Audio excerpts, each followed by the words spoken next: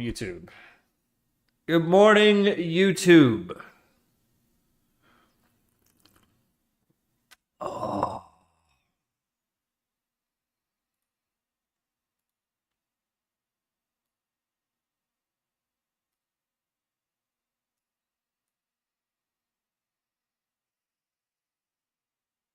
Oh no, not the Saudis.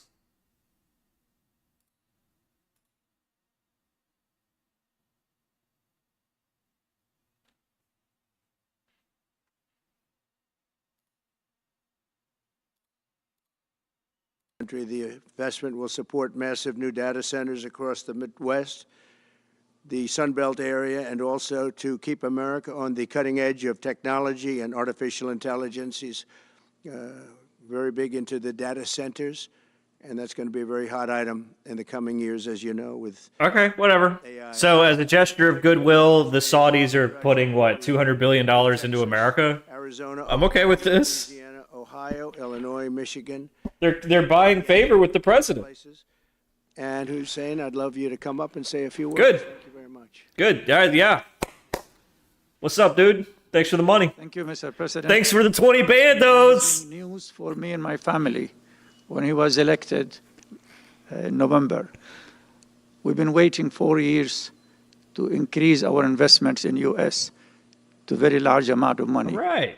We are a company operating in more than 20 countries around the world. We have delivered more than 45,000 luxury units and another 45,000 in the pipeline. What is this company? In data center, we are in 10 countries around the world, in Asia, Europe, and Middle East. Is this And TikTok? we're very, very excited now with his leadership. They're Saudi, right? His open strategy and policy to encourage businesses. Darmok and Jalad at Tanagra? Is that the name of the company? We've been waiting for this moment. And we're planning to invest $20 billion. 20? Even more than that if the opportunity in the market allows. 20? Man, I don't get out of bed for $20 billion. Come on, center. man. Just, what, 20? I thought it was 200. 200? Oh, okay. Yeah, we're going to get some factories off the ground. 20? That money's just going into pockets. All right, well, it's this thought that counts, I guess. It's nice to see them, the world leaders and industrialists trying to curry favor with the president. Someone that you can't bribe. Someone you can only bribe with, like, you're going to open some factories over here and over here and over here. Okay.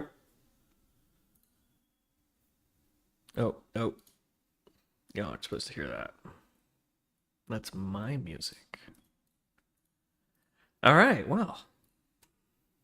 Let's get to it. I just had a nice breakfast. It's a nice cloudy day here in Vegas, so I thought I'd open up the windows a little bit.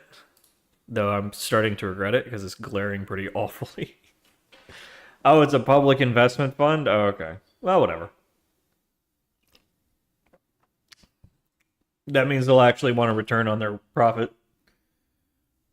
Good. Okay, yeah. Start some factories. Let's do this. All right, so yesterday we were playing around with an idea for context that could flag the absence of market makers, and we were going to base that on measuring the elasticity of price. And we were just running into a bunch of headaches with that, particularly with the trade conditions in our trade history data. Now, we didn't have very good clarity on like which ones we were supposed to be paying attention to. So we were kind of having to painstakingly go through and look for anomalies like long tail candles and then scrub out the individual trades to figure out what the naughty conditions were. And that just was monotonous. Let's not do that. Let's see. I want to brainstorm to make sure that we're focusing on the right components to do effective scalping, because I don't think we are. And I'd also like to make sure that oh, that's right, we got discovery working yesterday. Let's take a look at that.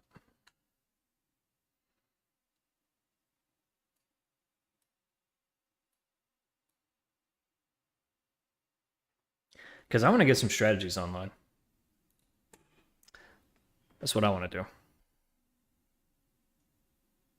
Yeah, that was complex and monotonous. Hey, Dev. Or Chris. Dev Chris. What's up?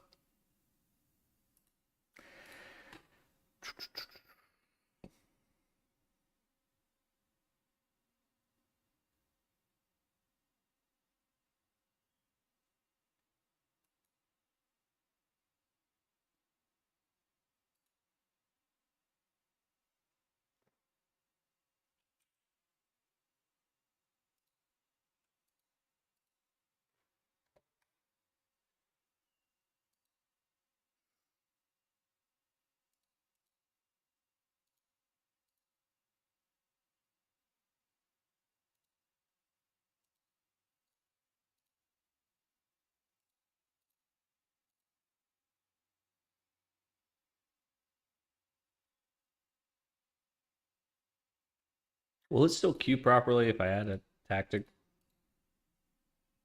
Pretty sure it does.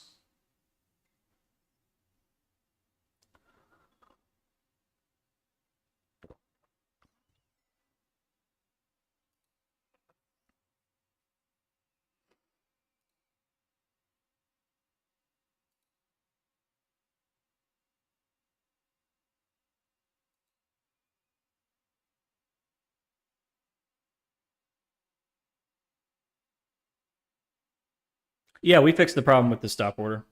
It was actually twofold. One is that we weren't properly simulating the triggering of virtual order types like stop limit and stop market orders.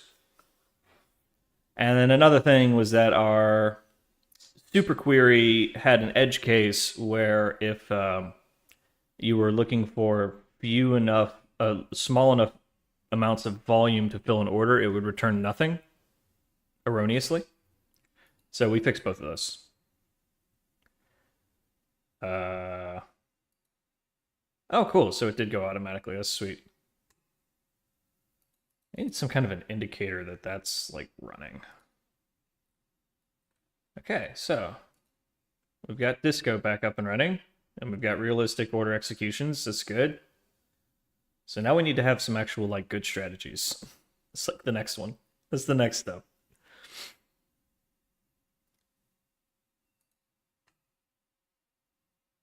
Let me pull up my notes here. I got a lot of notes. Oh yeah, and Disco needs a little bit of a refresh.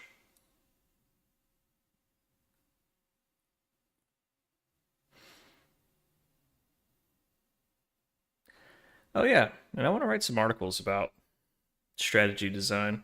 That might help me clear my head on this one. I'm a little hesitant to try writing like creative writing and stuff like that on stream. I don't know if y'all have the patience for it or if I have the focus for it.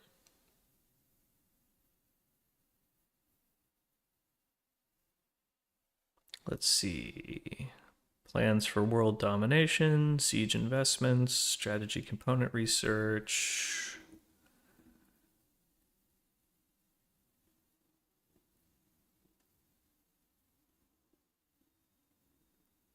Scalping signals brainstorm.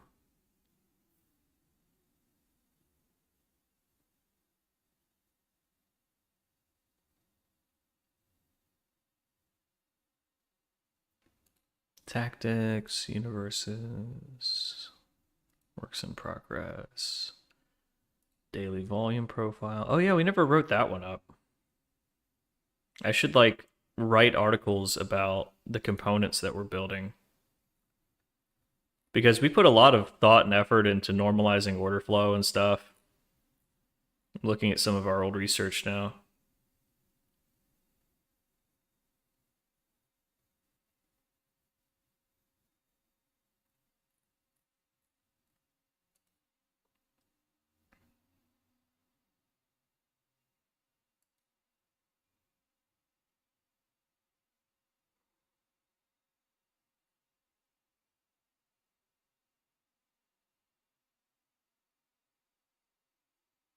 Okay, what do we have already? Because we have a bunch of components now. Wait, did we lose repositories? I think Did a little work last night. He always the time zone difference is crazy to me because he always does his work at like 3 in the morning my time. How rare do I want things to be? Well, we want to trade a lot. We want to scalp because we want to make short-term trades so that we always have a lot of capital available, and we want to take as many trades as possible so that we have the law of large numbers on our side. Because we're starting out small. Let's say we have exactly $100,000. We don't. We're below that number now. But let's say we have exactly $100,000. And this thing costs, I don't know, $1,000 a month to operate. So that gives us a 12% annual carry that just to break even. So we need to generate some returns. And then, maybe someday it can actually pay my rent too. Wouldn't that be great? I'm thinking the returns will actually be pretty aggressive at first, if we can find some edge. So let's work on that. Wouldn't it be great if we could do a 400% a year for 4 or 5 years in a row? That'd be wonderful. Okay, so we have 1, 2, 3, 4 signal models, not including the mock, and 4 context models, not including the mock. We only have what? 1 tactic, not including the mock. But the mock tactic is actually a viable tactic. We just don't use it. I want to rename it, or basically just create a new project for it. Leave the mock the way it is. So when we were proving out the learning algorithm, we had mocks of all the different strategy components, and we only have 1 universe. But that's the one we want for scalping, the most liquid common stocks. We're getting there.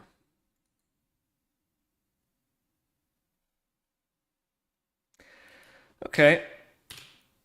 So we've already picked some of the low-hanging fruit, like 52-week highs, 52-week lows, that kind of stuff, daily highs and lows, bullish and bearish pre-market activity. I think we even have like above and below the opening price of the day.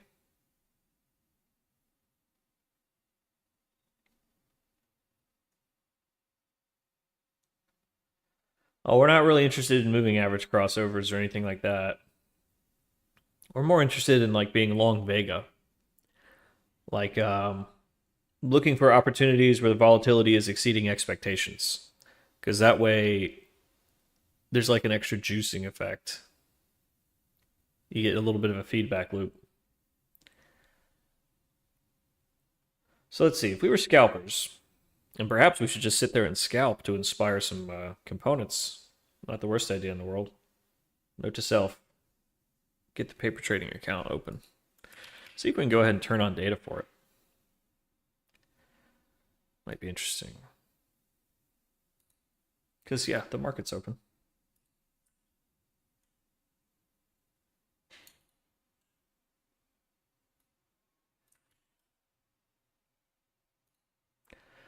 Let's see here. Gosh, we have so many repositories now.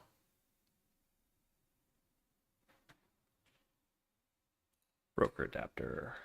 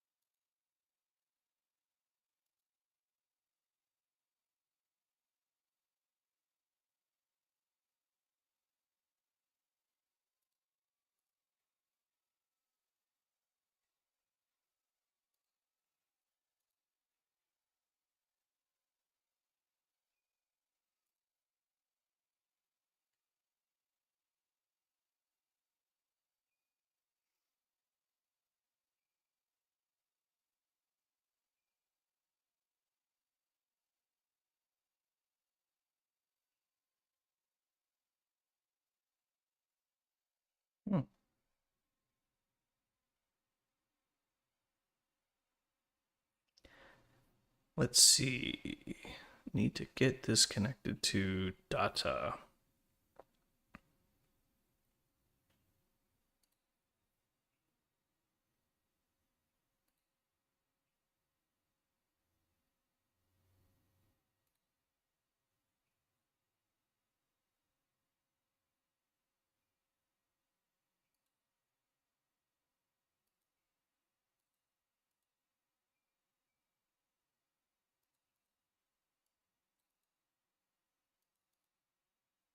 I think I have to log into my actual account to turn data on.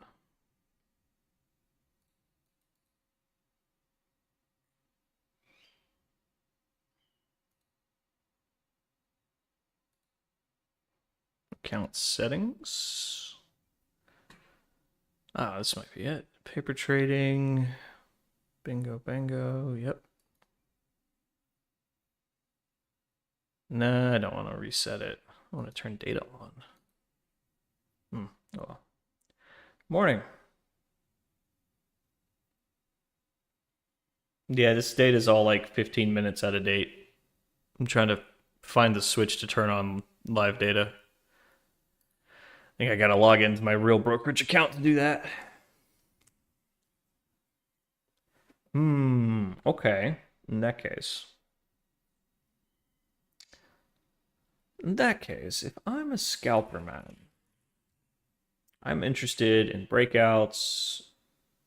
I'm interested in new highs. I'm interested in, whoa, NVIDIA eating a fat dick today. I thought they won. I thought NVIDIA won.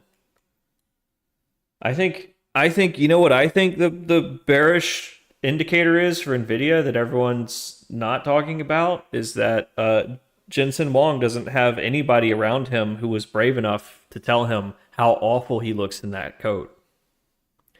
That jacket was disgusting. That jacket was offensive. It was crass at best. Yeah, I know it was Tom Ford. I found the thing. I tweeted it. He looked like a fucking clown in that jacket. I'd rather he be on the stage naked than in that jacket.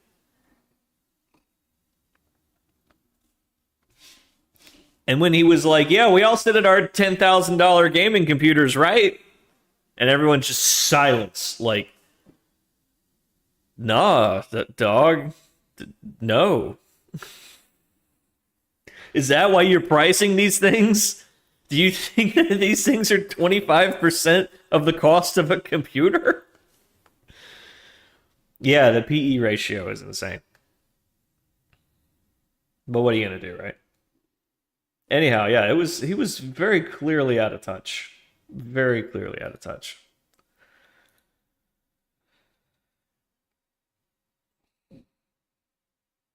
Trump's live, drill baby drill, AI boost for chips, something, something. Yeah, Trump's talking about people putting some money in. Is he trying to get the market up? He's not president yet. Why is he trying to do that?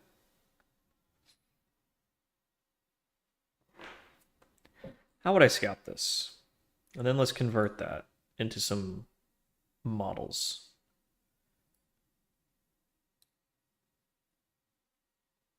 Pre-market bullish, tanks at the open.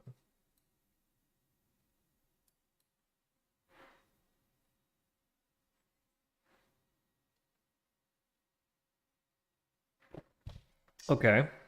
It broke below its pre-market trading range. Write that down. Oh God, I'm going to get sucked into technicals.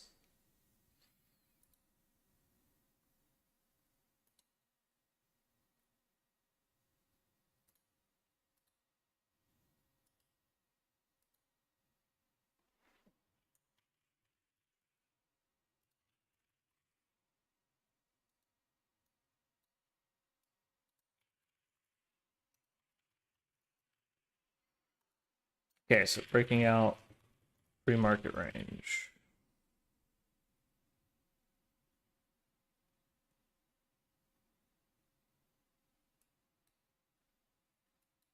How do you mean topping? In terms of market cap?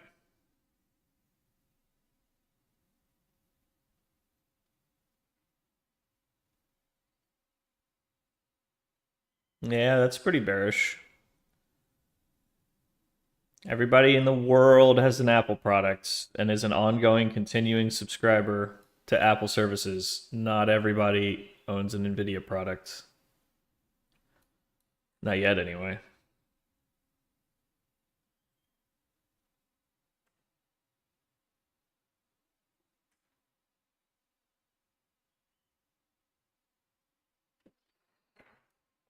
We've already got volume profiles that can pick up on these.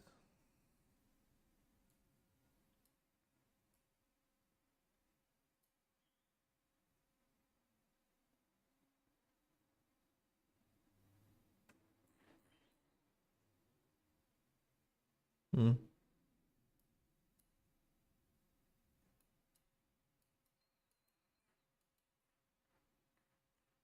you ever just stared at it, just marveled at it? The beauty of it? Not the chart, not the numbers, but what's behind the numbers. What's behind the candles?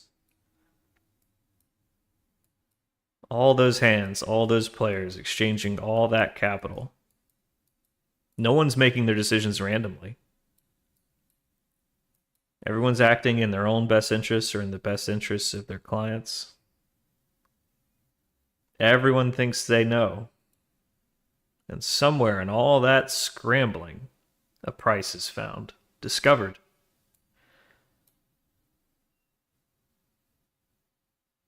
Constantly shifting, screaming with life. It's an organism, a living organism. It's all of us, like a hive mind. All information, anticipation, everything that we can put together. And we're not even looking at the volatility surface. You look at the volatility surface of the option chain, you can see the future. You can see the fears and the hopes of humanity in the folds of that surface. It's amazing. It really is amazing. It's so easy just to forget and just see a bunch of numbers. That's why I hated working at the bank. None of them can see it. They can't see it. It's right in front of them and they don't see it. It's like they can't hear the music, you know? Can you hear the music? Can you hear them screaming? Buy! Buy! Buy! Buy! Buy! It's great. I love it.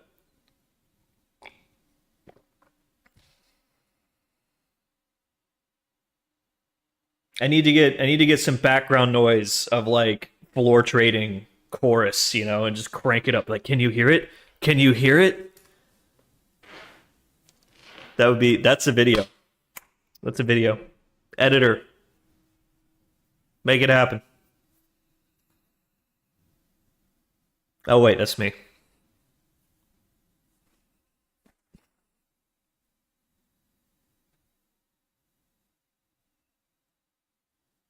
Now this is nothing, right? You can't scalp this. It's basically just randomly walking. This is new information. Action, reaction, reaction, reaction. What's this?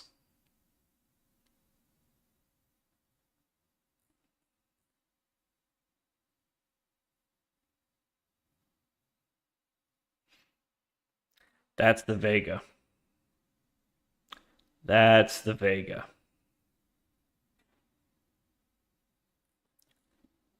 We're exceeding some expected downside volatility limit. The Vega goes positive. The market makers flush.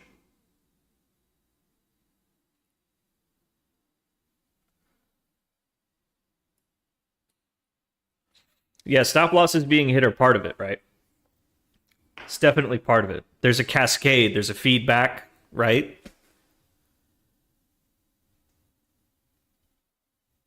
Market makers start hitting their sort of volatility limits, so that liquidity dries up. the elasticity of the price increases, starts hitting stops, forcing other people to flatten out their positions and so on. Hey, cutie.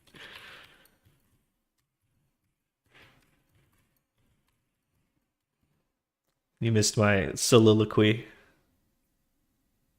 This is good though.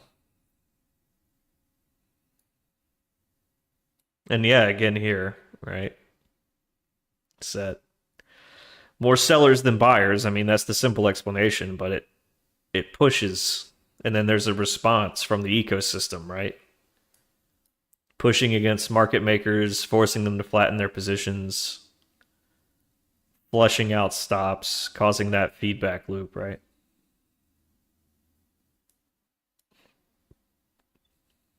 Does it just randomly wander into that, or is that information, right? Is it like a herd of deer getting just a little too close to the lions or whatever, and it just sparks off that cascade of action, and then everything settles into another equilibrium?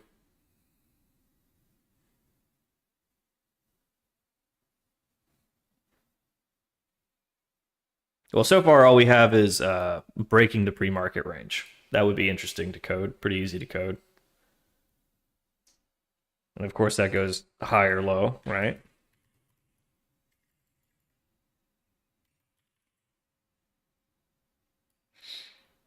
That'll automatically be combined with stuff like, first hour of the day or like that kind of stuff. That's all automatic, so you don't have to get too specific. Just kind of have to have the general idea, like describe what's happening. And then the machine will go figure out if any of that's actually predictive.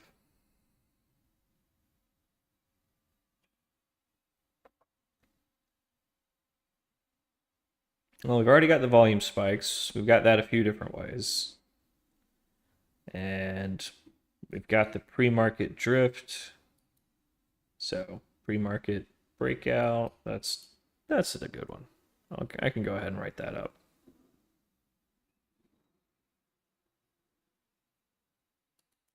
That's something I imagine might be useful for scalping.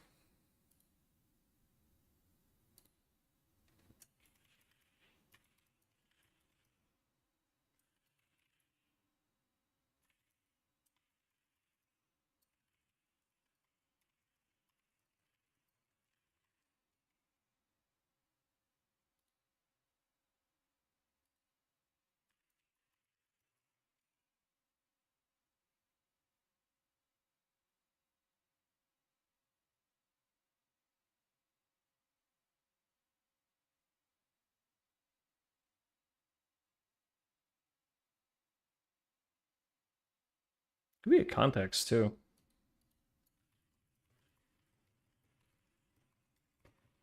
Seems to be a recurring pattern with just about every annotation that I think of is like, well, there's a signal when this thing happens, but then we're in this sort of state, right?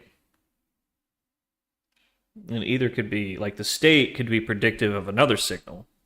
Like if we're hitting a 52-week high and also having broken out of the pre-market trading range higher, right? Like stacking those up narrows down the context of a particular signal, which could add predictive power.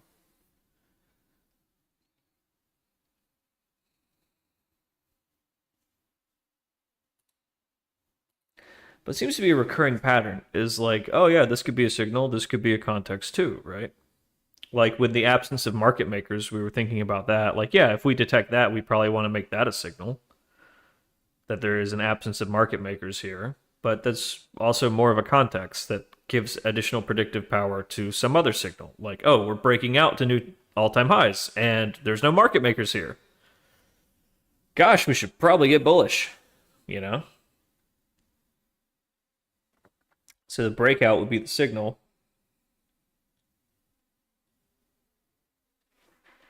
In the absence of market makers would be a context, yeah, in that case. I guess in that case, right, you don't pick. You do both. You code both, and you let Darwin sort them out. Like, this is an instantaneous event, some crossing of a threshold that we think might be a good trading signal. And then once we're past that threshold, we've entered a new state, which we think might enhance the predictive power of some other signal.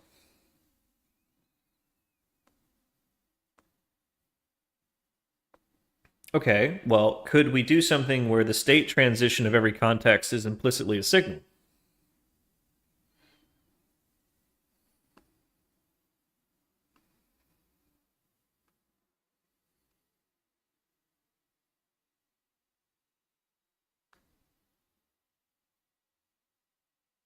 Well, I'll be damned. What if the state transition of every context was implicitly a signal? Then we wouldn't have to code a separate signal model, specifically looking for that transition state. Okay, so then what happens when a context model's implied signal, derived signal, is the key to a trading strategy? What if that's the signal that we trade on, right? Then the context model, like, we'd have to have an understanding that context models implicitly produce signals as well.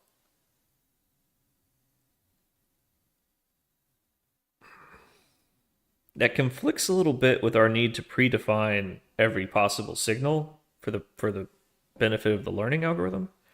But we could work around that by just pulling the signals that it generates out of history. I'm not crazy about that. But it's an interesting idea. We'll have to cook on that one for a minute.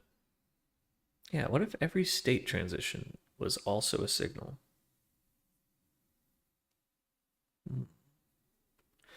Hmm.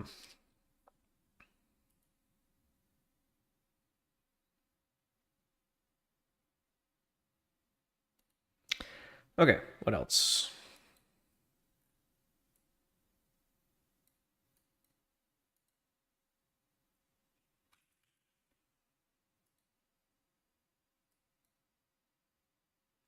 Oh God, what did Trump say? What did Trump say that's got everything shooting up? Is anybody watching? What did he say?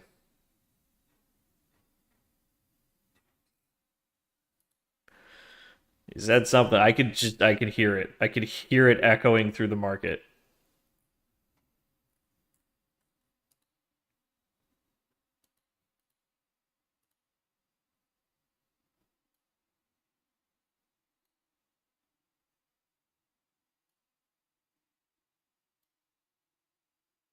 It just seems to be bloviating.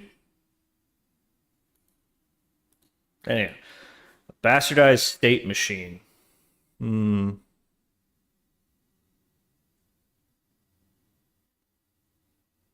Yeah, that's the whole idea, right? The combination of states narrows down uh the set of signals that occur inside that combination of states. And the idea is that that should hopefully give the signals more predictive power by making them more specific.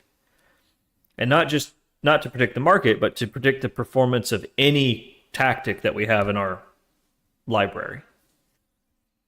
That's the general idea behind strategy discovery. Make the signals more specific to see if that makes them more predictive. And our context models are the states that we use for making our signals more specific, more in context.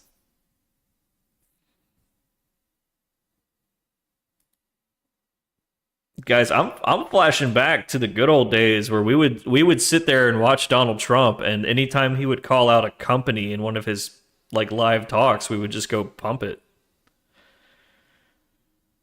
Let's see here. He's doing his Superman thing.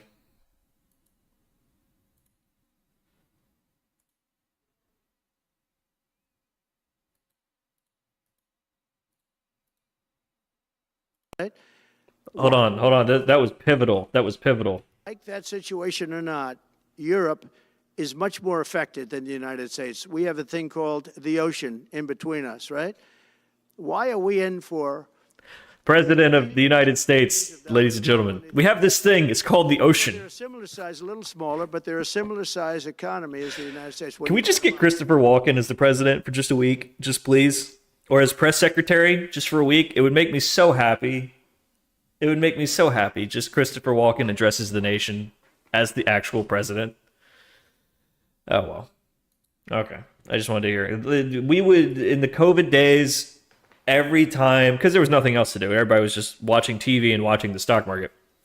Every time Trump would start talking, it would just be like, he said Walmart, buy Walmart. He said Home Depot.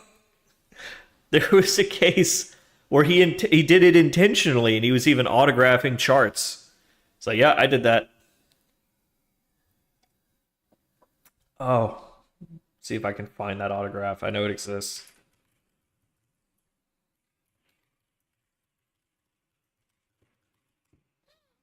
I should get a print of that and just, yeah. I gotta get a print of that.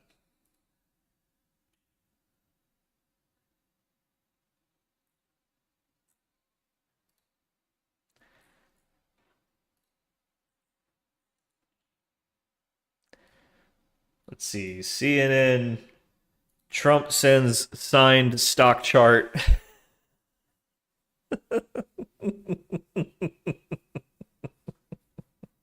I love it. I love it.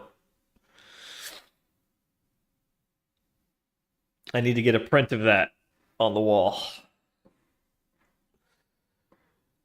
Anyhow, okay. Well, just curious what the old Don was up to, but it sounds like he's just bloviating, as he does. What's up, F? The Volfefe Index was a stock market index of volatility and market sentiment for treasury bonds caused by tweets from the president. We used to gamble on how many times he would tweet each week at Predict It. It makes me so sad that they're shutting down Predict It, but, you know, thank God for Polymarket. Wish I thought of that. Is that my actual room? Yes.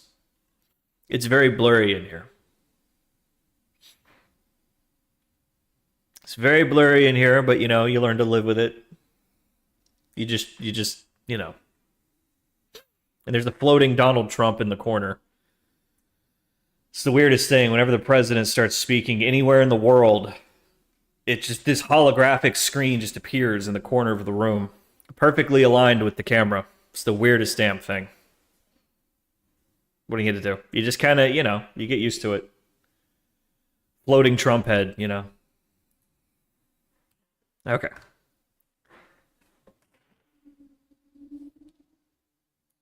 Good afternoon, Mr. President. It's good to see you again. Two questions about Syria and the ongoing war in Gaza. About Syria, the Pentagon disclosed last month the U.S. has some 2,000 troops in Syria. That's almost double the number initially we were told. All right, they're talking about Syria. Is this going to affect Raytheon?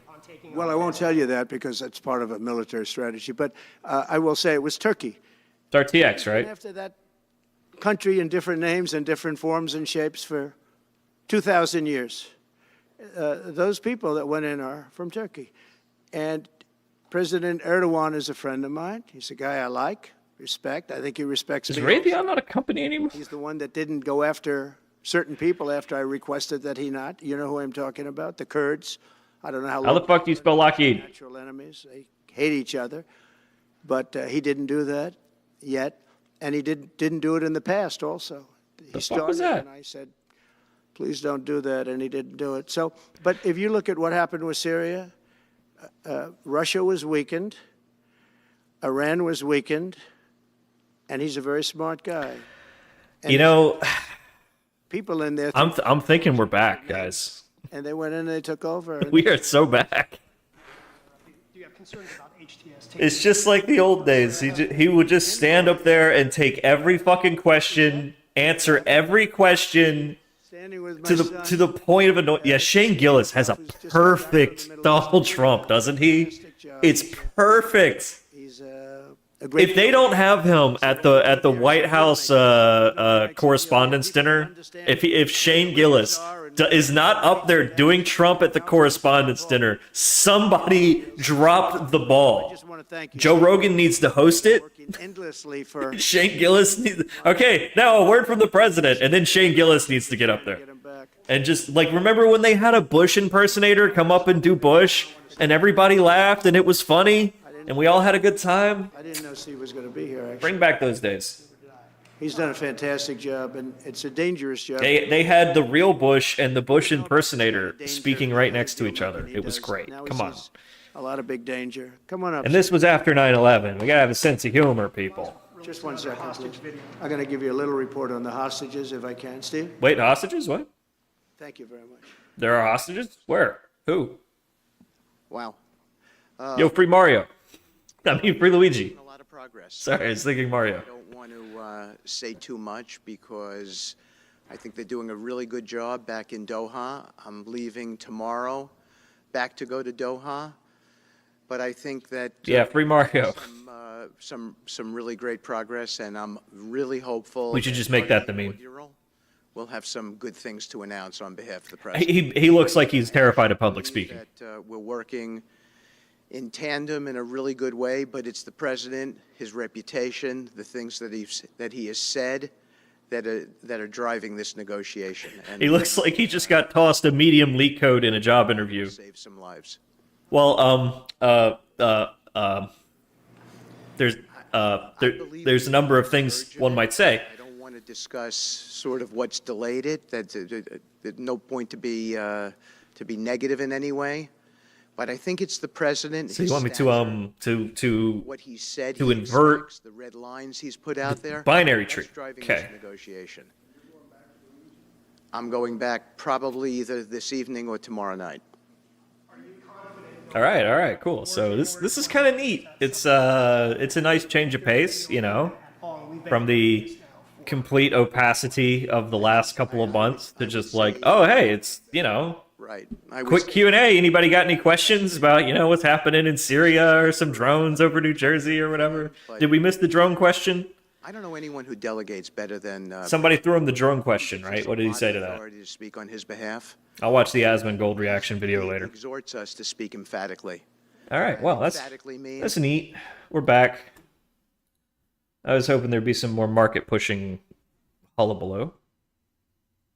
Speaking of. Oh man, the sun's coming out. It's getting really bright here. It was supposed to be overcast. All right, so yeah, look at this. Look at this bad boy. Look at that.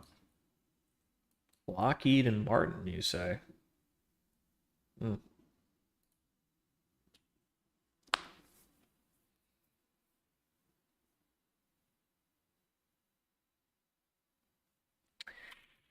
Peloton. I haven't thought about Peloton in forever. Now, okay, before I look at the chart, let's just say I've been short Peloton for a year.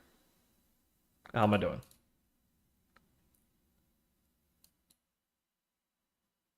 Wrong chart. If I've been short Peloton for a year, not that great. Basically break even. Well, it's nice to see they've settled into a nice, healthy price range. Oof.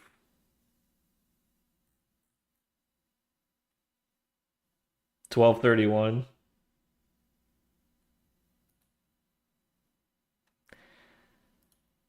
Think they had a Jan 1 spike? No, probably not. I mean, we'd find out in their quarterly earnings.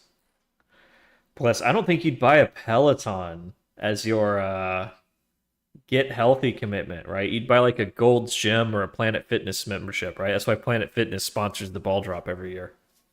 They put that purple Planet Fitness bullshit all over Times Square. Everyone's like, yeah, I'm going to get a gym membership. Hey, I'll sign up for Planet Fitness. Yeah, you wouldn't see it the same day unless it was like a social media trend. Unless it was like, oh, this is top of like Peloton is trending today. Everyone's buying Pelotons. I like Gerd. Wow. Okay. What's that guy's name? Peter Lynch? Sure, he's happy. Give me the VIX.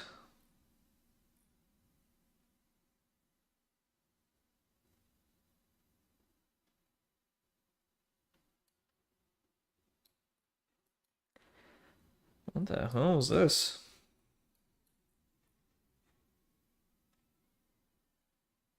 Monday, August 5th. Guys, what happened Friday, August 2nd, 2024? Because, you know. Is that the assassination? Is it that long ago?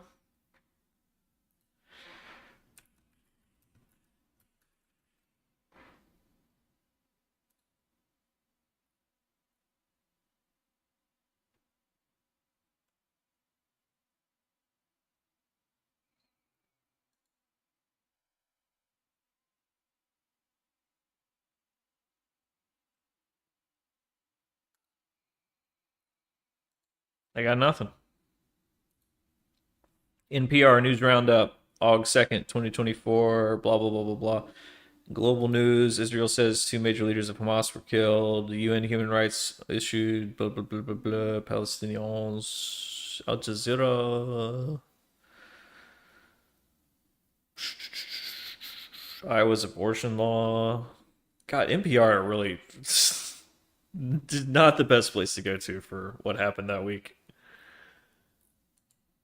Can see what they care about. He's on to the FBI. God damn it. This is, you know what? We just have to watch this, don't we? I just have to watch and react to this. This is content. I kind of want to hear this. I'm sorry. I'm sorry. I know everybody hates the fucking guy.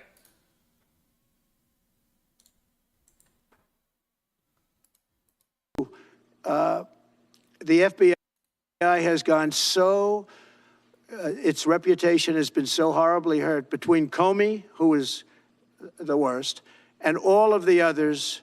What's happened to the FBI is, and we're going to make it great again. We're going to make the FBI great again. The FBI great again. The department is fair and strong, but he said the FBI was responsible for the coffee can planter.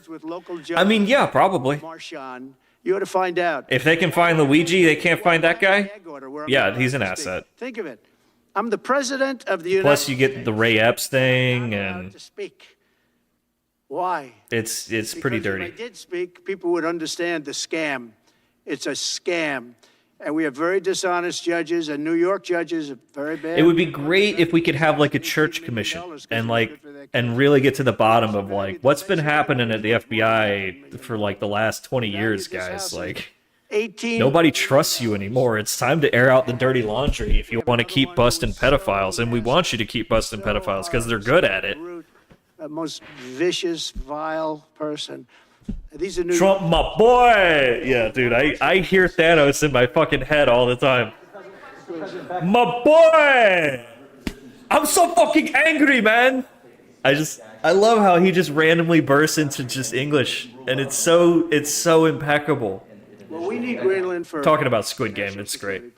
purposes. I've been told that for Apparently, that guy's really unpopular in Korea because he got caught smoking weed or something. approximately 45,000. It's like I had no idea People that really weed don't was even so know unpopular in if Korea. Denmark has any legal right to it. But Like everyone's pissed off that guy's in the show. I got sucked into that rabbit hole last talking night. about protecting the free world. You look at, you don't even need binoculars.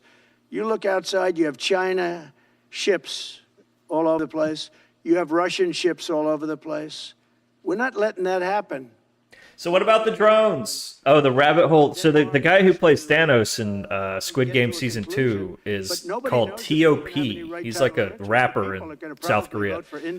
Apparently, there was some scandal where he admitted to smoking marijuana during his mandatory military service. And this is apparently a great shame. We're not at that stage, but we And have so everyone was all pissed off that he was cast in the show because he's supposed to be canceled or something. And I'm like, was he or was he not fucking entertaining? Actions and provocative statements about I think he stole the whole season, man. your reaction. Every time he's on screen, I'm like, my boy. They tended to be conservative.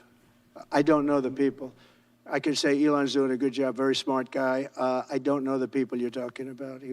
He was, I know he said some negative things about a couple of people that are running for office, but that's not so unusual. Yes, please. What about the drones? Did we miss the drones?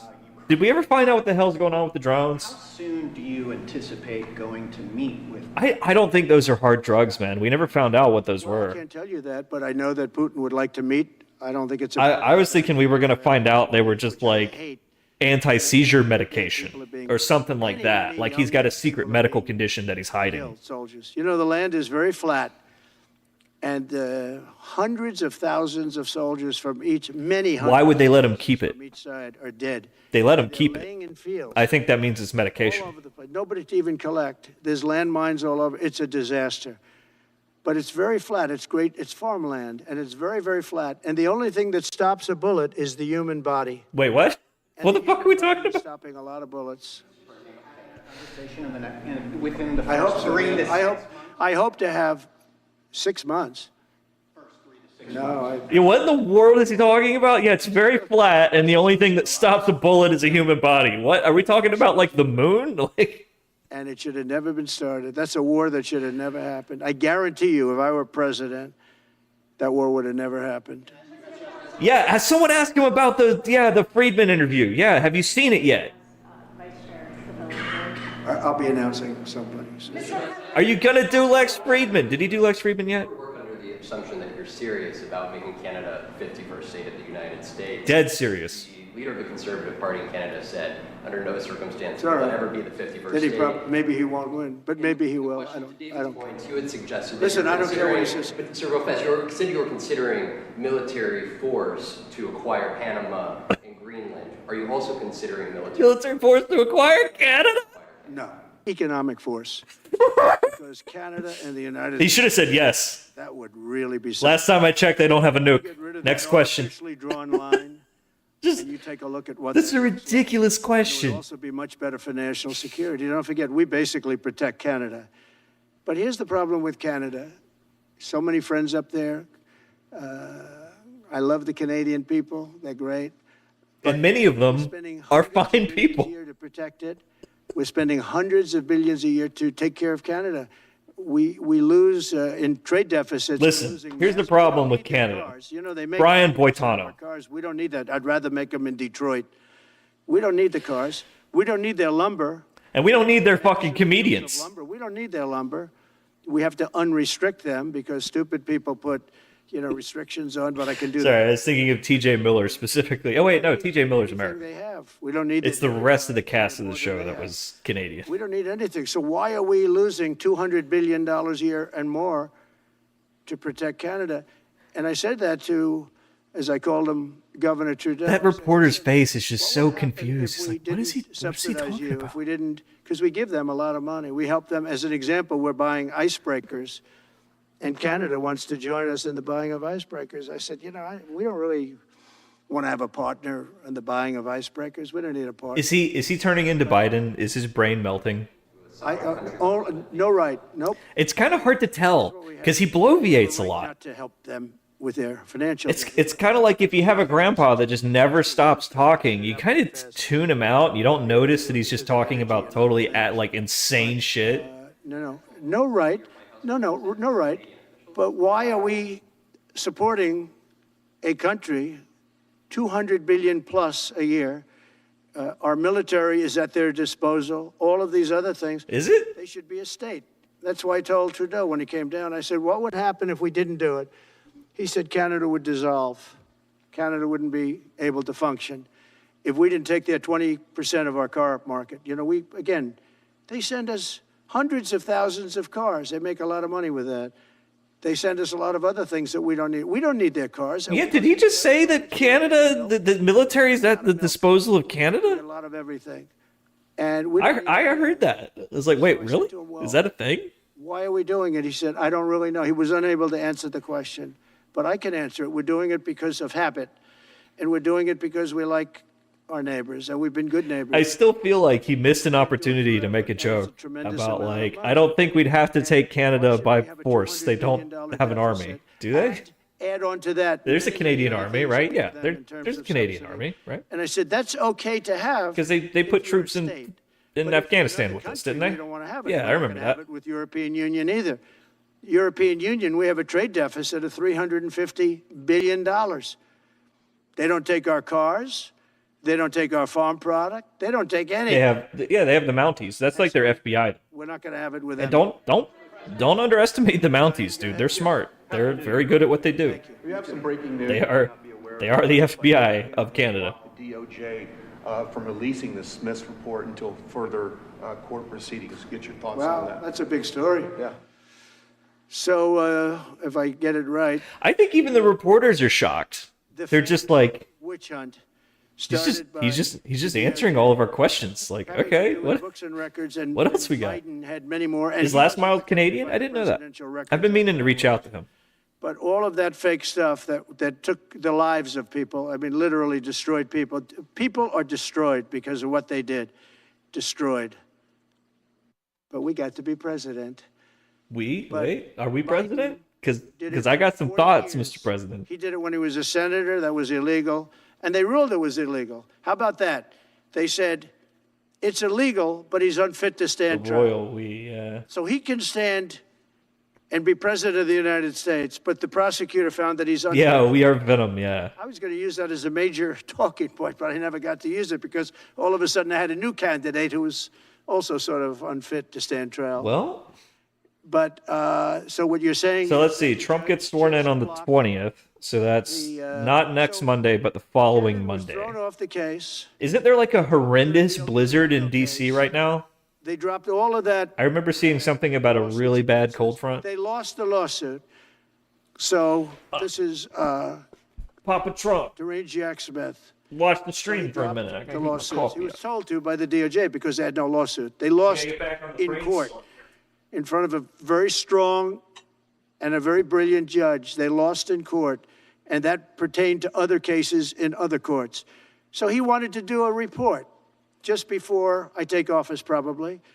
So he'll do like a 500-page report, and it'll be a fake report, just like the investigation was a fake investigation. And I said, well, wait a minute.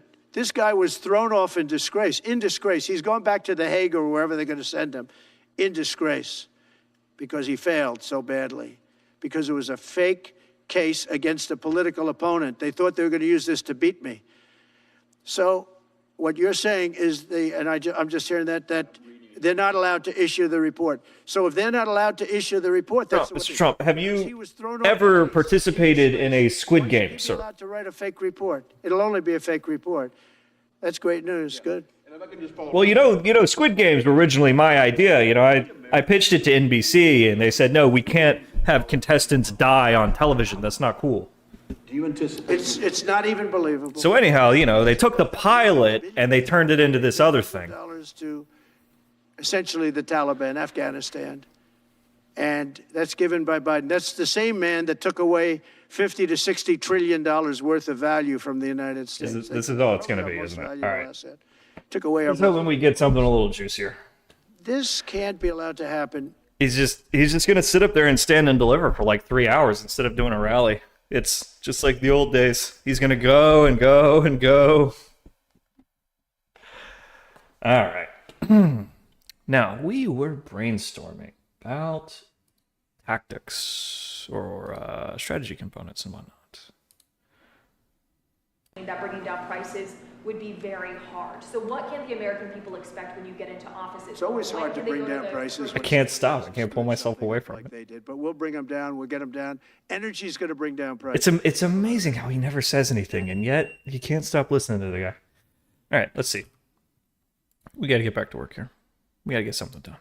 This isn't the Trump channel.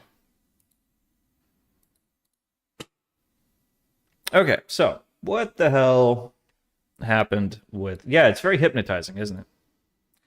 So what the hell happened on August 2nd, 2024? Oh, yeah, the old Dean scream. CNBC.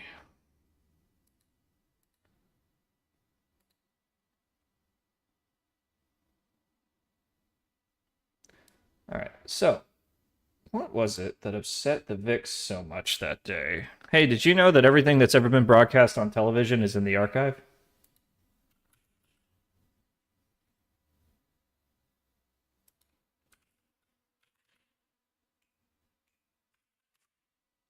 Let's see, August 2nd, 2024, closing bell. Ah, there we go.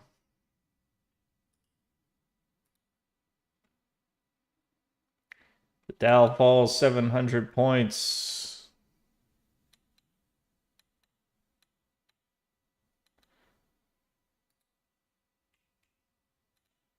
Reaction, we can't forget that there's a lot of positioning happening here. And that positioning unwind is likely why this move is so magnified. Yeah, because, and I think Cameron nailed it, Keith, because I've been doing this a long time, my man, you know that. And yeah, we missed slight miss of the jobs number, and the market does what it's doing. That, to me, is not about the jobs number or the Federal Reserve. It's what Cameron said. It's about positioning. It's about hedge funds. It's about this yen NASDAQ carry trade unwinding. Oh, I remember that. Yeah, the big yen trade was unwinding because we were starting to cut rates. Cameron, great to be with you. My head's spinning with all these different cross currents in the market right now. I remember that. Everybody was all piled up into this one goddamn yen carry trade. I've been doing this a long time. I've been doing this a long time. The jobs report day. What was the trade? It was, let's see. And you also have to look at the trend because this is revised borrow yen, sell that for dollars, use the dollars to buy the NASDAQ. 70,000. Something like that. Because the interest rates were going in different directions and the NASDAQ had a positive expected value. I remember that. But also, we have to realize we had a big first half in the market. As Cameron mentioned, positioning was a bit... Yeah, that was a bloodbath of a day. Even after you have that big first half, the second half, you tend to see gains, but it tends to be hiccups. All right, so I was digging into, like, what caused the VIX to spike that particular day? Because I was like, I don't remember the world ending in August. It's going to take a little bit to get through this kind of choppier period. Yeah, Amazon down 10%, Intel down 27%. Sort of technical traders. That was a dick punch of the day. All long. It's like 99.9%. That's almost all of them. 99.9. Okay.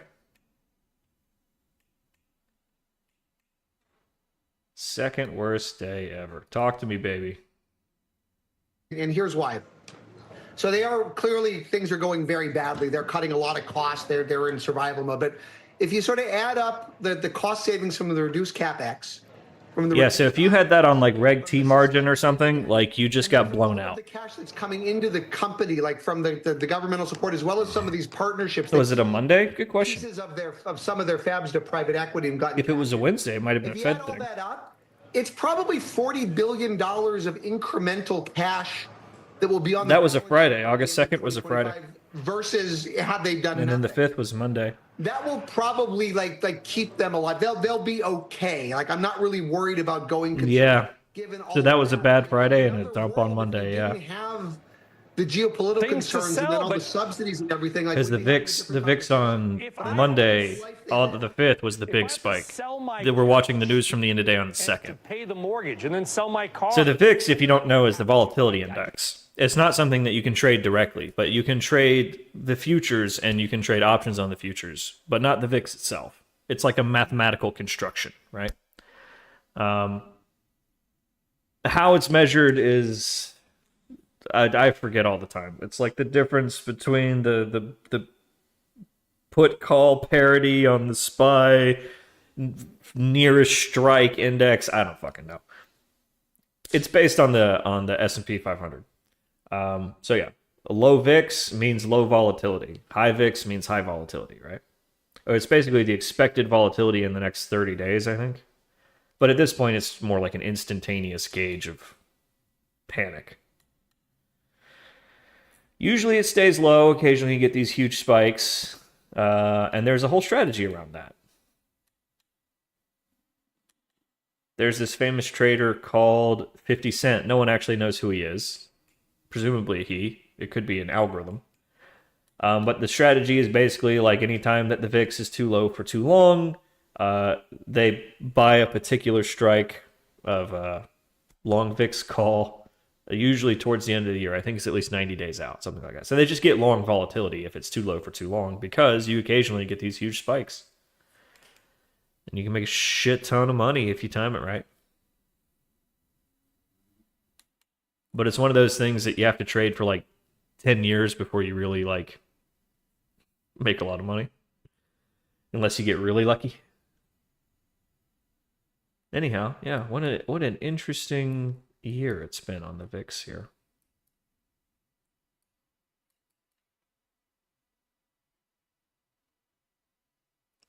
So we could do a VIX-based context. That would certainly be useful.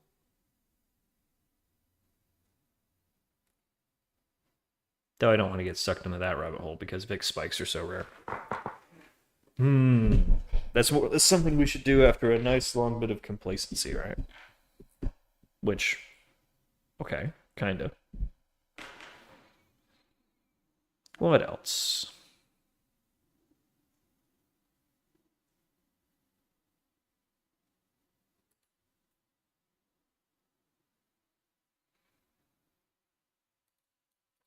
As volatility drops, price rises? Kinda. It's more like the price is just moving slower and slower. It could be moving down and volatility can be going down. We see the phenomenon sometimes where the VIX will go up as stocks are going up, just because they're going up very violently. That kind of trade is hard to size. Yeah. Yeah, you have to size it as if you're going to lose 9 out of every 10 trades, because you probably will. I'm talking about the long volatility thing. I think 50 Cent is probably an algorithm somewhere. Just guessing. Or a hedge. Some massive hedge.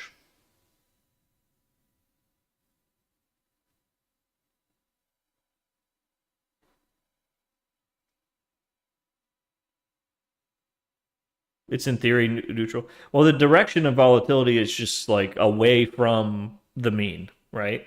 So you can have a day where the VIX is spiking because stocks are crashing, and then when it returns to the mean, like the VIX sort of returns to normal as well.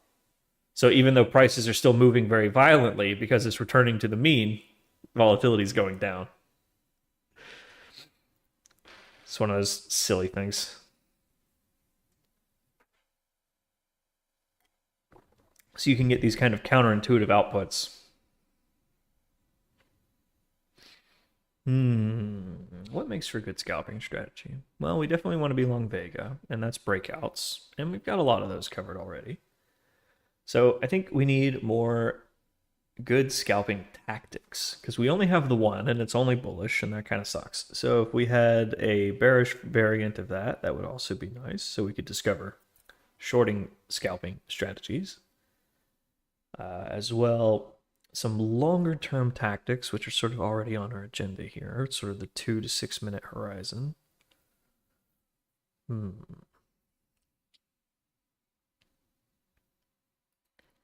What else?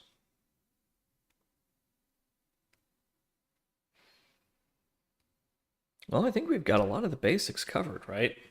Breakouts, volume anomalies, price elasticity would be good if we can finish that one up.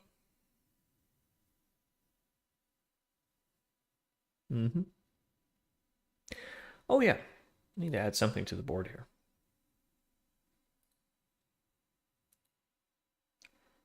I think yesterday we figured out that we have some more tick types that we need to filter.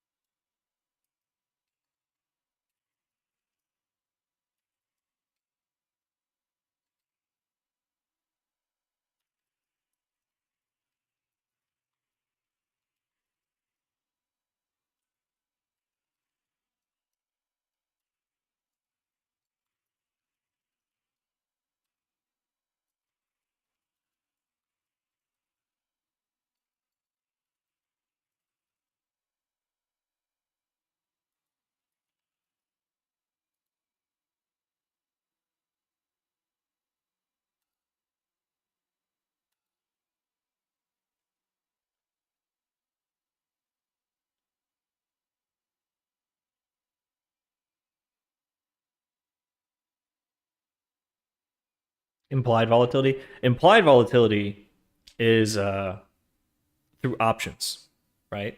The implied volatility is derived from the price of the option and vice versa. That's what Black-Scholes does. If you've ever heard of Black-Scholes, it's a magical piece of math where you can put in one of two things and get out the opposite thing, right? So you can either put in the implied volatility to get the price of the option, or you can put in the price of the option to get the implied volatility. But yeah, it's just a measurement that says, like, this is sort of the probability of this price being reached by this time. And you can get sort of a top line number from that to say, like, well, the implied volatility for the next 30 days is 100%. So we expect the price could possibly go up or down 100%, right? Or 20% or 10%, etc. So we look for really high implied volatility on the options so that we can sell them for nice juicy premiums. And hopefully it's overestimated volatility. Historically, the market tends to overestimate volatility, right? Relative to historic. Yeah, the tasty traders have some sort of a historical volatility index that tells you what the current implied volatility is relative to historic, so that you can go find juicy premiums, sort of like what we're doing for stocks, but specifically for options, because they want to sell options. That's what all of their strategies are based around.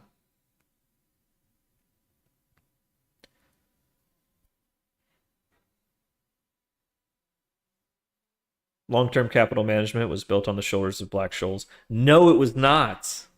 That's the dirty secret. LTCM was arbitraging treasuries. They weren't doing anything to do with Black-Scholes. They weren't even trading options. They found some really wonky anomaly in the market where two treasuries could be arbitraged, or two treasuries with different expiration dates, but theoretically should have the same value. Like an option or a treasury bond that you bought 4 years ago that expires next year, right? So it's got 1 year left on it. And a treasury bond that I'm buying today that only has 1 year on it, right? In theory, they should have the exact same sticker price. They should have the same value, right? But there was a small, tiny little difference, and they arbitraged that.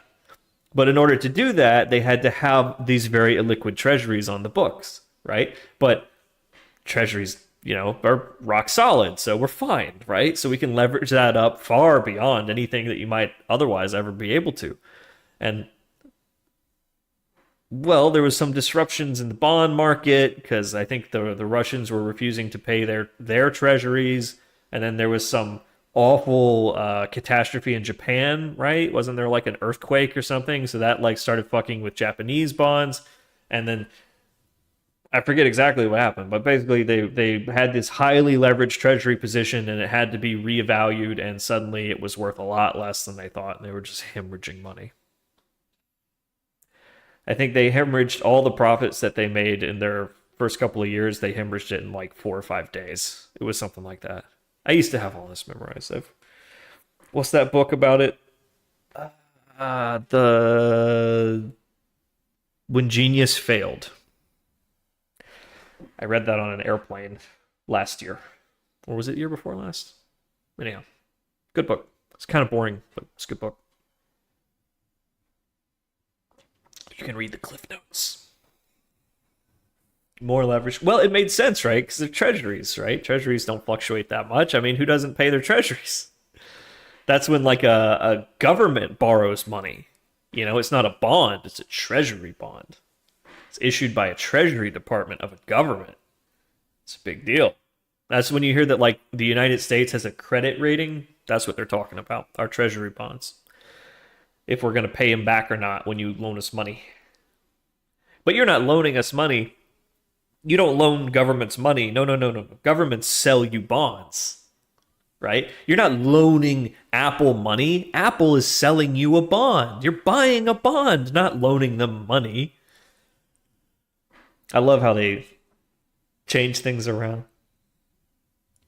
Wonder if Trump has an opinion on that. Just, let me know if they ask him about the H-1Bs or the drones. Otherwise, I don't want to hear him bloviating. I'm glad we have a president that'll stand up and answer every question that the press throws at him, because I think that lowers the temperature a lot. When there's literally nothing he refuses to answer, you can't like really get the hype going in the same way. Well, yeah, he speaks without answering. He bloviates. That's what he does. The economists can redo models where they do not have to assume T-bills are risk-free. Yeah, exactly. And that changes the value, because now there's a risk.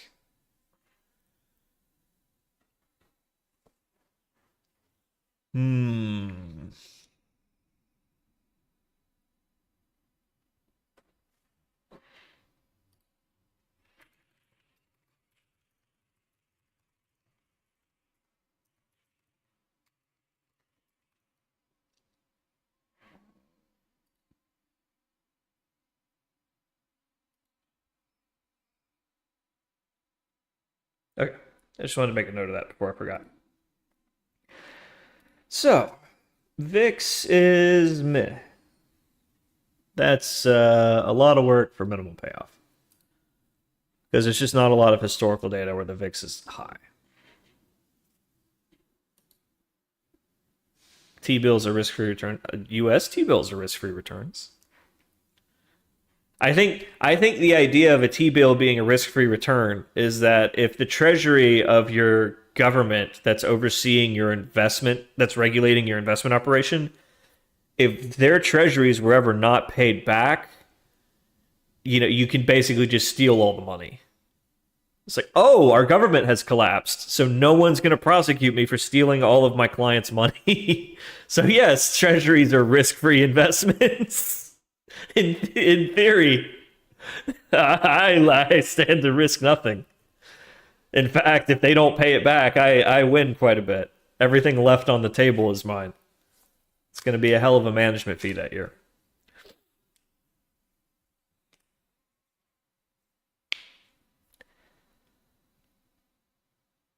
I'd be worried more about inflation. Oh, are you talking about the Trump press conference? Yeah. Inflation? What do you mean? Inflation's under control.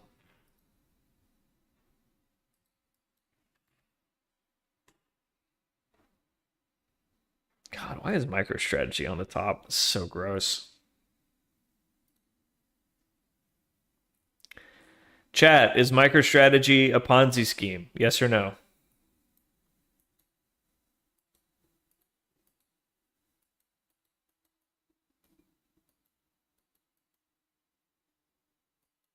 Wow, this sucker moves.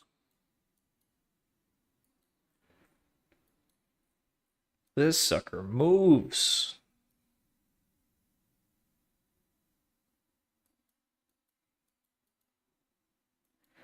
So I'm guessing it's so volatile because it's all Bitcoin. Hey, Charles Ponzi was actually a decent human being. There's a fascinating Patrick Boyle documentary on the guy. So you should go long Bitcoin and short MicroStrategy, which is in effect what MicroStrategy is doing. Okay. I think we can actually do that. So BTC, Bitcoin.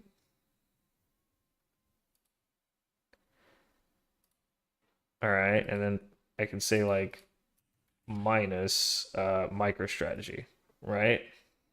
Yeah.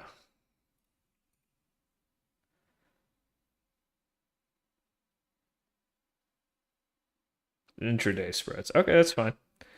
Okay, so this would be that trade. Long Bitcoin, short MicroStrategy. Not a great trade today, but an interesting proposition. This is what we call a pair trade.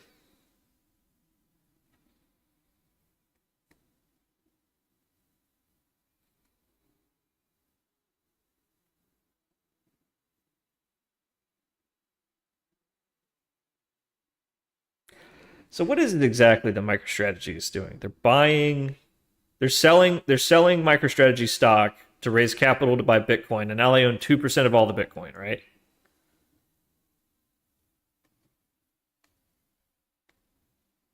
Interesting. Isn't that just dilution?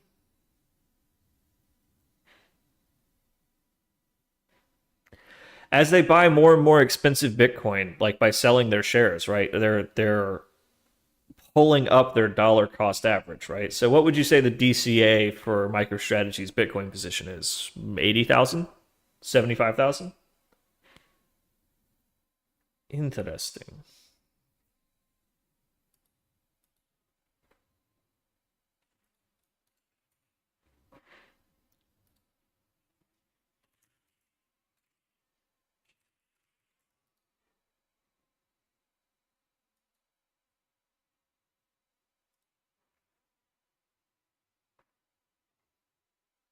Okay, so what happens if Bitcoin starts tanking?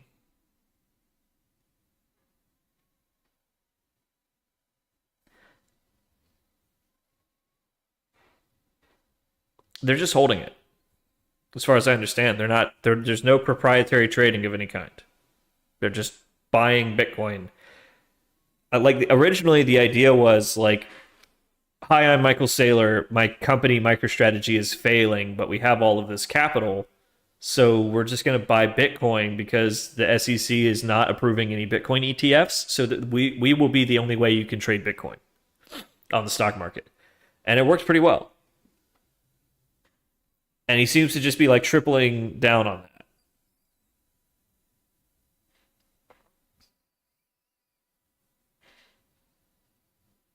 I mean, did I miss anything? I'm wondering if that's the short of the year. We'll see. Because like, where's the breaking point? Do they ever have to sell Bitcoin? Is the idea that we're just sort of all in Bitcoin forever, and every time we do a cap raise, it's to buy more Bitcoin?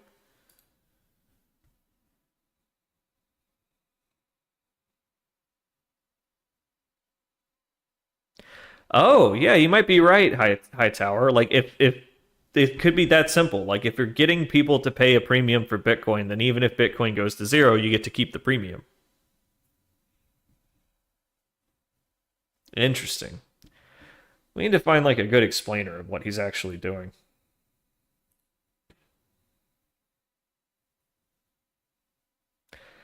Okay, so if I wanted to scalp MicroStrategy today, it wouldn't be ideal. Again, we have our opening range breakout, which is probably going to be our big takeaway of the day. Easy enough to code. Pre-market breakout, right?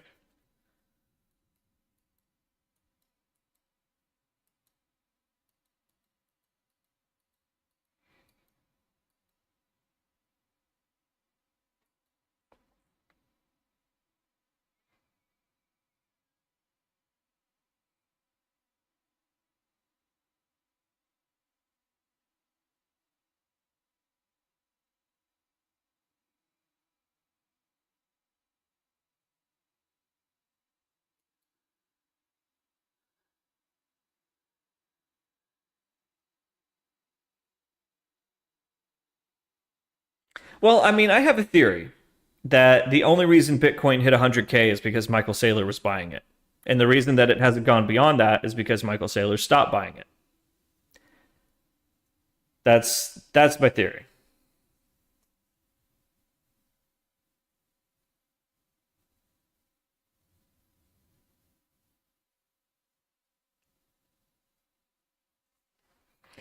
So, the probability of this is 0 because like the new SEC chair is supposedly very tight with Tether.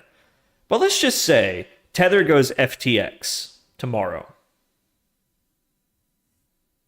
We know Bitcoin would basically drop to 0. So what happens to MicroStrategy? It falls in sympathy, right?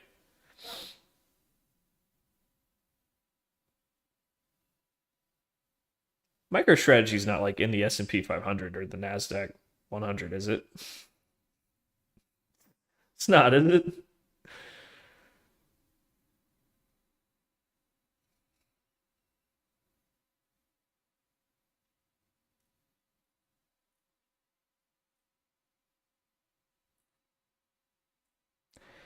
He has 2,000 employees. What do you need 2,000 employees for? You're just buying Bitcoin. You can do that with 5 people.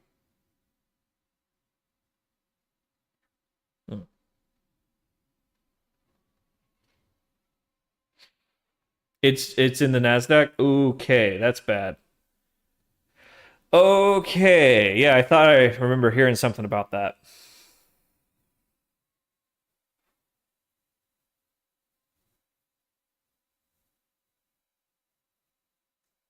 Yeah, that would be bad. That would be really bad. Gosh. Isn't that interesting how like systemic risk has crept in? And it's bad because a lot of like retirement based index investing is just straight into, like the Nasdaq and the S&P 500, right? So if you get something in there that could drag it down a lot in a single day due to some catastrophe, that could be really bad. Huh. Not like apocalypse bad, but it's sort of the thing that they always said, like, this is why we can't have a Bitcoin ETF, because it'll create systematic risk, right? It'll let that risk of Bitcoin's failure creep into the mainstream marketplace, right? It could spark a crash. Doesn't really help us scalp, but interesting to brainstorm. Just kind of getting our brains going in the right direction here. So, chat. Without thinking in terms of technical analysis, right? How would we scalp this?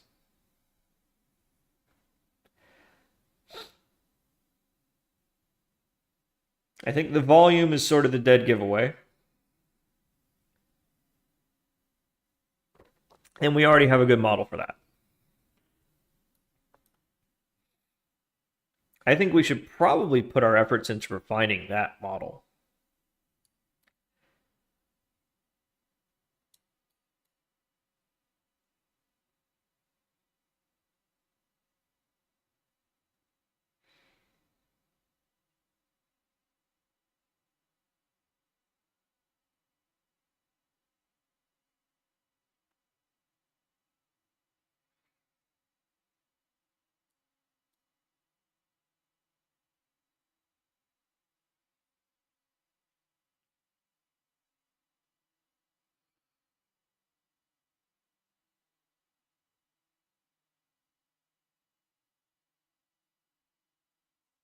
All right. Well, let's dust off that model. Because we have that model. Let's dust it off. Let's take a look.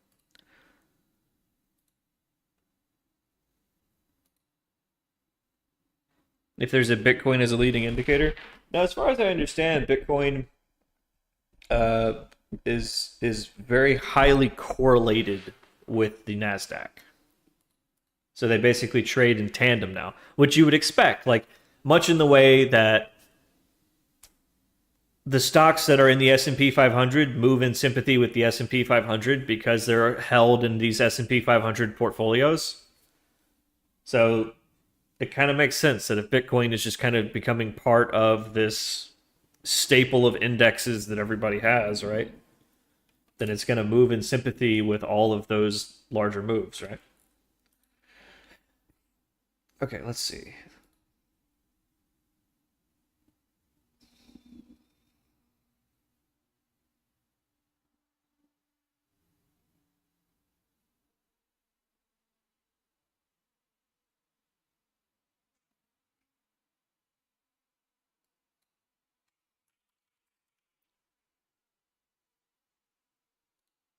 Is that volume profiles? No, that was not it. That's something else.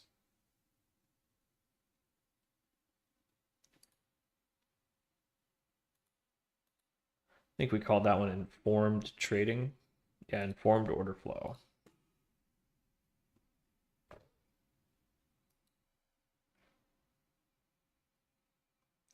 Oh yeah, this was one of the ones I needed to brainstorm with Offam about how we were going to do multiple build pipelines in a single repository, and I think the conclusion that we came to is that we shouldn't do that. And that we should probably just bust this out into multiple repositories. Can I share the link of the GitHub repo? Unfortunately, this is not an open source project. We don't even know if it works yet, so.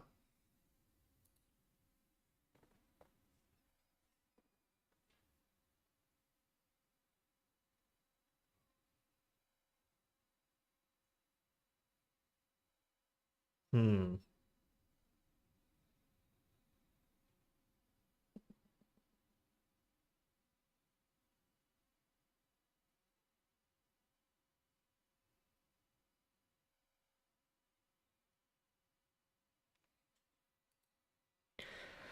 Let's pull up our pie chart for this one.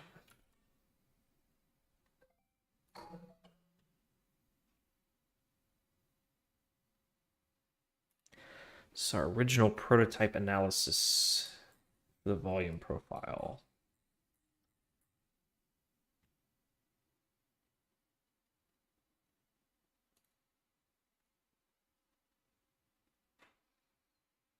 I was never really happy with how we normalized our volume data, and I think that was causing us to have an overabundance of false positives.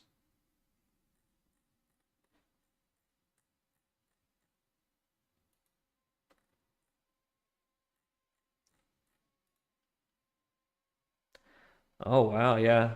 This needs to be brought up to date for the new sandbox. Okay.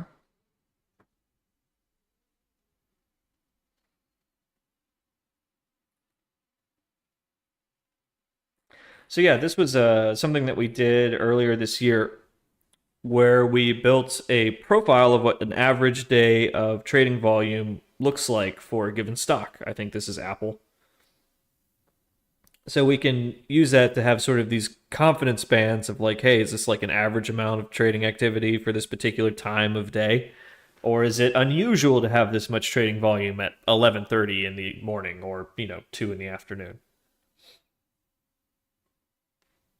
And we were thinking, yeah, if it's an unusual amount of volume for that time, it could indicate the presence of information or whatever, some volatility event that we might want to hammer down on. And you can detect the volatility, or you can detect the volume faster than you can the realized volatility, right?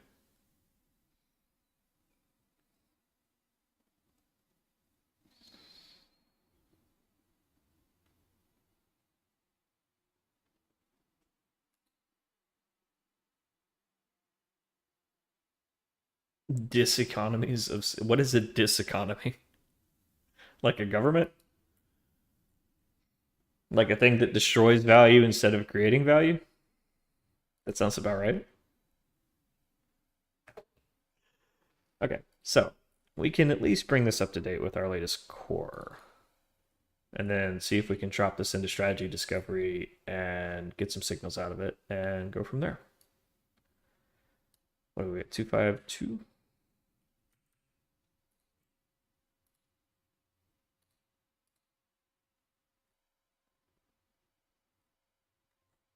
Everything else groovy? Rock on.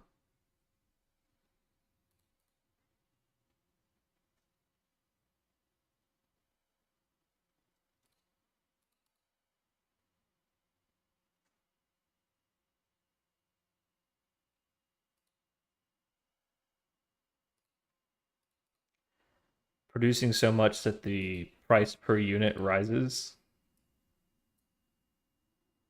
So it's just so inefficient that the price is going up.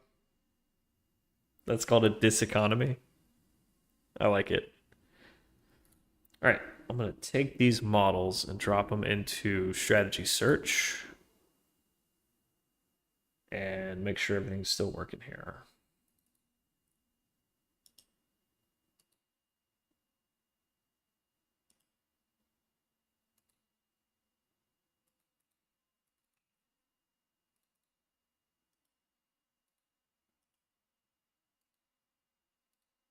All right.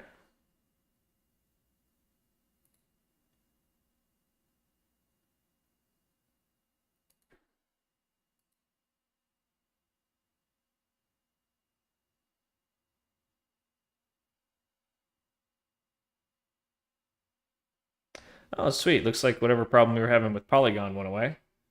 We weren't able to connect to their live data feed yesterday for some reason, but it seems to be working fine now. All right, sweet. So over to Disco. Should have our new models in. Oh, wait, I forgot to actually upload the models. I might need an interface for that so I don't have to keep doing it through Docker.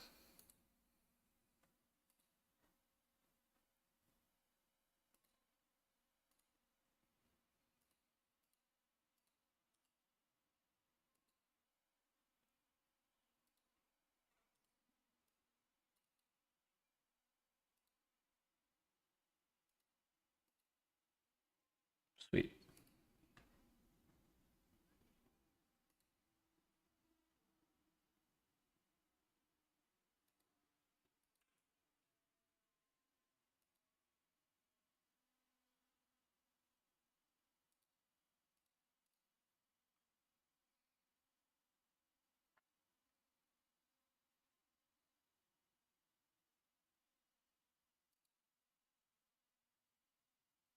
We should cache that get candles query. I think loading that query is probably our bottleneck right now.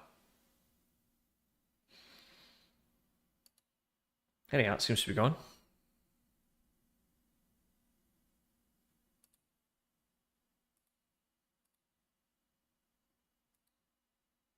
Did it add?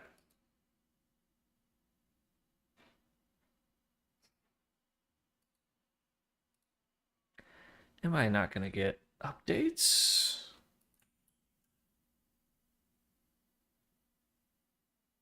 Oh, wow. It's actually thinking pretty hard here. Okay, so it is doing the searches in parallel. That's cool. I was just making sure I could do that. It's crunching.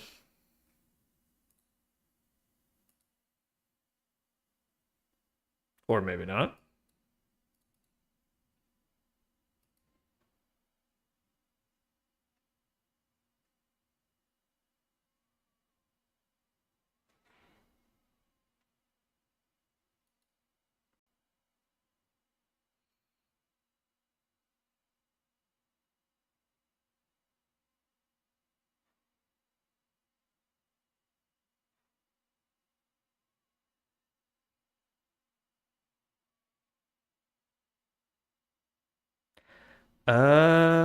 That's right, because this one needs to process tick data, so it actually takes some time. Okay, just let it run.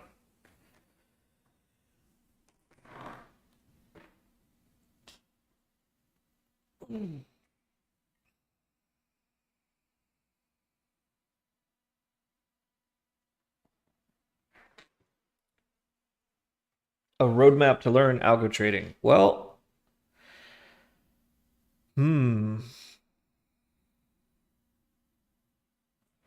I can recommend some books. I gotta copy paste this over to the YouTube. Is that what, too long? I'm the moderator of the channel. There should be no limit on message sizes for me.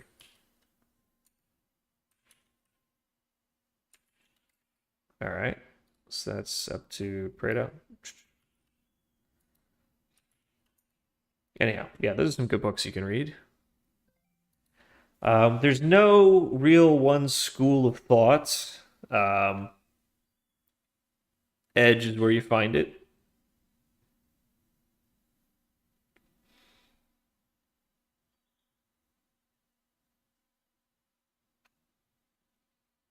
So any programmer can pretty quickly figure out the API for a broker, right? Submit order, track position. Algo trading really comes down to strategy. All of our technology, all of our data, what it's really letting us do is choose our fights. Algorithmic trading boils down to choosing your fights. You only want to take the fights that you're certain you can win, or confident that you have an edge, positive expected value over time. And that's what you want to look for. You want to look for any anomaly in the market, anything weird, figure out how to take advantage of it in a way that has positive expected value over time. So you're not going to win every trade, but after 50 or 100 trades, you have a very low chance of not making money. And to get more insights on that kind of math, you should read this article that I wrote, which I'll probably make some more tweaks to this weekend. I'm kind of trying to make it as easy to understand as possible. But yeah, I wrote this article, which I will link in a moment, which sort of explains how you can, just thinking in terms of coin flips, reduce your risk, reduce your variation after a certain number of coin flips, and how to think about expected value, making it harder and harder for you to lose money over time. And that's sort of what we're trying to approach here, is instead of having the one strategy that's always right, we're looking for a handful of, decent strategies, modestly profitable strategies that we can hedge against each other. It's not really about making money aggressively, it's about not losing money aggressively. And then the making money just sort of takes care of itself. Finding things other people haven't found yet? Sort of, yeah, I'd say so. Or finding things that other people can't trade, take advantage of because they're too big.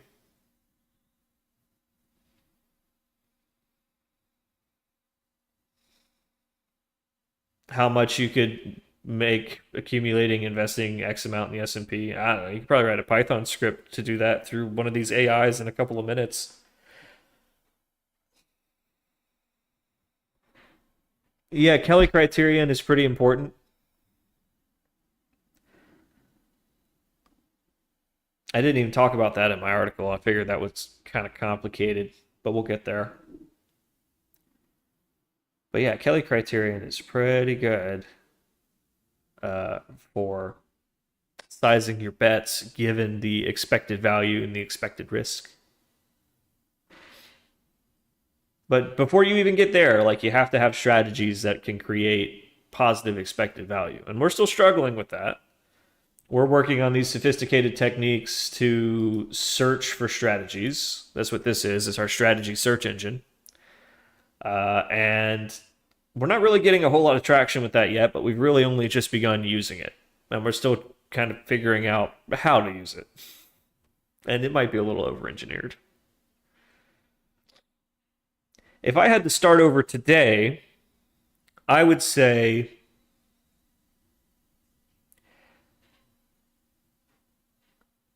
look into a technique pioneered by Marcus Lopez de Prado called tactical strategy factories, where they are building synthetic market data generators to create sort of the perfect Monte Carlo simulation of the type of market that they want their strategy to perform well in, and the type of market that they want their strategy to avoid. And they're using those simulators to develop their strategies. And then it's just a question of matching that to the real world, finding when the real world matches the conditions of your strategy.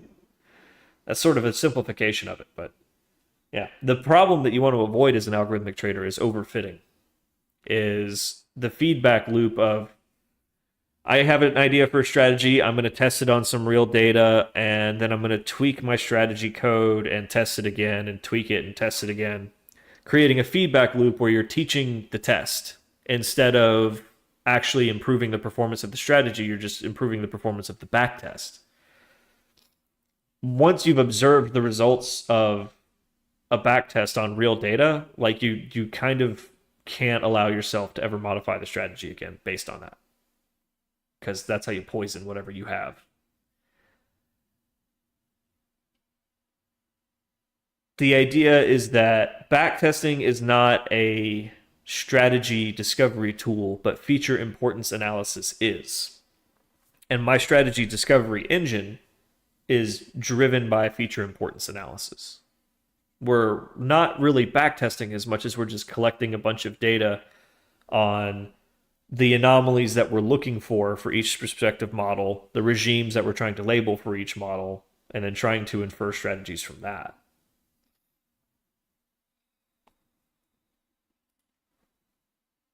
Right. Right, exactly. High tower, low power. But yeah, these are really just two different techniques for trying to avoid the overfitting problem. Like, I'm trying to use a search technique to maximize the number of ideas that I can try without any one of them being overfit. I only have to worry about overfiltering, which is pretty easy to detect because, you know, if there's 10,000 possible trades and you filtered it down to 10, there's a high probability that you've overfiltered. But yeah, the Marcus Lopez de Prado technique is ideal if you know exactly what kind of markets you're trying to trade in and exactly what markets you're trying to avoid. They're market makers, so they want to trade when everything's really calm and nothing's really going on. And they want to avoid markets where there's an unusual amount of activity or volatility, etc. And that's reasonably easy to simulate. You have a lot of good examples of that in the historical data that you can work with. Anyhow, let me pull up that white paper. Since we're just waiting for this to search. Oh, tactical investment algorithms. I always thought it was called Tactical Strategy Factory. Yes. Anyhow, this is an excellent paper. I highly, highly recommend it.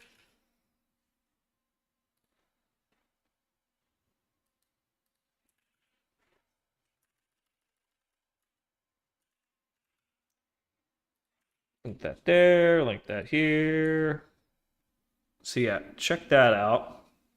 If you really just want to fast track on some algo trading, dig into this. It's gonna be a little hard to understand at first, but just take your time. I had to read this like 3 or 4 times before I understood it, but it's really cool. It's using Monte Carlo backtesting techniques for strategy development. And Monte Carlo backtesting just means we built a data generating process that can create simulated market data, you know, synthetic market data that's indistinguishable from the real thing for what we're trying to trade. But no two outputs are the same. So we can't possibly overfit it to one specific case. And they're also creating their data generating process to be parametric, to have like a parameter space so that they can adjust like the volatility and the drift and whatnot. Things that they can measure in real time. So that way they know, oh, well, in these conditions, we should configure it this way, and in those conditions, we should configure it that way. And that's based on tens of thousands of Monte Carlo backtests on synthetic data, as opposed to this was the optimum configuration based on the one path of historical data that happened in the real world. Because you don't have a lot of data in the real world. Unfortunately, the market as we know it hasn't existed for very long, which is why this is probably the best technique. If I don't get any traction out of the technique that I've been working on for the last year or so, if that doesn't get any traction here soon, I'm probably going to switch over to something like this.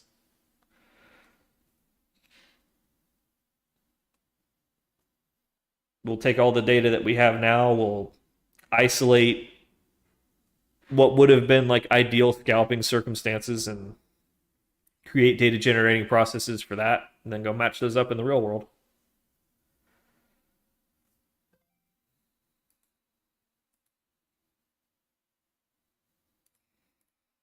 What is Monte Carlo? Well, it's named for the casino, but it basically just means a Monte Carlo is just a simulation, right? It sort of means that we're going to simulate rolling the dice 10,000 times to figure out what the distribution of outcomes is. That would be a Monte Carlo test.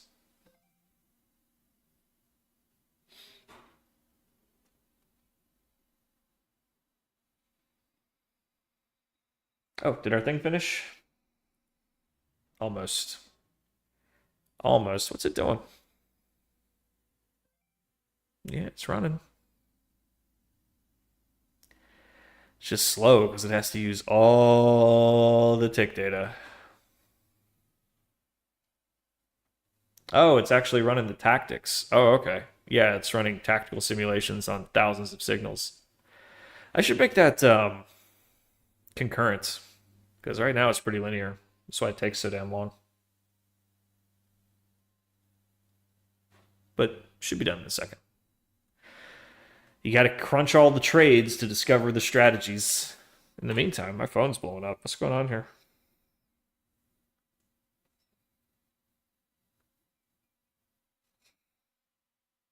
Ooh, Girl Scout cookies.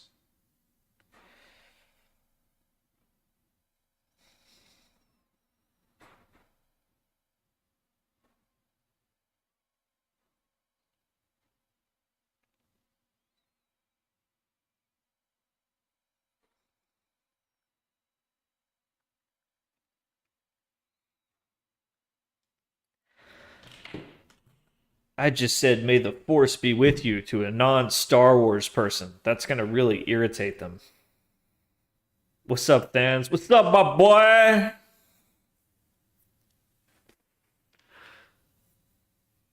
Am I running this in Docker? Oh, I like to containerize just about everything because it just makes it so much easier to deploy. It makes it so much easier to roll back.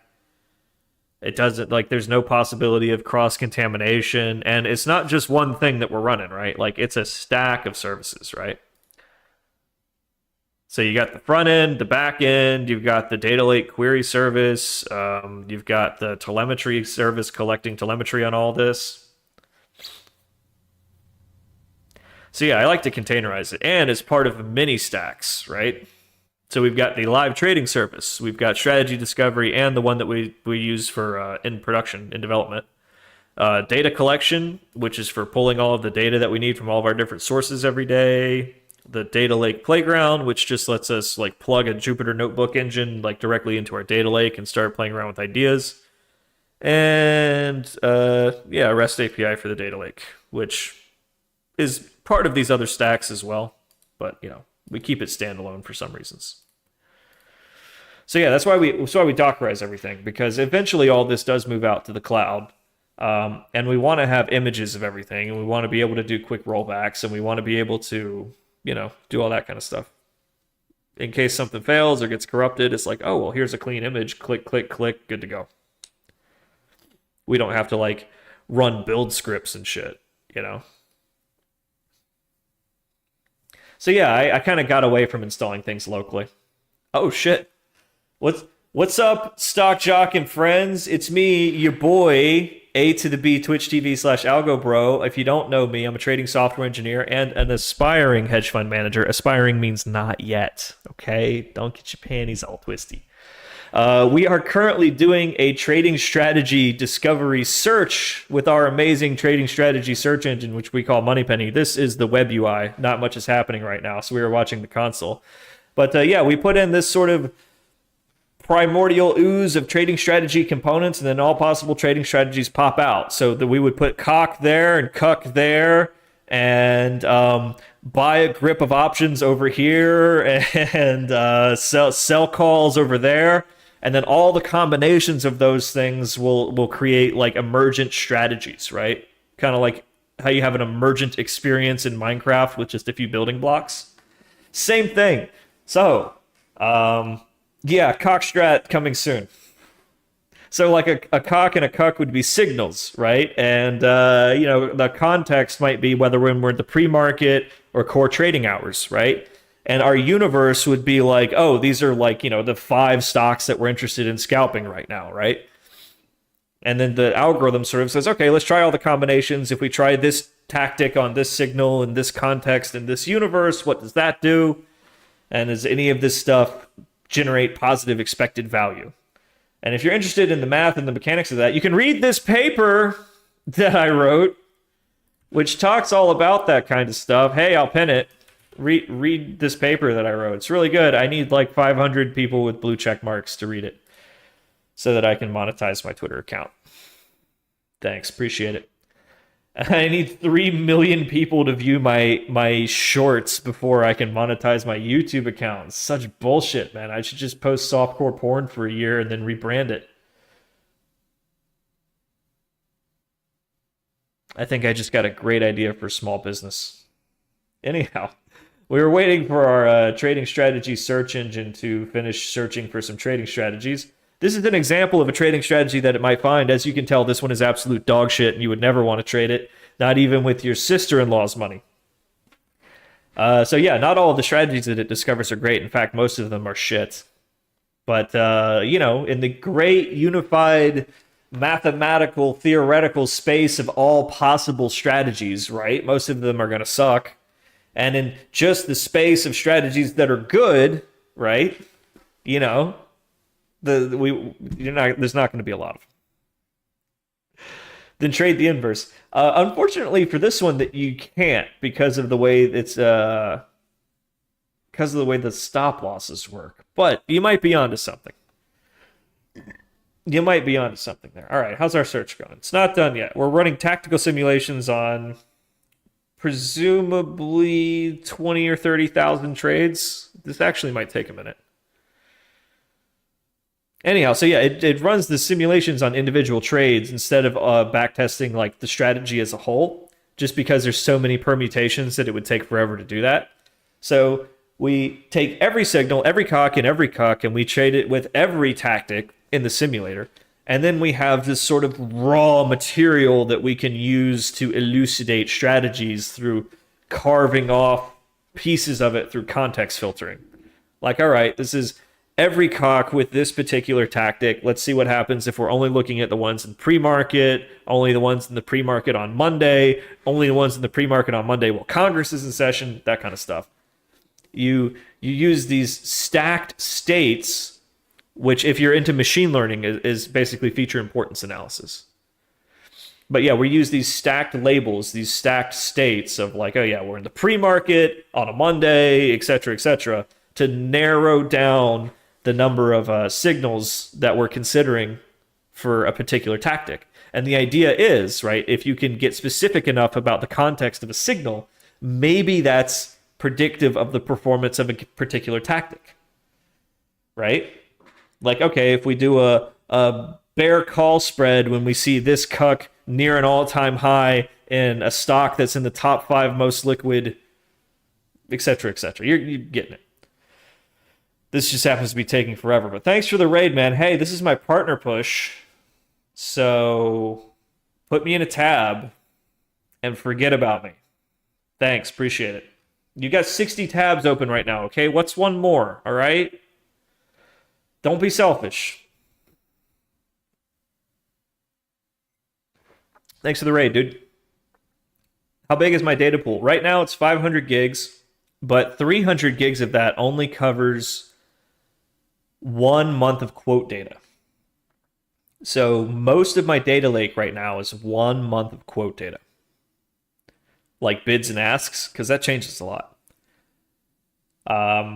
When we fully scale it up, it's going to be 15 terabytes. And my ISP will probably hate me. Does it count as a viewer if the tab is idled? And the time fidelity, ticks and quotes. Ticks and quotes. We got it all.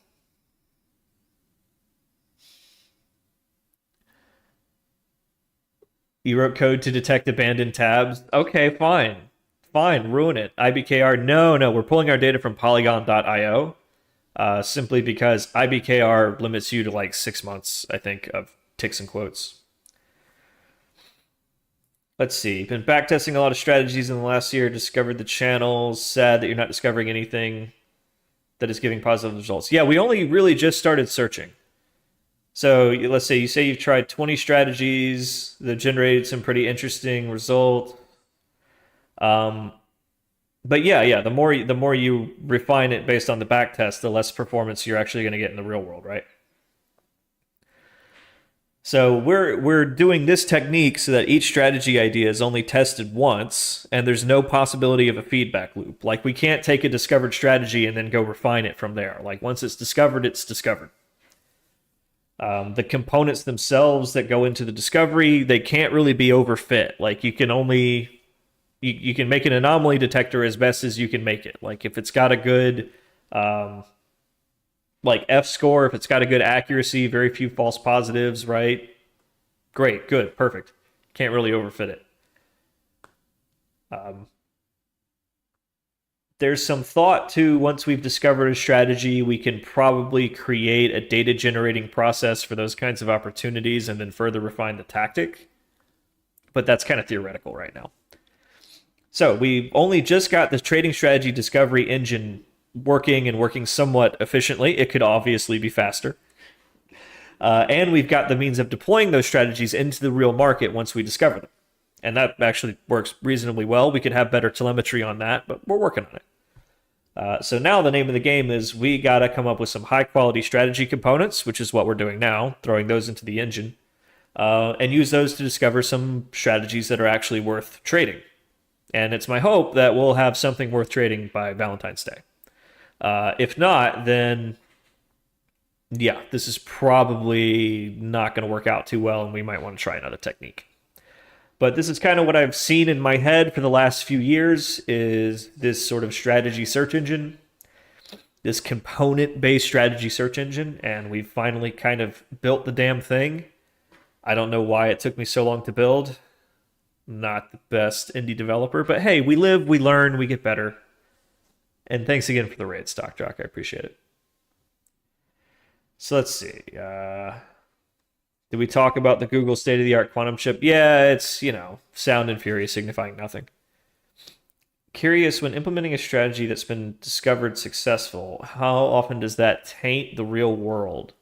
That's a great question. I think about that a lot. Because, they say that we're looking for an edge, and when you trade that edge, you smooth it away, right? So you're not really smarter than the market. The market is acting through you to perfect itself. So say if you think about Renaissance Technologies and their medallion fund and how they have thousands of algorithms that are trading on the market, what does the market look like without them in it? It would probably be completely different, a totally different ecosystem without this hyper trading, super organism in there. It's really interesting to think about it. And I'm sure a lot of their edge probably comes from they are the only ones who can see the market without them in it. Kind of a paradox there. What I wonder is, let's say that you've discovered strategy X, and then you're trading it such that strategy X can no longer be detectable. How do you know it's going to keep working? You kind of don't. Because you can no longer backtest it once you're trading it, because trading it makes it disappear from the data. Whatever edge you detected can no longer be detected because you're trading it. It's kind of interesting. Yeah, they create their own edge. Yeah, it's entirely possible. It's entirely possible that there's probably some anomaly created by them that they also trade. What's this? This is our Docker.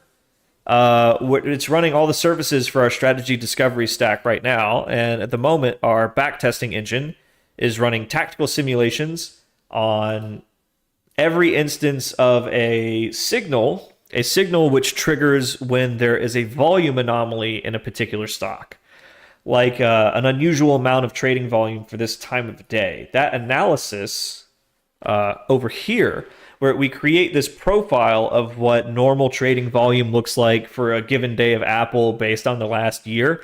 And when the trading volume at any time of the day breaks through these lines, we know, oh, that's an unusual amount of volume for this time of day.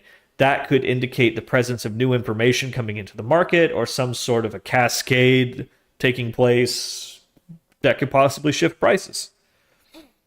We may want to get in on that. So it sends a signal. And now every time it sends that signal, we are doing a backtest with every tactic that we have. Right now, just one. And we're going to see if any of those are profitable. Profitable things to do.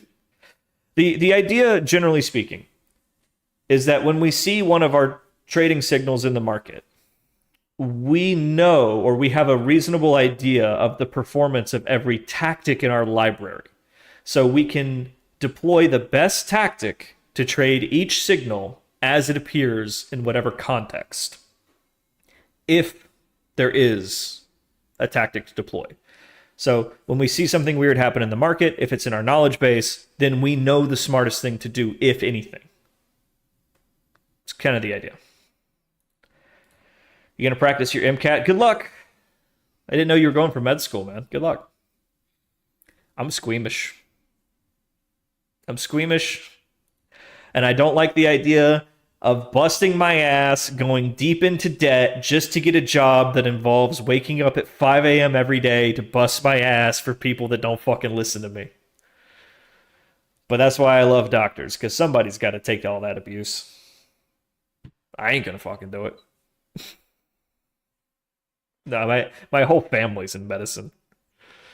My mom was she's been every kind of trauma ER nurse you can imagine, like including the people that like fail to blow their own heads off and only end up blowing their faces off. She's had more than one face blower offer in her lifetime. So, guys, don't fucking miss, because you really don't want that. Just a small pro tip. I've heard some fucking horror stories, man. It's not like they give you a second chance, you know what I mean? You just gotta sit in that shit forever. Ugh. Anyhow, but as an aspiring anesthesiologist. Oh yeah, hey, don't forget to tip your anesthesiologist, everybody. Don't forget to tip your anesthesiologist. It's important. It's really important. Oh my God, how long is this going to take? This is already taking way longer than I thought it would. It's moving at a good clip, but I think we're not really doing this concurrently. We could be taking better advantage of the processor. Like, we're barely tapping into our resources here. Where's all this data coming from? Oh, I guess that's the simulation in progress. Oh, man, this is going to take fucking forever. Did I build that in Python? No. This is all built in Java, mostly. So the front end is Next.js. I guess while we're waiting on that, I can show you on another strategy space. So this is sort of what the finished results look like. Is we get these this big tree of all the possible strategies. It's sort of like an evolutionary tree, in a way. The tree is not really reflective of the search space. It's more reflective of the search results. And it just kind of helps me visualize how complex our strategies are at a glance. It's just for show, really. But yeah, the fruits of the tree are the strategies. And the chains represent the context rules for when a particular signal is to be traded by a particular tactic. The strategies discovered here, as you can see, are not particularly great. They all have pretty low F1 scores, so they're not really good at picking winners. But, we didn't really expect them to. We just wanted to make sure that all this stuff was working. So now we're running a more thorough search. Wrong space. We're just waiting for that to finish up so we can see what strategies pop out. Probably a lot. Change it to C. Oh, well, we don't really have to worry about that kind of efficiency because, well, aside from our little simulator here, which could certainly be a lot faster, most of the heavy crunching, like the analyses that we do for computing volume profiles and stuff, we do in SQL. Like, all this analysis compiles down to SQL. So you can just like fire this SQL query at your data lake and out pops the finished analysis. And because the SQL engine is, written in C or Rust or whatever, the bulk of your heavy lifting gets done for you in fastest possible language. So we don't have to reinvent everything into C. Satan's query language. There you go, something like that. Now, shouldn't you be working on your MCATs?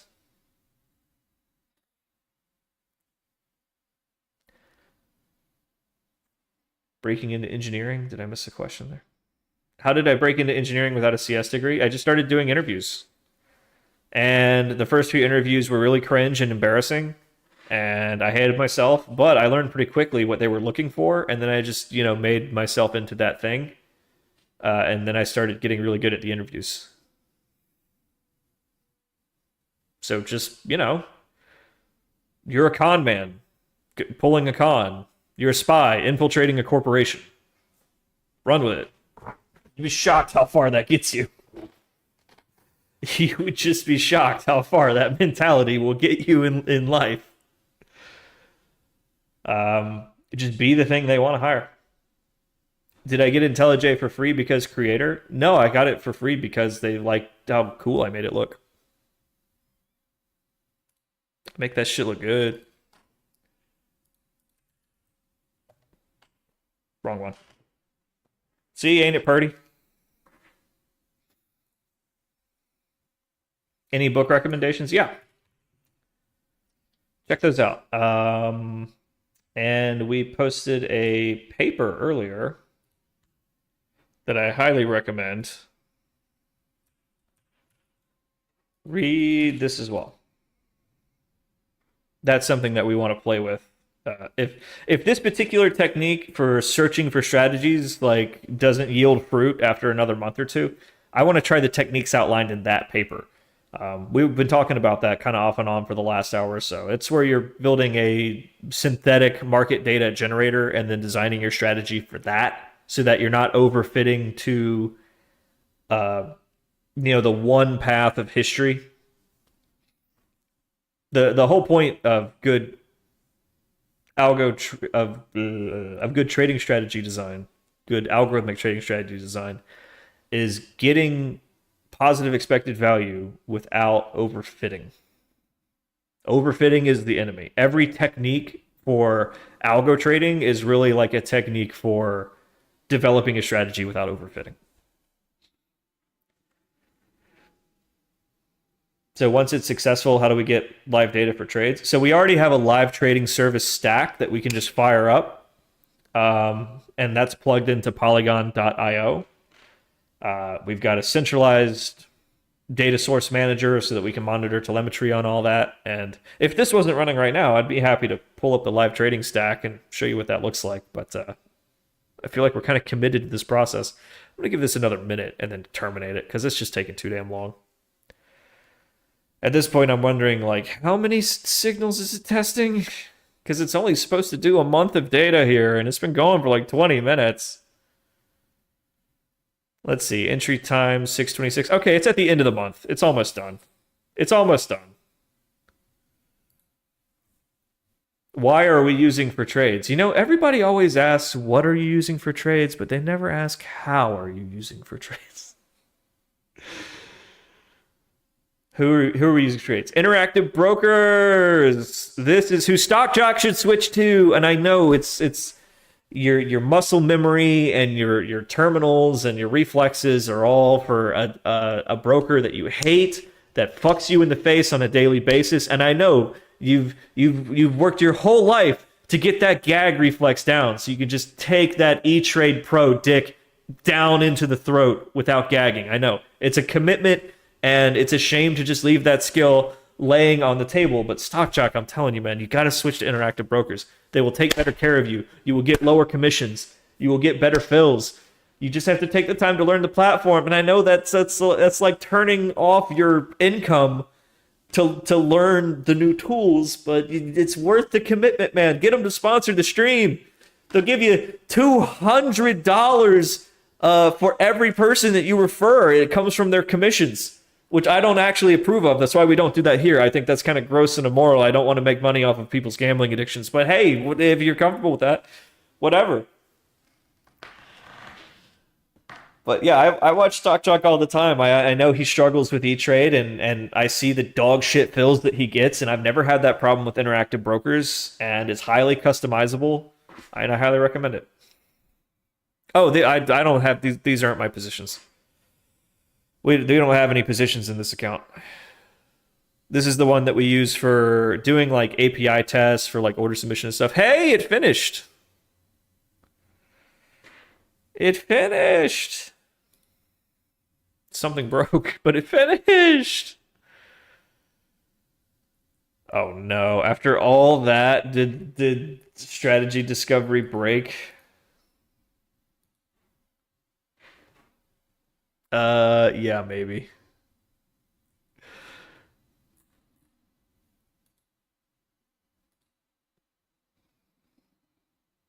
Yeah, discovery's not running.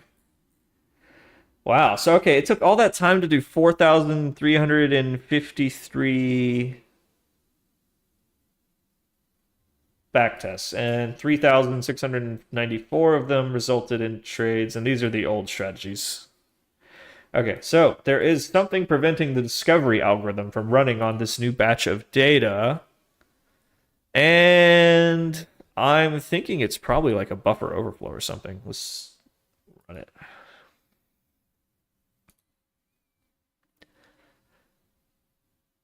General error.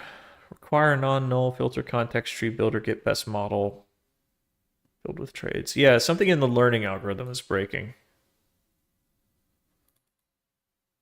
Okay, probably an easy fix.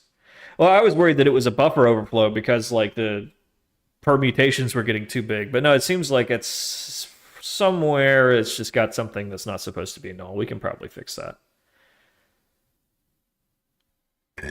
Give it more CPU? No, we need to make it parallel, concurrent. I mean, like, it's doing each trade one by one, but now that it has direct access to the data lake, it should be able to do them all concurrently, like 100 times faster. Do them all in parallel. Okay, yeah, let me make a note here that we want to parallel tactical sum.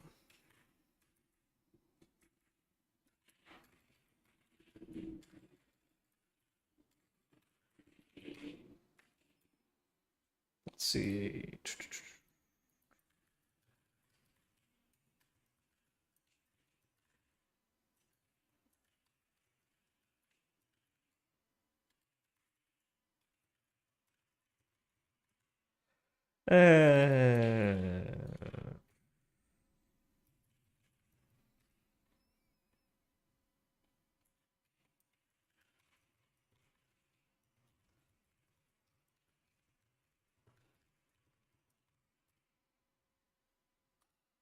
Okay.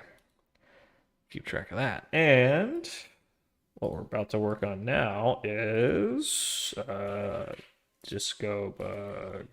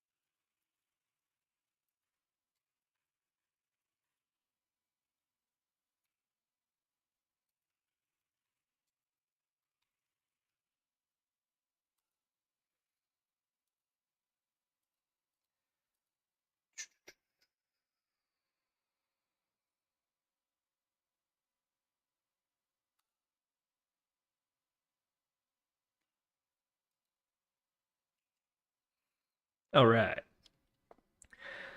So yeah, we were working on strategy components for better scalping models, and we have run into a bug. We're adding our latest components. For whatever reason, strategy discovery is not running. When discovery runs, it looks like this. Where we're actually mapping out all of the possible strategy permutations, giving a set of strategy components, right?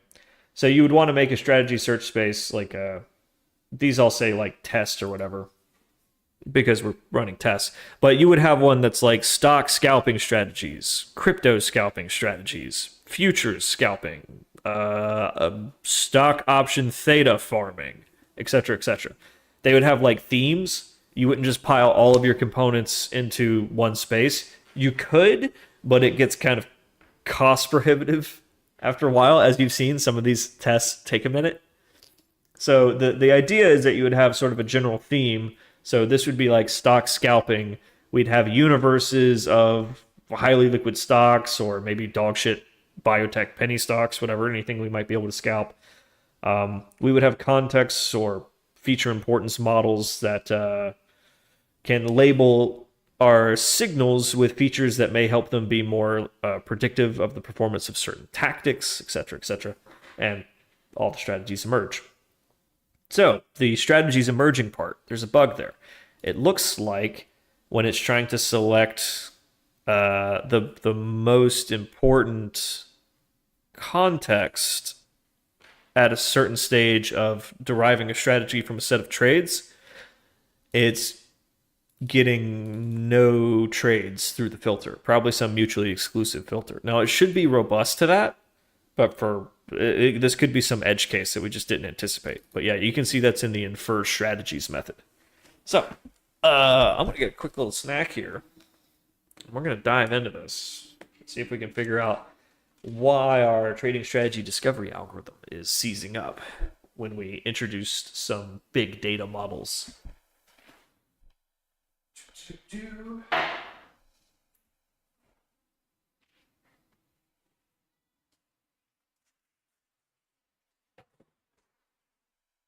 So, this would be a good opportunity to like get a cup of coffee or something.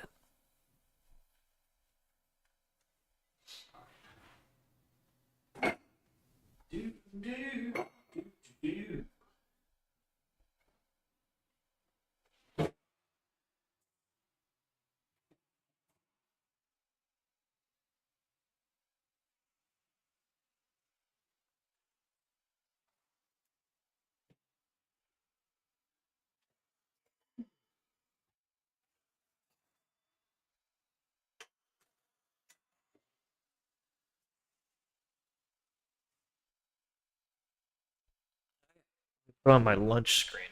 I have a lunch screen now. Lunch looks like crap because of the bright room. Whatever. It's subtle. Kids like subtle, right? So yeah, feel free to toss questions my way. I'm gonna heat up a little manwich here.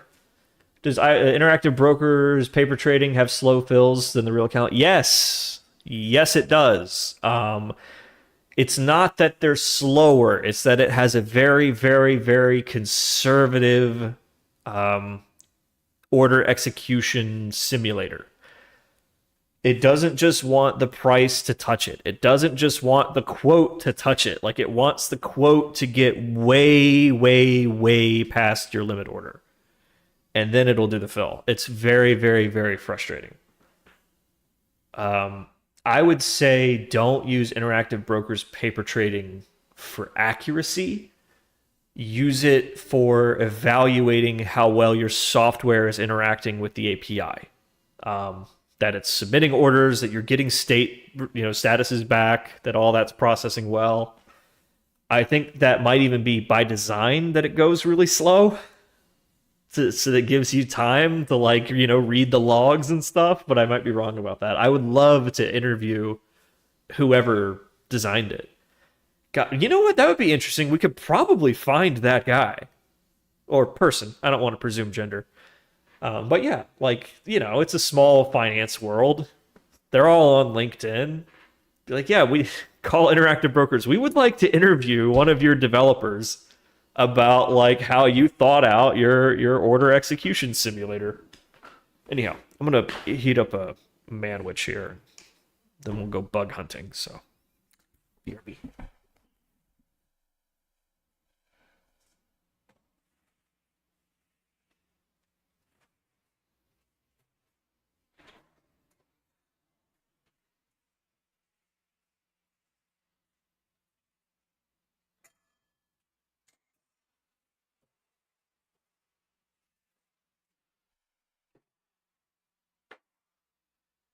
Microplastics.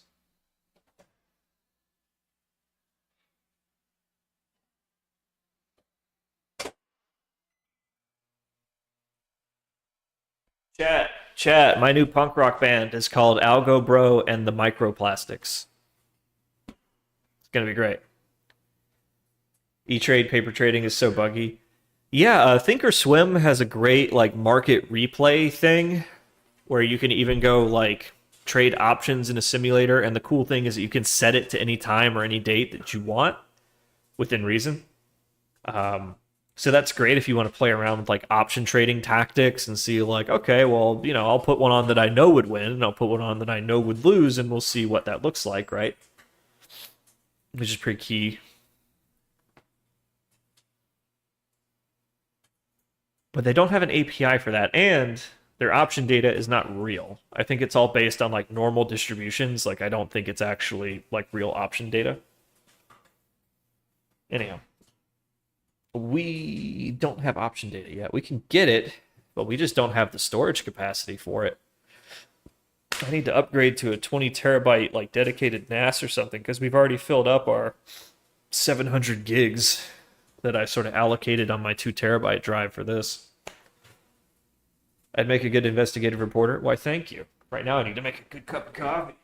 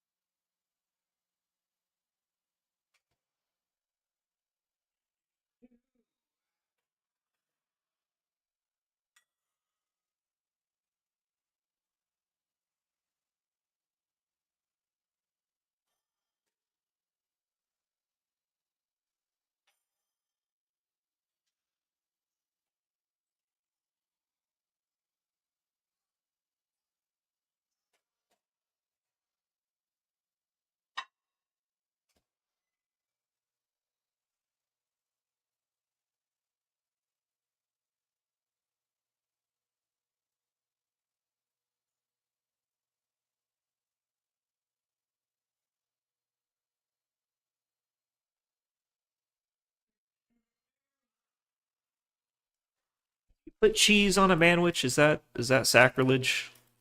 I'm gonna do it.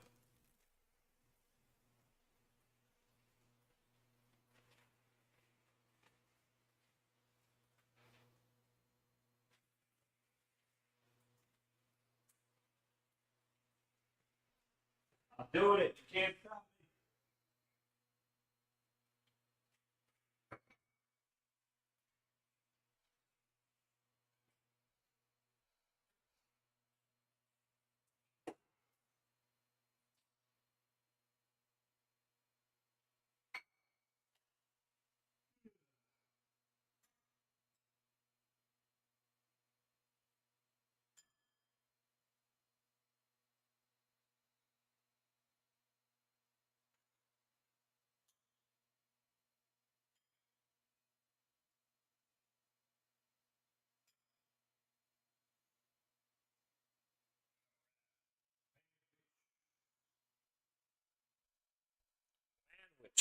I'm talking Channing Tatum and Tay Diggs manwich with me in the middle. Let's do it.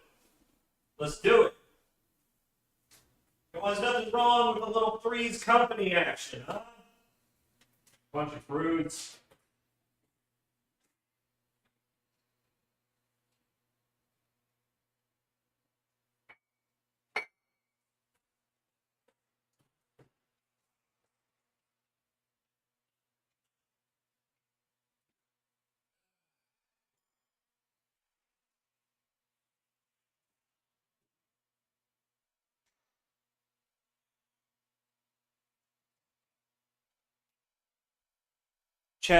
Chat, pop quiz. Only my true millennials know this. Chat, what kind of sandwiches do they serve at Guantanamo Bay? Only millennials know this.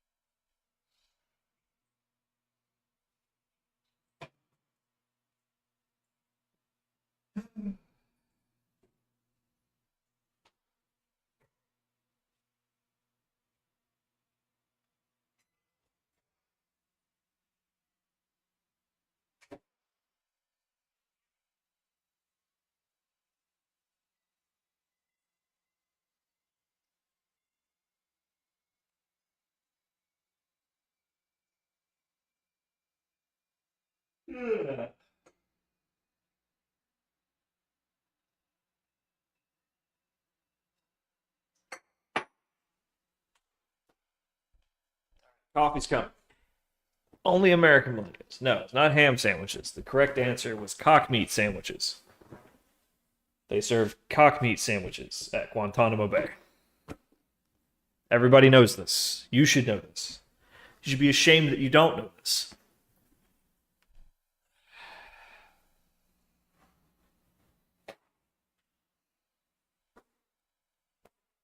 It's like kids today. I blame the internet, you know.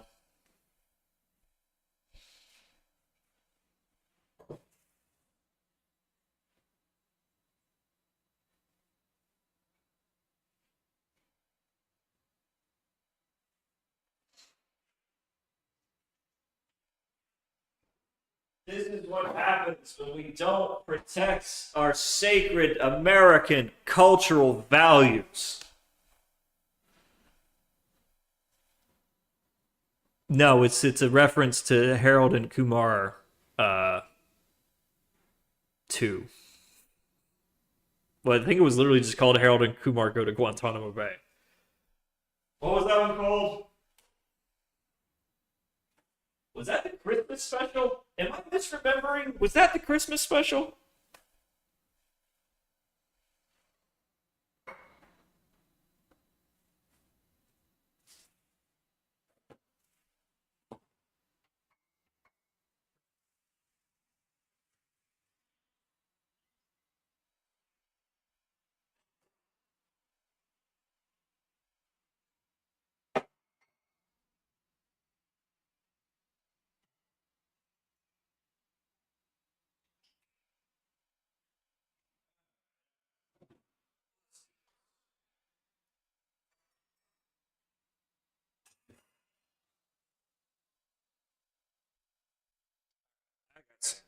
I got coffee. I'm a happy boy. All right, chat. How we doing? Hey, Stock Jock Remainers. Y'all watched the whole Trump press conference, right? Start to finish? Did anyone ask him about the drones? Did we get comment about the drones? Were there any drone-related questions for the president? El Presidente. No drones. Okay. That disappeared quickly, didn't it? Delta Airlines CEO speaks at CES. Think we can crash the party? Jimmy Carter funeral update. Still dead.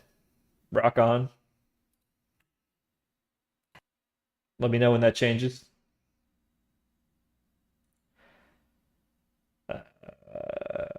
Oh, Jensen Wong. Please don't still be wearing that fucking jacket.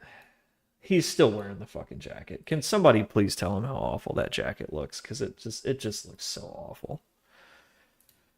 It just looks bad. All right. 3, 2, 1, go. Jensen Huang, CEO of NVIDIA, fresh off his keynote last Oh my god, way too dank. Great to see you. Welcome to Las Vegas. These are their shitty microphones, by the way. Congratulations on your new baby. Thank you very much. This is Bloomberg. Do you hear this? Oh my god, fire the sound guy. It's changed since we last spoke, actually. Yeah. But of the broad spectrum of what you announced. Sorry, man, that was way too dank. New chips, actually, technically in the automotive space, products and services on the software side. Which is the single most important for NVIDIA's future? They're all important. You know, it's hard. It's all important. It's hard to pick your favorites. You know, we announced 3 chips. We announced a brand new AI. Where is CES this year? Is it at Caesars or Resorts World? And we announced our work in 3 areas in robotics. Right. And they're all important. And you know, the thing, of course, we announced a brand new Blackwell RTX. And if it's at Caesars, I can sneak in, man. Security is a joke there. Called Neuro shaders. And that's not the same jacket he was wearing yesterday. And classical computer Let's graphics. go to RTX, the new RTX. Yeah. We've become so accustomed to your story. That's not the same jacket. Dominant in a market for high-performance GPUs, server racks, data centers. This is going back to your... I think somebody told him it just looks ugly. It's so damn shiny that he went back to something a little more muted. A target base that is developers and nerdy, hardcore gamers. What's the future of that business for you? Computer graphics is going to be here forever. And what we've done is we've fused artificial intelligence and computer graphics together. And the images that we're generating today wouldn't be possible if not for the fact that we're using computer graphics to create beautiful pixels and then use artificial intelligence to amplify that capability. For example, you know, out of 4 frames I was talking about yesterday, 33 million pixels or so in 4K, out of that 33 million pixels, 2 million pixels were computed. The other 31 million pixels were generated by AI. In other words, the AI predicts what it thinks the pixel should be. That's right, yeah. The ultimate generative AI. But what was interesting for me is the focus, again, was away from the graphics cards, away from... So they're cheating. ...and Cosmos. We probably don't have time to explain in full detail Cosmos, but you call it a world foundation model. Cosmos is for the physical world what ChatGPT is for words and text. That's the easiest way to think about that. Okay, so in other words, it's model text input, but can generate synthetic data in multiple mediums. It understands the physical world. So, for example, if I ask it a question, if I ask it to generate multiple futures of a car driving down the road, it would understand the dynamics of the world. It would understand the object permanence. It would understand geometry. Is this something that exists, or is this a theoretical thing? A driving scenario for the car that is plausible, and so. And you open sourced it. So I don't really think about it as a product or a go-to-market. It's more about what Cosmos enables. Is that how we should think about it? Yeah, well, the autonomous vehicle industry and the robotics industry is really important to us, and we offer 3 computers for them. We offer, of course, the training computer. Through DGX. Through DGX. Okay. The robotics computer that's inside the car or inside a robot. And now we have this new computer called Omniverse with Cosmos that is the digital twin or the playground where these robots can learn how to be robots. And so if we could accelerate the development of artificial intelligence for AVs and for robotics, it brings in a lot of business for us, of course. There's an academic point of tension here, if I may. Elon Musk is a customer of yours, and Tesla, their theory or practice is based on real-world data gathered through vision. Yeah. Right. Does the synthetic data underpinning of Cosmos kind of contradict that? It doesn't replace, it augments. And so you should collect as much world data as you can. Of course, collecting world data is very expensive. And Elon has a great advantage because, number one, his AI factory for his cars is fantastic. Has a lot of NVIDIA gear in it. His AV algorithms is incredible. It's having a little lunch break here, listening to Jensen and he has spin some bullshit cars on the road that allows him to collect a lot of data. And so I think he has just a phenomenal position, and he's been working on this for a long time, and so he's going to be in a great position to take advantage of it. Well, may I ask you at this juncture, he's clearly influential in this upcoming administration. Yeah. But he also positions Tesla as a leading AI and robotics company. Yeah, very. How does that bode for NVIDIA, Elon Musk's influence of President-elect Trump, and also the coming administration's kind of attitude towards AI? I don't know the attitude towards AI. I know Elon's attitude towards AI, and he's very optimistic about its future, and obviously he's working on some of the most important AI areas. XAI is working on foundation, cognitive intelligence AI.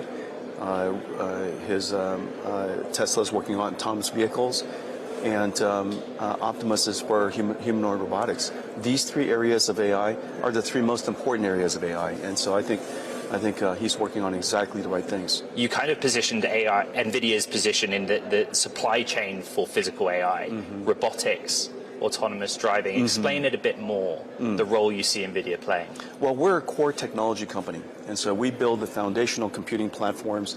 We're also full stack, and so we develop the necessary algorithms, the necessary AI technologies, and then we put it out to the industry for them to adopt it and turn it into end market solutions.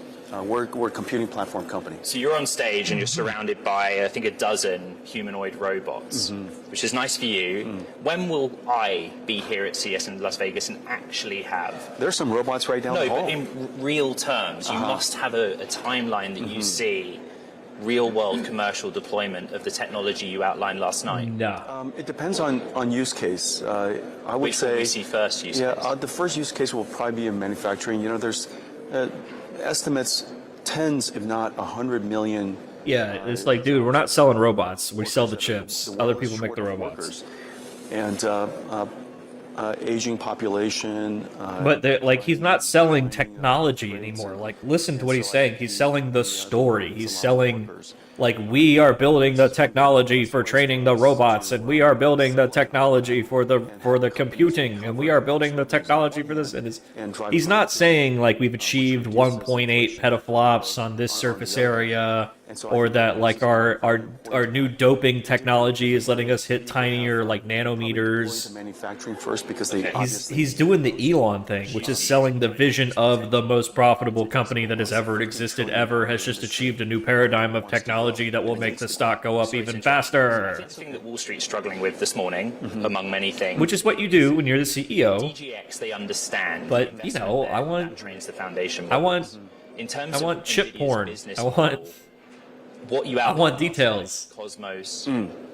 And then later on the inference side, how physical AI helps grow your business from there. Like, okay, so the 5070 can do 4090 like performance, right? But that's with all these asterisks based on this AI upscaling technique, which we haven't really seen yet. And amount of data that is necessary to train the AI models. Right. And so Omniverse creates... It feels like the priority is to sell the story right AI models. The training is what drives DGX sales. And the more robots that are available, the more data we can create, the more AI models we have to go train. That cycle is ultimately what we're striving for. But yeah, this jacket looks way better than the one he was wearing yesterday. Holy crap! This is actually a nice look for him. It's nice and muted. It's got some texture to it. Some of our audience are a bit concerned about it makes him look approachable, you know. And long term. Well, at the limit, artificial intelligence is a single most... I didn't like the jacket from last night because it was shiny. It was shiny. It looked like it was latex or something. Like every single data center will be... it looked like it was PVC. It was just so out of place on his person. It was stiff, right? So it looked like a child, like wearing something built for a life-size Ken doll. Like, it was weird. The reinvention of computing. And so I think that over the it looked like fetish wear. It did not look like it looked like something an idiot with too much money would wear to the club, thinking that it made him look cool, right? So we have a lot of growth to go to. Let's go back to your and NVIDIA's roots, and therein lies the complication, right? The story. And I mean, that's what it is. He wants to be cool, like, right? And that's okay. It's okay to want to be cool. Everybody wants to be Elon. We understand. Blackwell. Single Blackwell. He wants to be a rock star. He's living a childhood dream. The target audience is hardcore gamers, but also it looked like a jacket in Second Life. Yeah, that's what I'm trying to say. Yeah, see the gaming industry. It looked kind of fake, kind of fakey. Well, AI is going to reinvigorate the video game industry. On the one hand, for developers, it's going to reduce the cost of creating the content. Right. If we don't have to do every meticulous model. That are in the games are going to be smart characters in the future. So every time you interact with them, they're going to be... Am I gaming? No, I need to be. I have a 4090. And so the games are going to be more interesting. The characters are going to be more interesting. The content development. I like the idea that playing Skyrim would never be the same twice because, you know, the character AIs are LLM powered, right? Virtual worlds, and that's kind of cool. Artificial intelligence is going to really reinvigorate it. Project Digits. May I pick it up? Yeah. It'll reduce the cost of development and replace it with a subscription price. Yeah. Supercomputer. Development as a service. Exactly. Could you imagine you're just software development as a service? SIDAS. Why would I? SIDAS. Probably not me. But how big is the addressable market for this? What is the addressable market? There are 30 million software developers. There are probably something along the lines of 10 million designers around the world. Probably yeah, this is Bloomberg. They hit them hard. Hard to say exactly how many students. I'm going to guess probably a couple of 100 million. But the audio is trash, dude. Sounds awful. Everybody's going to have to. Everybody's going to have to. Well, they can afford computers, and so if they can afford computers and they would like to have a companion that helps them do AI. This is the way to do it. Can I just clarify something on it? I think you said on stage Mac OS, Linux, and Windows, but the communication said just Linux. No. Whatever computer you use, you're literally enjoying how it's going to be used. It's sitting right there, and you just connect to it wirelessly like it's your personal cloud. I promised the audience I'd clarify that because they're excited. We're running short on time. President-elect Trump has been speaking during the course of our conversation. How imperative is it that you... Oh, the volume thing? It's called stepping. America's leading AI. It's automatic. Will you? I'd be delighted to go see him. Have you been invited? Not yet, but I would be delighted to go. Trump hasn't invited me yet. And congratulate him and do everything we can to help this administration succeed. You know, you could just text them on Truth Social. Xpeng, for example, in the autonomous driving context. That's happening in China. Like, they are doing a lot on robotics. So I'm going to ask you about tariffs. You know, it's likely this coming administration will be as restrictive on technology export, and tariffs will be a function. How have you prepared for that, Jensen? Good question. Whatever the administration ultimately decides, we'll give them as much insight as we can from our perspective. And I'm sure that the administration will make the right moves. Ducking, thank you. Yeah, that's the word, ducking. 2025. I kind of started the conversation by saying a lot has changed since we last spoke. Thank you for the correction. In the summer, you said that the age of general robotics is just around the corner. Is 2025 the year of general robotics, or is that a little premature to your mind? The development is going gangbusters, as you can see, all the different robots that are going to be around here. And the enabling technology necessary for general robotics is coming together. All the pieces are coming together. The industry still has a lot of engineering to do. If you look long term, you know, pick your horizon. In 10 or 20 years, the number of robots that's going to be on Earth is going to be measured in probably tens, if not hundreds, and not potentially billions of robots. And so those days are clearly coming. Is it going to happen in the next couple of years or the next 5 years? Hard to say. But the development of robotics is going to be all over the world now. And we're seeing startup companies, large companies, industrial companies, consumer electronics companies, all getting involved in the future of robotics. And our offering to the industry is a 3-computer system. And so whether they're developing the robot, training the robot, we have DGX systems for them and DGX clouds for them.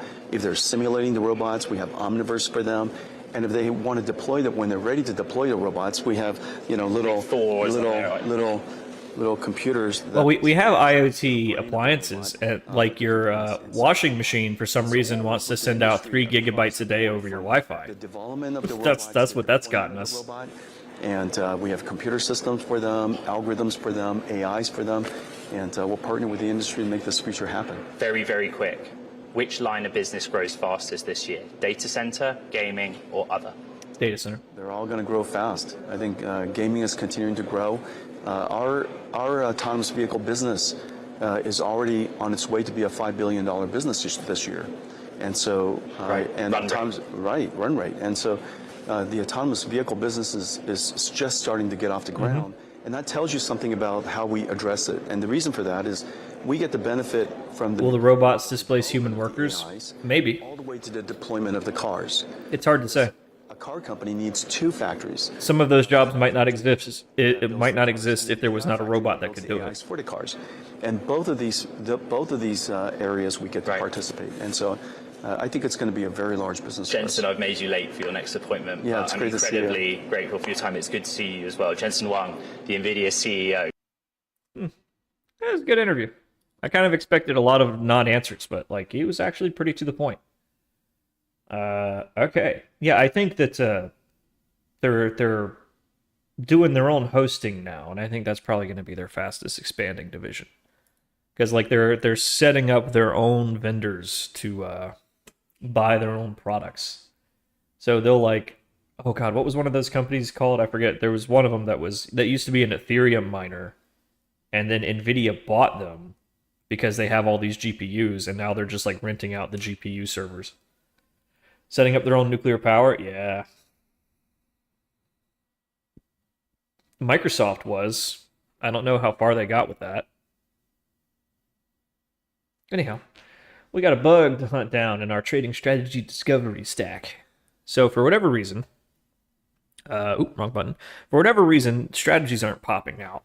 And when we look at the console here, it says that something went wrong in the infer strategies algorithm. So let's go take a peek there. It's probably something really simple. Probably something simple.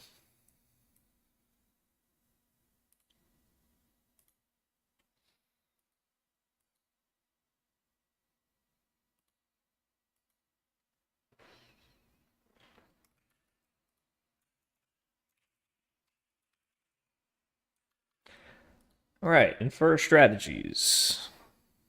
It's a big important function. This is super classified code. I shouldn't be showing this. Let's see. You know, every time I say that, somebody makes a clip. Got him. Let's see here. What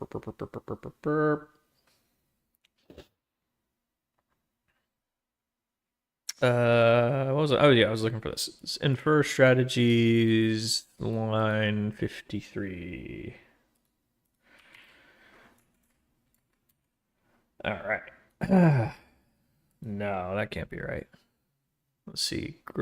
Infer strategies, build with trees, grow tree, get best model. Context tree builder, get best model.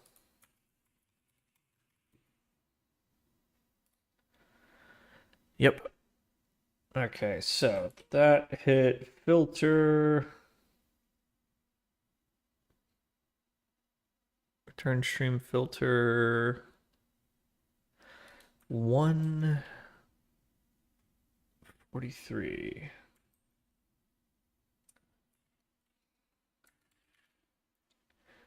Ah.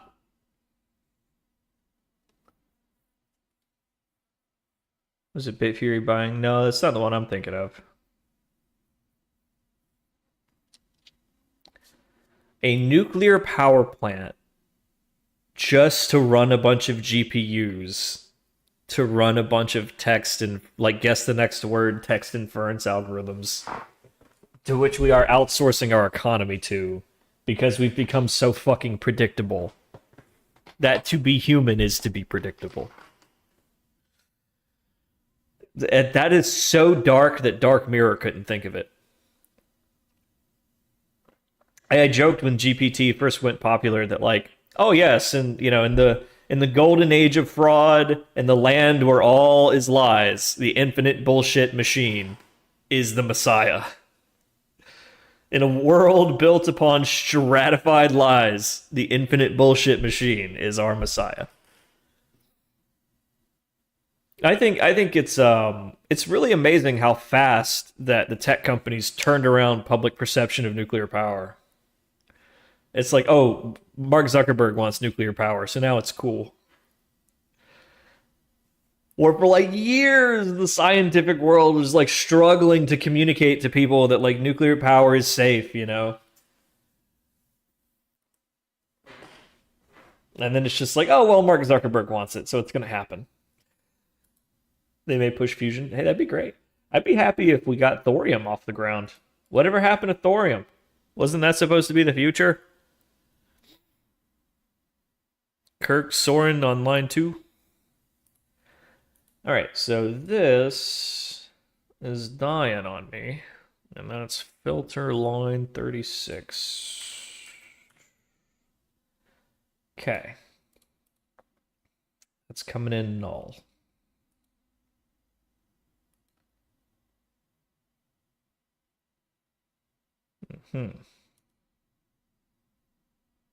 So is this an edge case where we just have no unfiltered returns to work with? Okay, well, if that's the case, then there would be nothing here. We wouldn't make it to filter. So it's like something in there is null.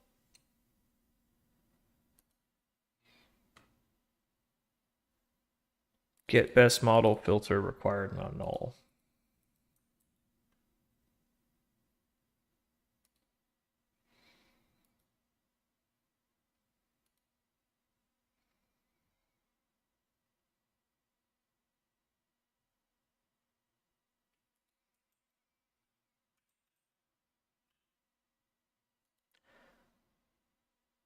Are they machine learning models? No, they're basically just annotation models. They just produce events or feature flags.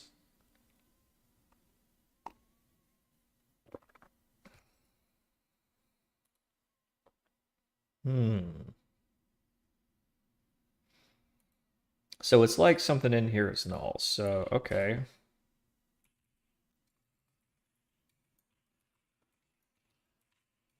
So, make sure it's not null.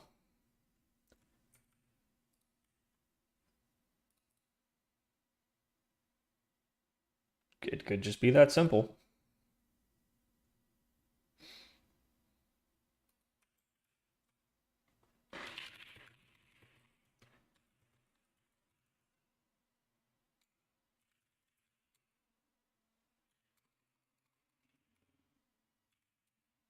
What the fuck is it called? Oh, that's right. This is Disco. This is a dependency of the thing. I forgot where I was. Okay, in that case, let's do a local install and we'll go pull it in over there.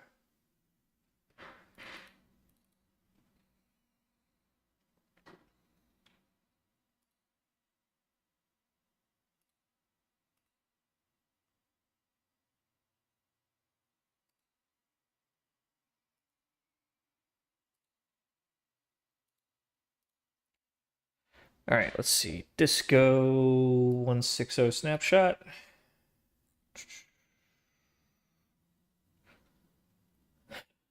Excuse me.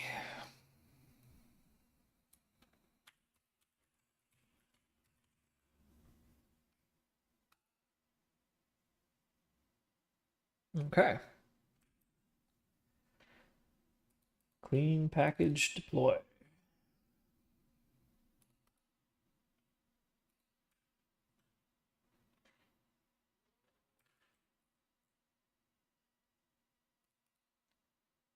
Back it.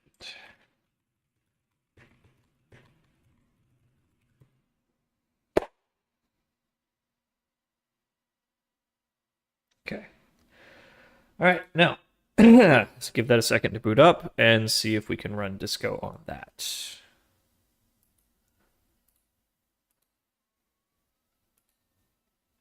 Now we don't have to repeat any of the simulations. We should still have all the tests, so it should be pretty instantaneous. Okay, 3, 2, 1, go. All right, what broke? Same thing. Get best model, filter, return streams, require non-null.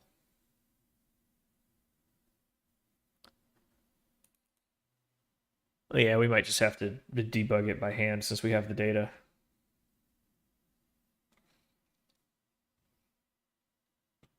Because I'm not sure what the hell's going on there.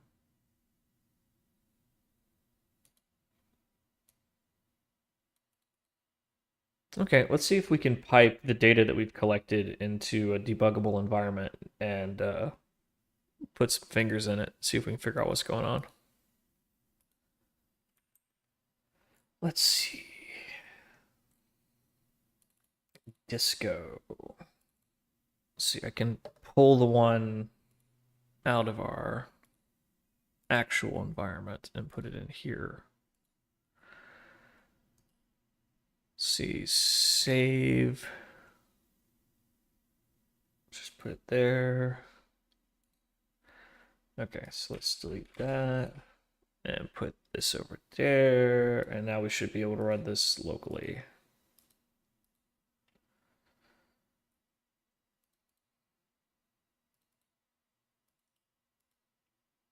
So I'll turn it off in the test stack. And I should be able to fire this up here with minimal headache.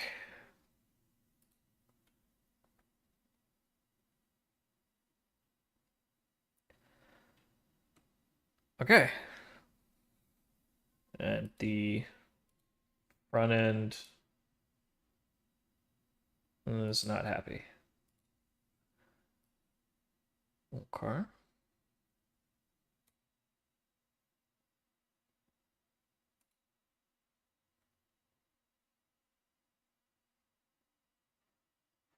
Oh, yeah, component classes.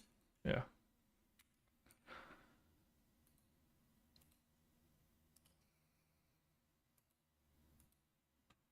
Easy fix, easy fix. There we go.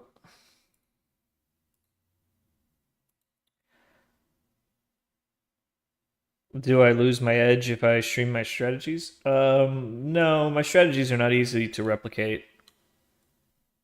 I mean, I could write down how it works on a napkin for you, and you'd have to go build infrastructure. Like you couldn't just like go punch it into like Thinkorswim or TradingView. And if you tried to shadow trade me, then you'd always be behind me. So as far as institutional players who might want to come like steal whatever alpha I might discover, it would be cheaper for them to just hire me. Like, are we going to put 3 of our best people and a year of effort into replicating this system, or just like hire the guy today and get the benefit of it tomorrow? Looking for work. Okay, so that should be the fix there. How's backtesting perform? We don't have any exciting strategies yet. We have a novel means of discovering strategies and the means of deploying them once we discover them. And we're actually working on a bug in our discovery algorithm right now. And we're hoping that we find some scalping strategies worthy of deploying here in the next few weeks. That would be great. Otherwise, we'll probably try some other approaches if we get to the end of the first quarter this year without any results. Hard time believing I'd let go. Well, you know, Moneypenny was this like illusory idea that I chased for a long time without really knowing what it was. And now that I've sort of realized it and built it, I could let go of it.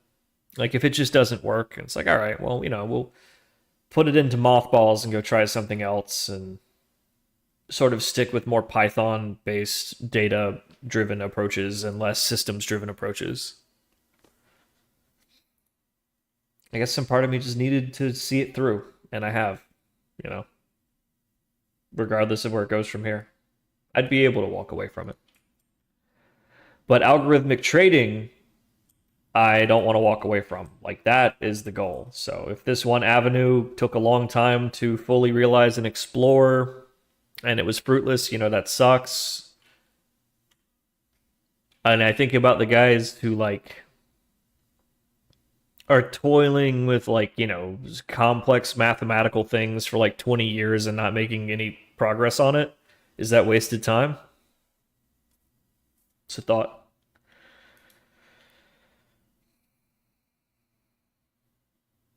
Yeah. I mean, I would just kind of realize, like, all right, this particular technique probably isn't going to work. So let's go ahead and put that to bed, and let's focus on something that doesn't have all of this emotional weight attached to it. Yeah. Well, if you enjoy working on the problem, you know. I think a big problem for me is that it just became something I didn't really enjoy working on anymore because I wasn't getting any results, right? at a certain point, you're just like, what am I doing with my life? But I got a pretty good feeling that this is going to be the one. All right, cool. So it's working good. Looks like we're plugged in. Let's replicate our bug, which should be happen as soon as I click that. Yep, looks like it. All right, so now we can go stick a finger in there.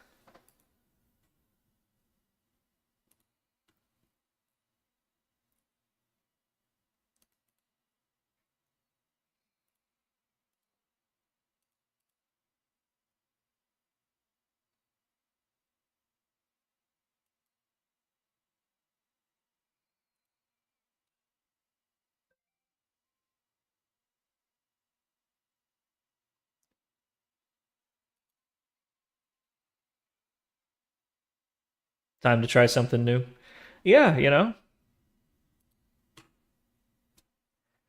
it's better to have tried it and really taken it seriously and just come to the conclusion that it's not going to work than it is to wonder for the rest of your life, you know? Now you can move on to the next idea, which may be the thing that works.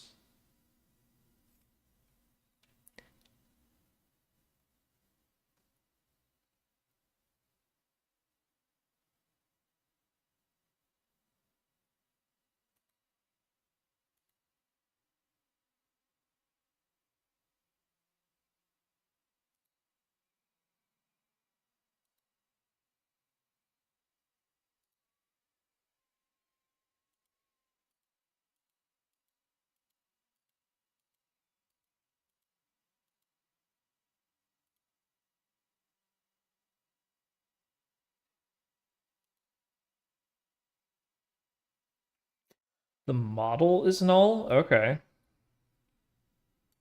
Yeah, I misunderstood the problem. The model is null.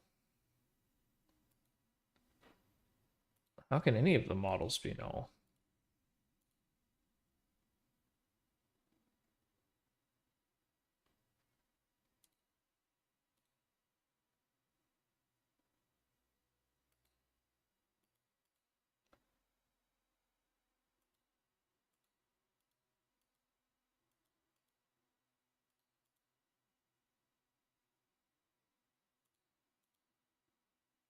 None of them look null to me.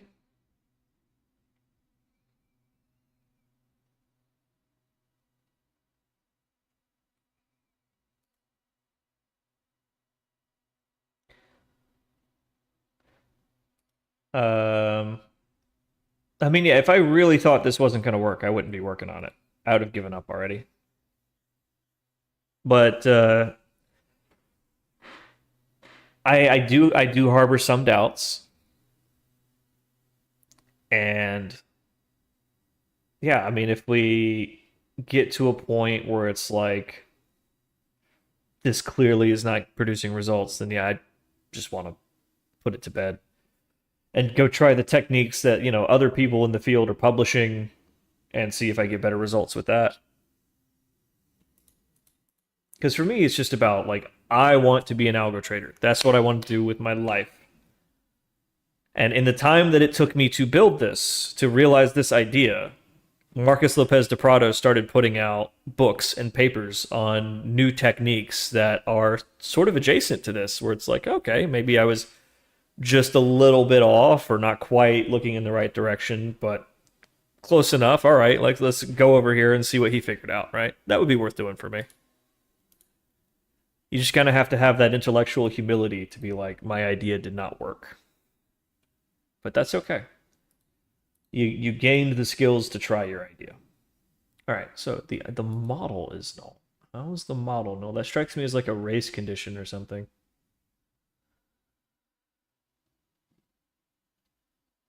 How can the model be null?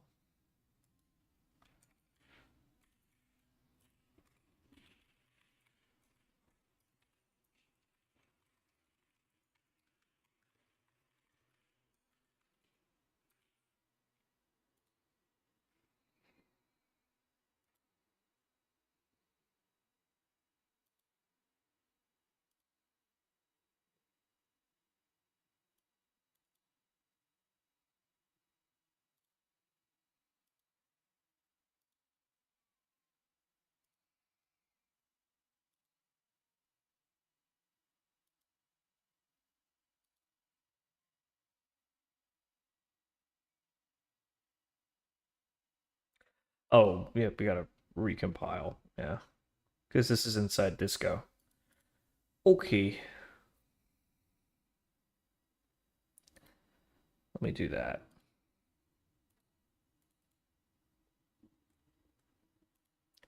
Because technically we've reached into a different project here.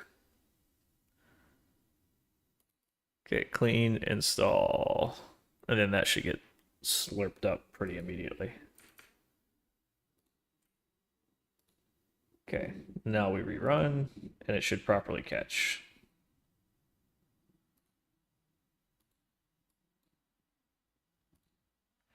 Right, choose sources.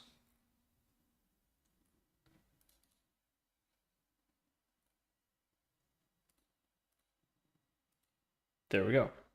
Okay, so there is the null model. How is that happening? That's got to be a race condition. Not showing all elements. Why aren't you showing all elements?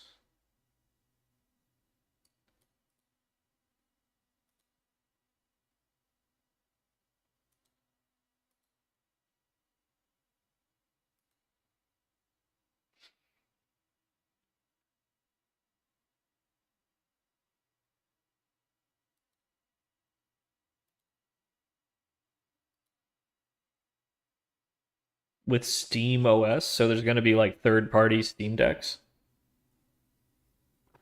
Cool. It looks like 2 of the 10 elements are null.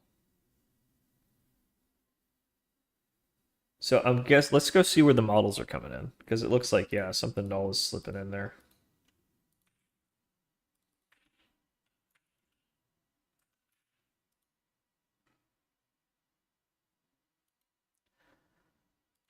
That's gonna be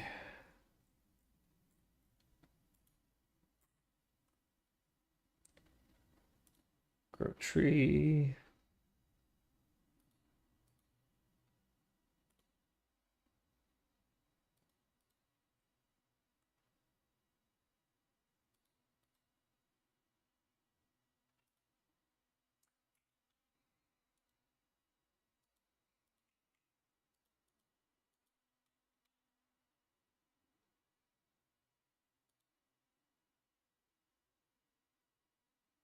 It's possible one of these is failing.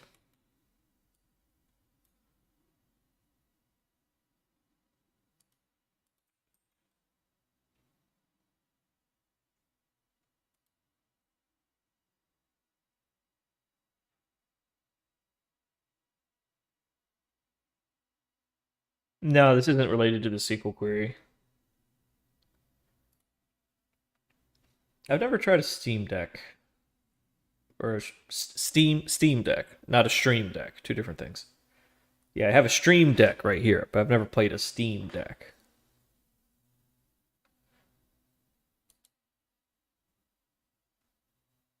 Cool. So these handheld gaming devices, these are built for like the Eastern markets, right? Like where PC gaming isn't as much of a thing.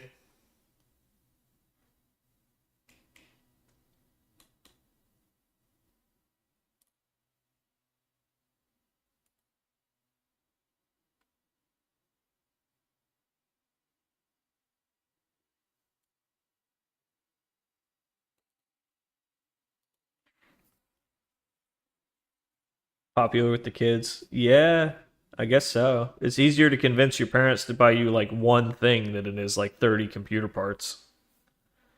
Yeah, $500 is pretty low, yeah. Especially if you can just like plug it into a TV.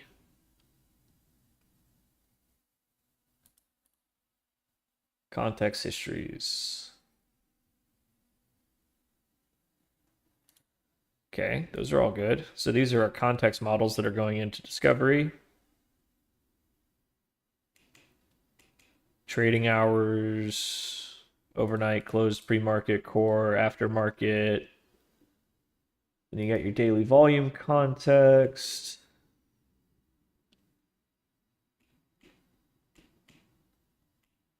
Yep, those are all getting rolled up.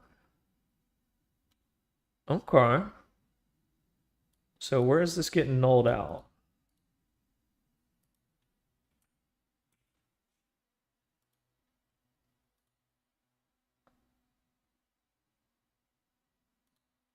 This is probably where one of these is popping up null.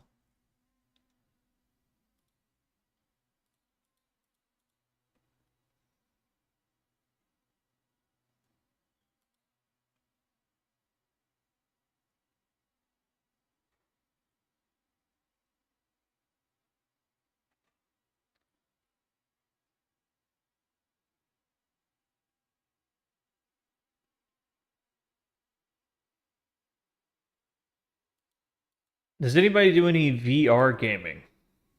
I got really into Rumble for a minute, but that is a game that requires a lot of training to play effectively. It's like basically picking up a martial art. I saw a bunch of kids with Gorilla Tag t-shirts on the other day, and I was like, oh, that's cool. I wonder if they actually play it. It's like they seemed kind of young for VR, but I guess it's built for the young people. Medieval Dynasty. I haven't played that one anymore. Or I haven't played that one yet. I'm always looking for something new. Every time there's something on sale, I generally pick it up. I really want to try that new Batman game whenever that goes on sale. I just don't want to pay full price for it. They're getting kind of expensive. All right, let's see. So what's going null?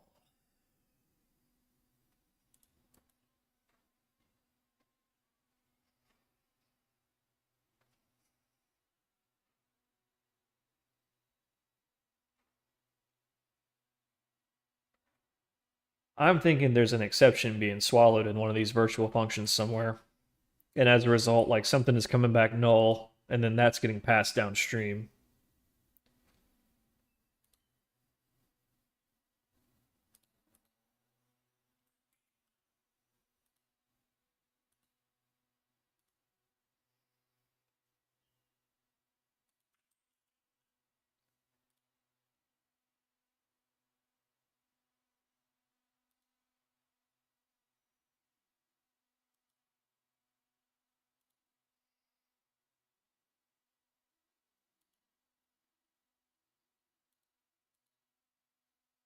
I think this is it.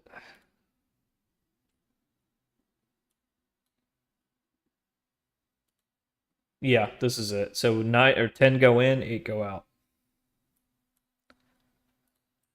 Context feature flaggers.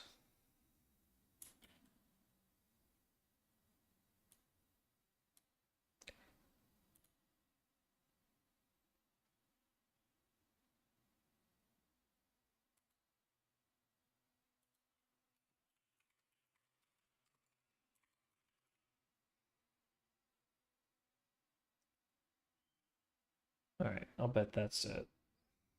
So now, because we're still technically reaching into another library, I gotta clean and build that over here.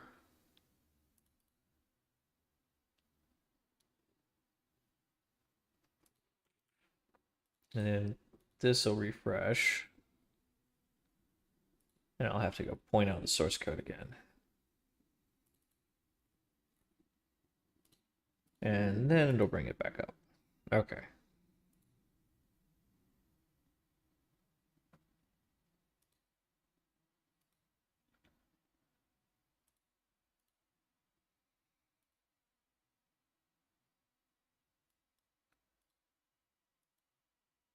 All elements are null.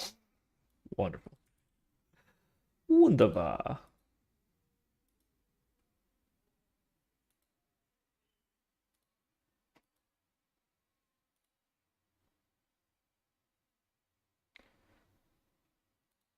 Java is as verbose as you make it, you know? But occasionally, like, since they introduce, like, virtual functions and stuff, exceptions can, like, slip through the cracks and not get properly reported. Oh, because finally is always forcing the return. Okay. So yeah, try, catch, throw. And I'll bet that'll break.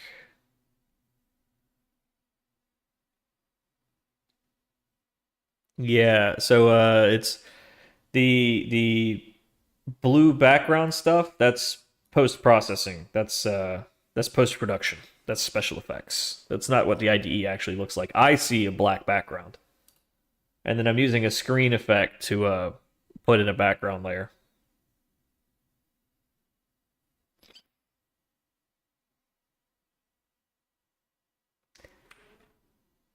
Okay.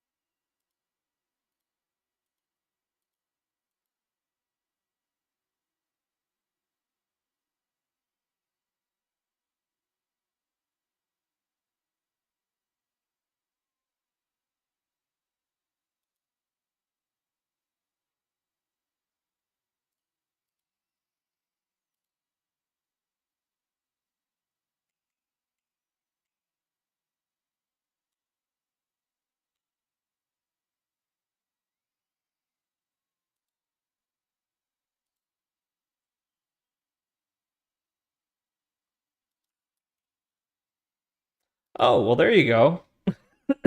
We were right there. There's your bug. Hmm.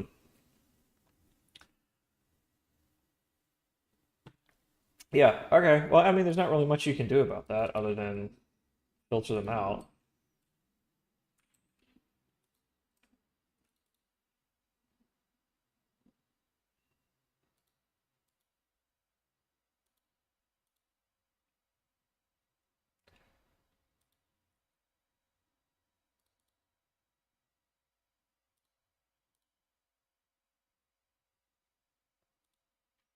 Okay.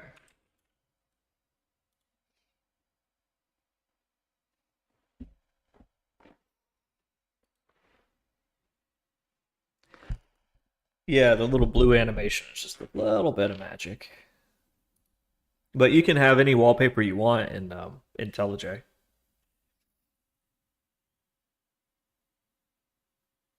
I just don't think you can get the nice little animated one.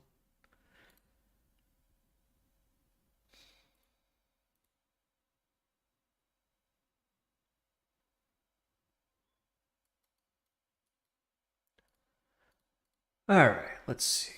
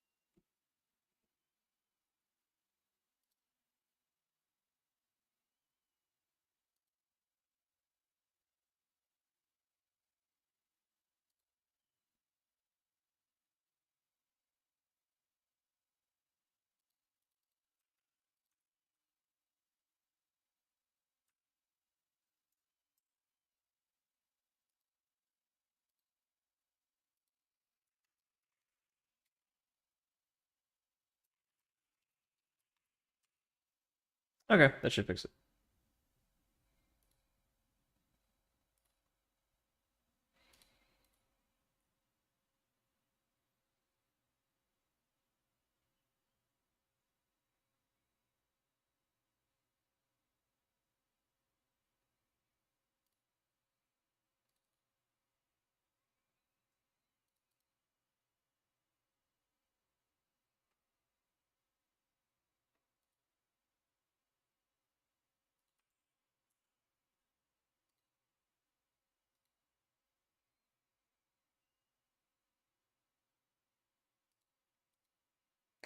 Hedge funds. Now more than ever.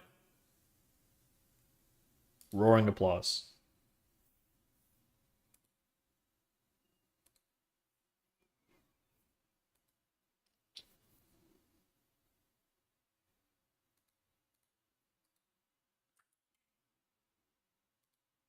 Did it do the thing?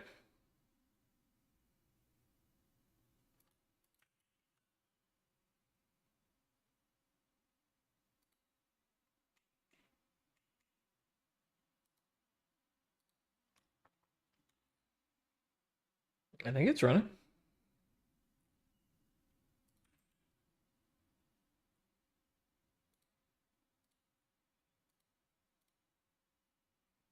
She might just be dying somewhere else.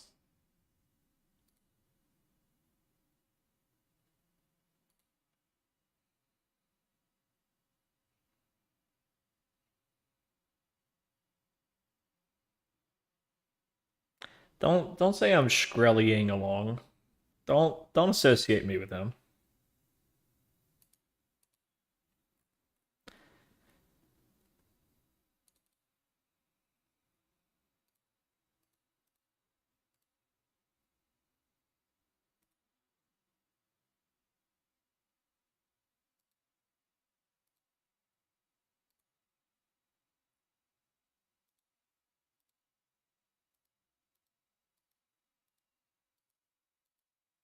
Okay, so it is discovering strategies.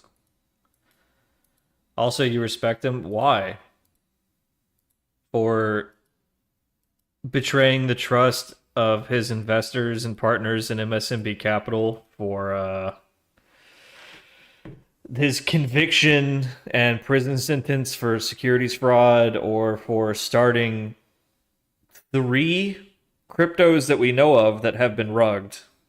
One of which he tried to do anonymously, so who knows how many other anonymous coins he's out there rugging. I mean, and yet people are like, oh, but I respect him. It's like, why? He's a fucking thief. He's streaming right now? Oh, well, I guess I can't say anything then. We're not allowed to disparage other streamers. Okay, so how come nothing's coming back from strategy? Is it crashing in here somewhere? I think we're crashing in here somewhere. It's dying silently. Because it seems to be collecting strategies, at least initially. The rugging? Yeah, let's see. There was Drug-like, there was DJT coin, there was some other coin, I forget. He seems to start a lot of coins that get rugged, and then suddenly he shows up with a $2 million brokerage account. It's like, huh, where'd that money come from, Martin? But I don't want to talk about Martin every stream.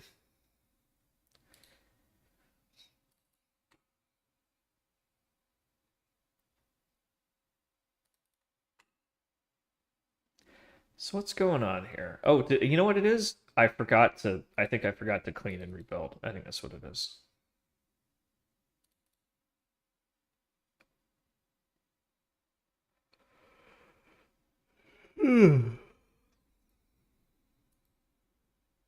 You got banned for saying that he's a punchable face. Did you explain that you were just quoting a juror when they were doing jury selection for Martin's securities fraud trial, of which he was found guilty and served 5 of a 7-year prison sentence? Yeah, no, one of the jurors said that they couldn't be unbiased because, quote, that man looks like a snake. And then another person said, quote, he has a very punchable face, end quote. These are direct quotes from a jury pool. It was quite difficult to select a jury for this trial. I'm sure Martin could tell you all about that.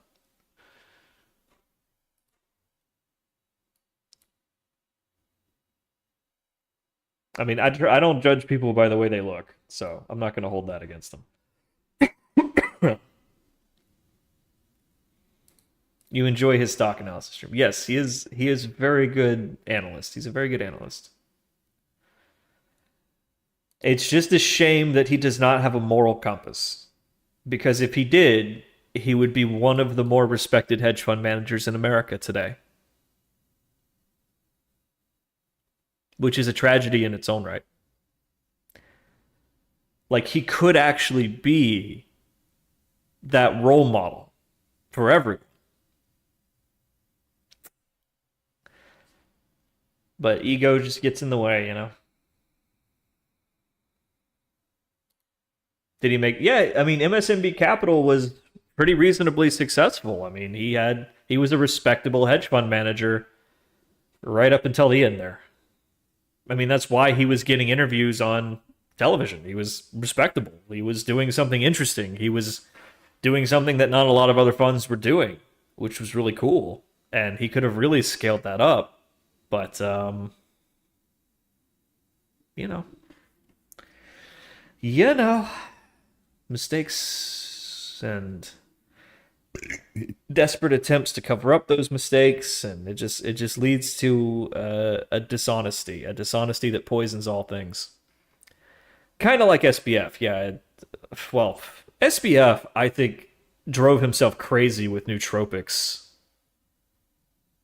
Martin, as far as I understand, made a mistake that cost the fund a lot of money, and instead of being honest about that, he did some deceptive shit to go do the Daraprim price hiking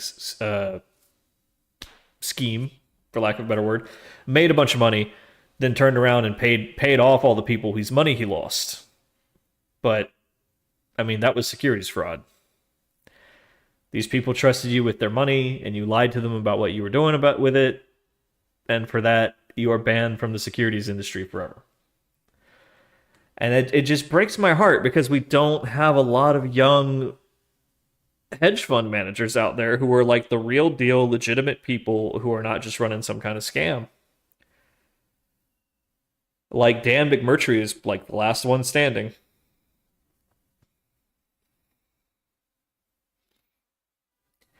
It's just, and because of stuff like that, when I go to try to raise capital for my hedge fund, I'm going to get looked at weird because of the Shkreli's and the SBFs out there. Or like, yeah, last time we took a flyer on some young hotshot, like, we got screwed, right? It's like, yeah, but I'm not like them. I have a moral compass. I swears. All right, anyhow. So Discovery is silently dying somewhere. Let's go find out where.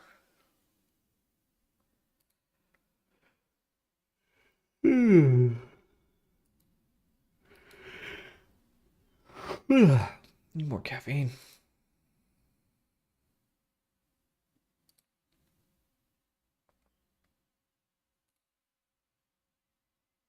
And it looks like we are discovering some strategies. It just dies before it finishes.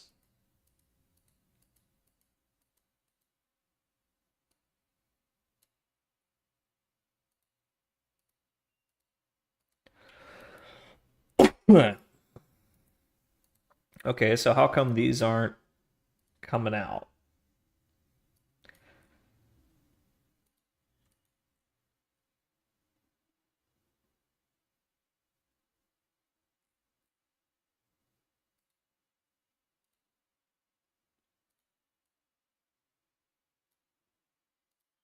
Yeah, damn it, it dies in there somewhere.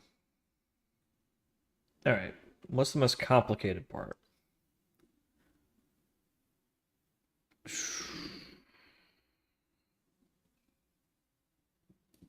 Where is the most surface area for fuck-ups? Probably here. That's recursive. So I'm guessing infer strategies just never finishes. All right, let's put a top level try catch around this and see if we catch anything.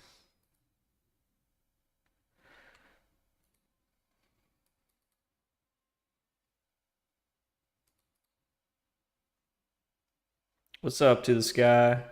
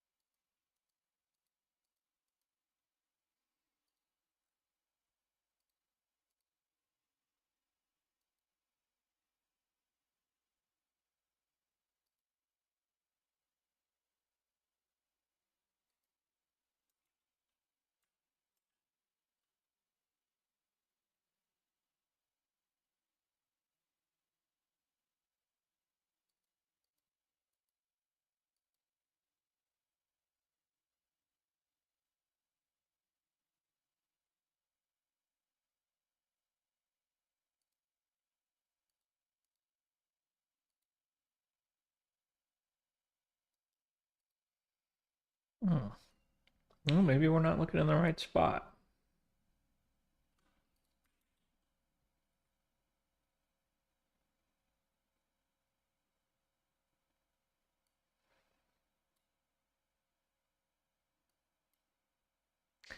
This thing's dying somewhere.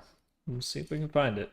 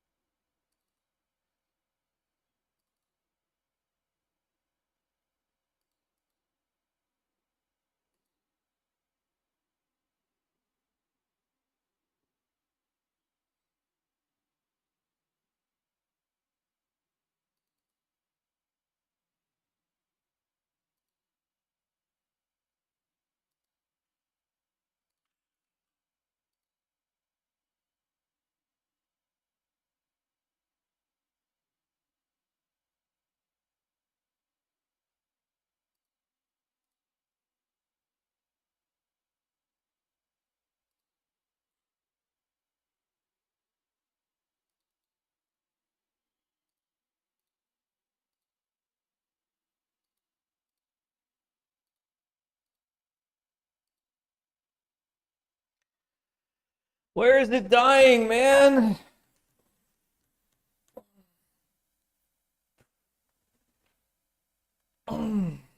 That's frustrating. All right, I'm gonna warm up my coffee and take a quick little tea break. So we're tracking down a bug in our strategy discovery algorithm, which guess what it does? It discovers trading strategies. It's very cool, right? And it seems to run just fine. It starts churning out strategies, and then something happens, and the program doesn't die. It's like it's throwing an exception somewhere that's getting swallowed instead of reported. I've checked a lot of the obvious places and it doesn't seem to be there, so we gotta start digging. Let me heat this up.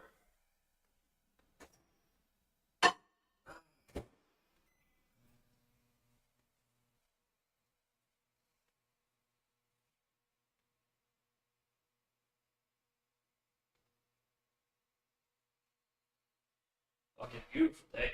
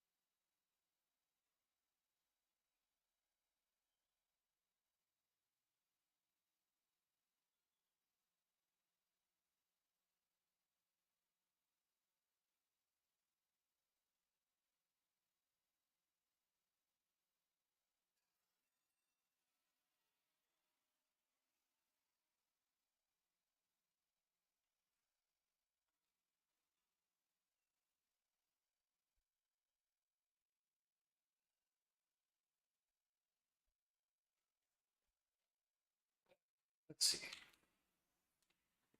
What's going on? Harry Potter was chosen by Voldemort. No, it was an accident.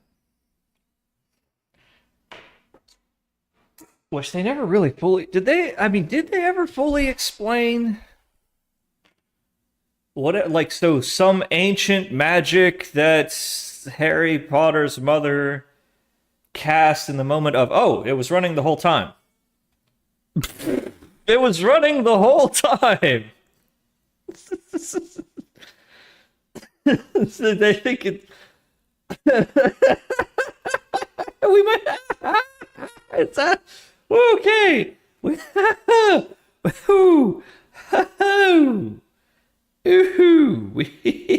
might want to refine this a little bit.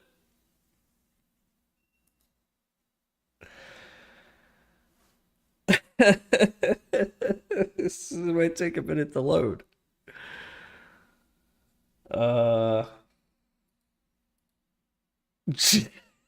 It crashed it. 5,888 strategies discovered. Okay. Yeah, I think we broke it. It's completely not responsive. Okay. Let's reboot the server.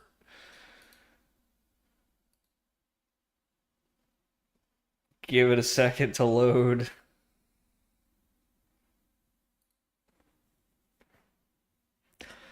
So yeah, it seems that the that it wasn't actually dying. It was just taking a really long time to churn out all of the permutations.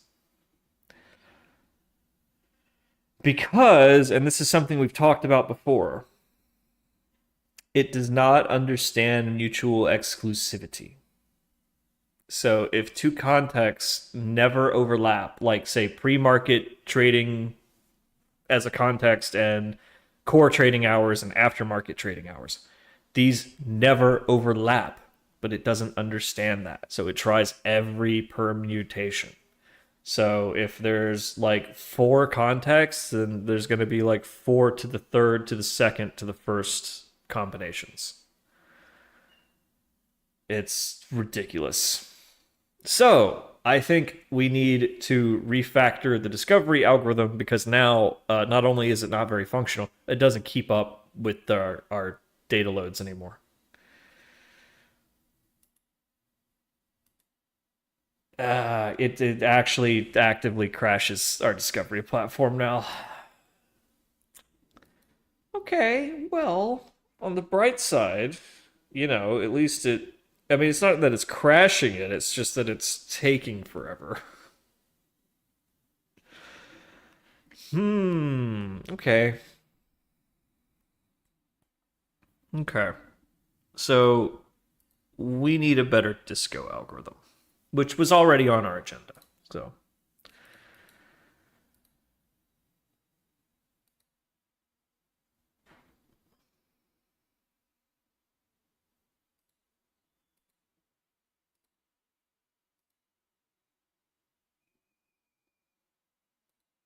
Does it just completely not work now? Oh man, maybe we've hit the limits of our SQLite database. Might have to do some profiling here to figure out... Because this isn't a big strategy, this is a small one. Or this is a small search space, and it still takes forever to load. Let's see, reboot. Yeah. It looks like when it runs disco in any capacity, it hangs really bad. It hangs the whole REST API. Oh, probably because it's not handling the REST API request concurrently, right? Like it's sort of taking over the main thread and blocking until a return comes. Okay. Okay.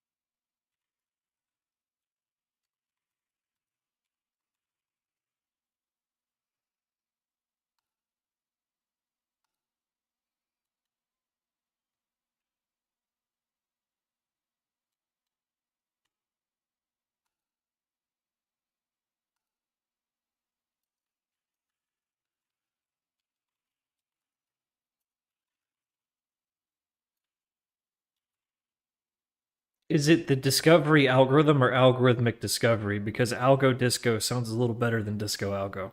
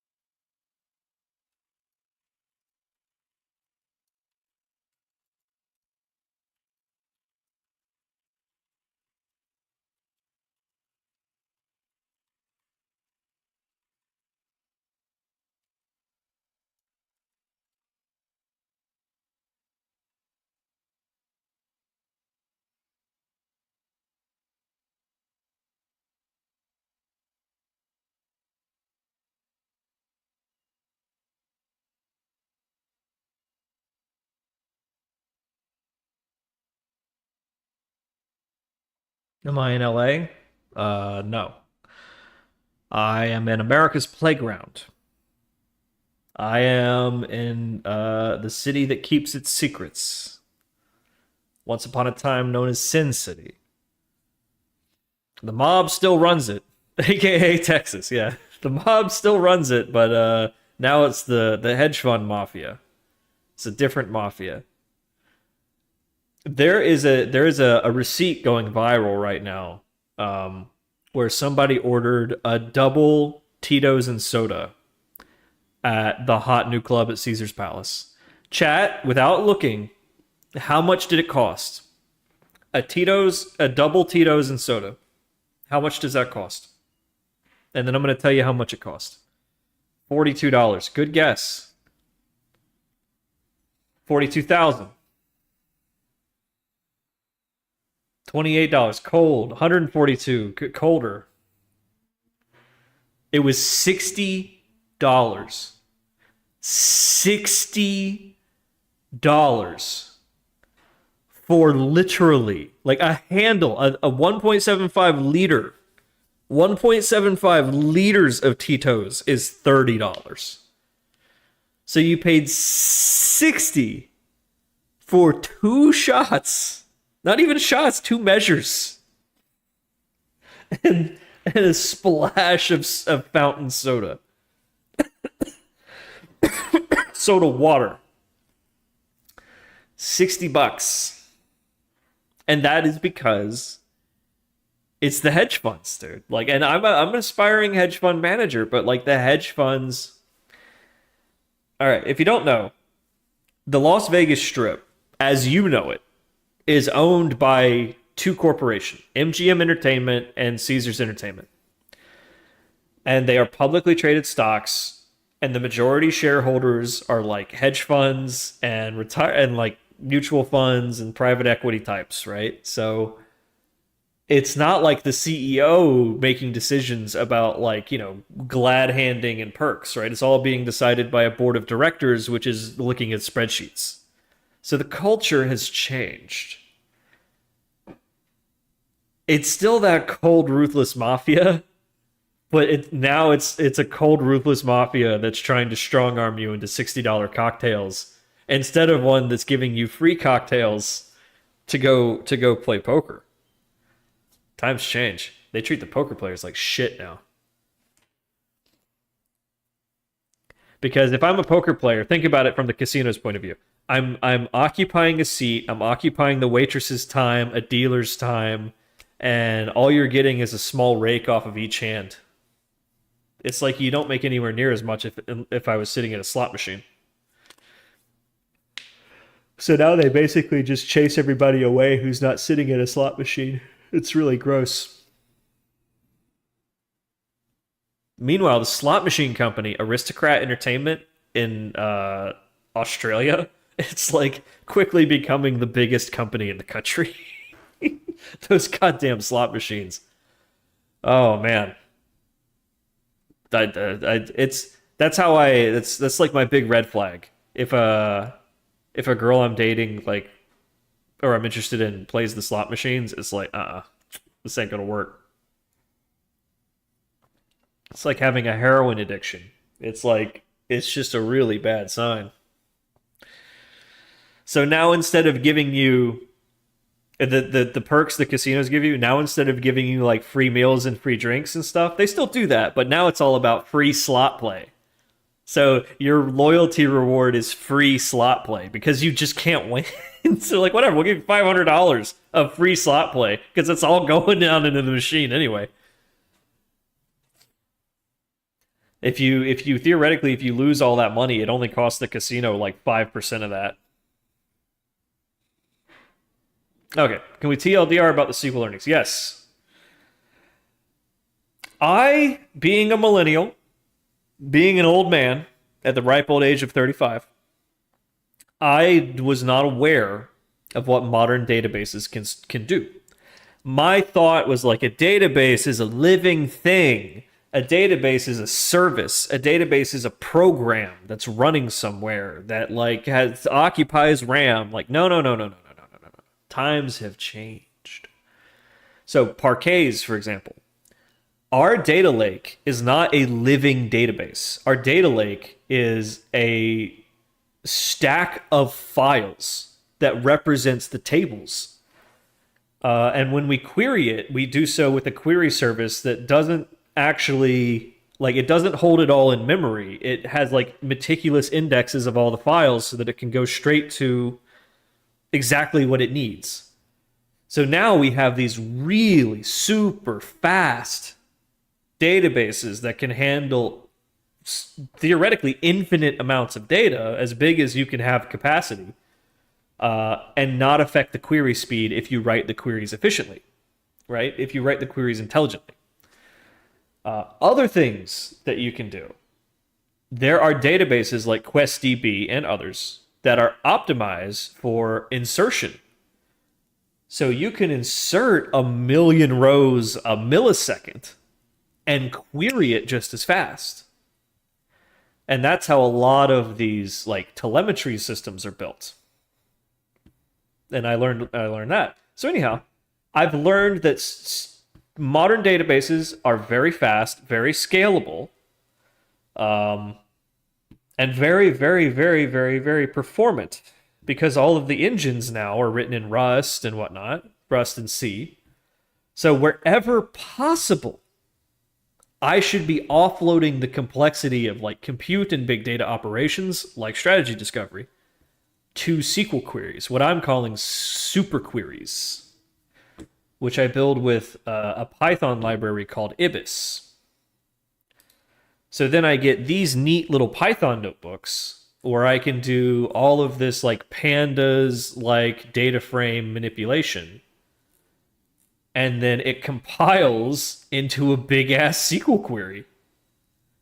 And I can just like plug in the variables and fire that right at my data lake, which can extremely quickly query this infinitely sized table if you write the query intelligently, right?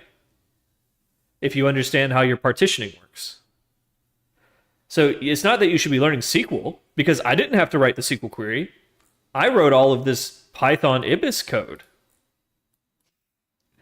which is much more maintainable and easier to understand than a SQL query. And then when I'm happy with the results, I just say, compile that to SQL. And then we go put that in production. So, I should do this for strategy discovery, because right now all the strategy... I know it's a crazy query, right? Thank God you don't have to read it.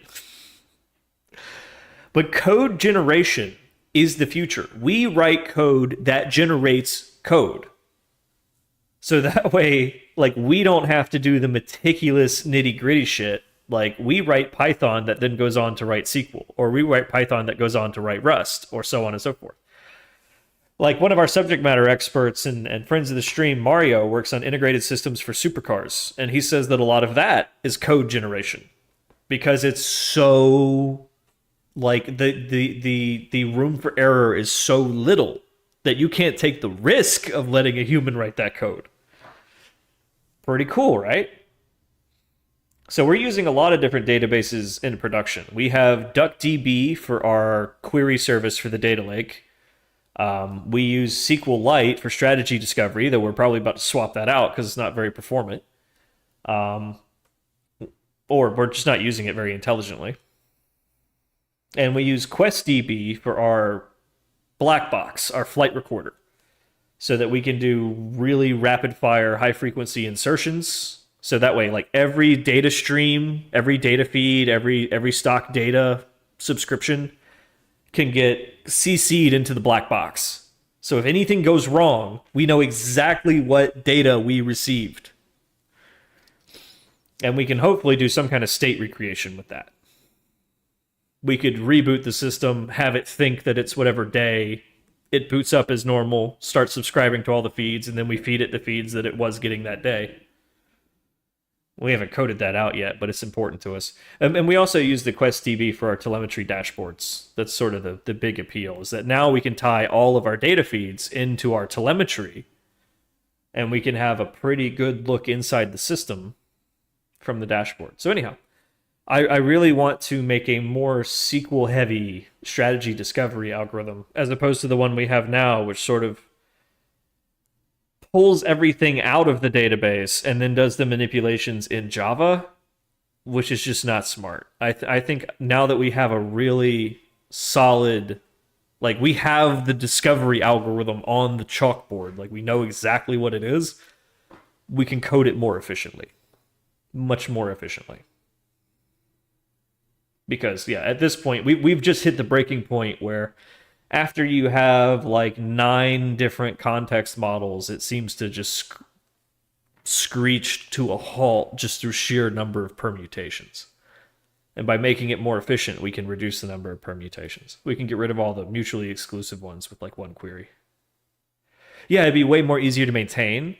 And we could print it out and put it up on the wall, the big GigaChad SQL query, and be like, that's our strategy discovery algorithm. Ah! With, like, candles and shit. I think the shareholders would appreciate that. I think our limited partners of the hedge fund would think, is this like a Warhammer 40K, like, shrine to a piece of code? Why, yes, it is! How astute of you to observe! Come, do the ritual. It's quite fun.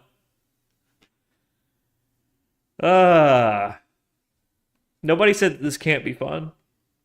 Nobody said that we can't be nerds.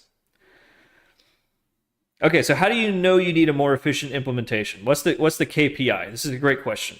The KPI for right now is that it doesn't crash. And right now it's crashing.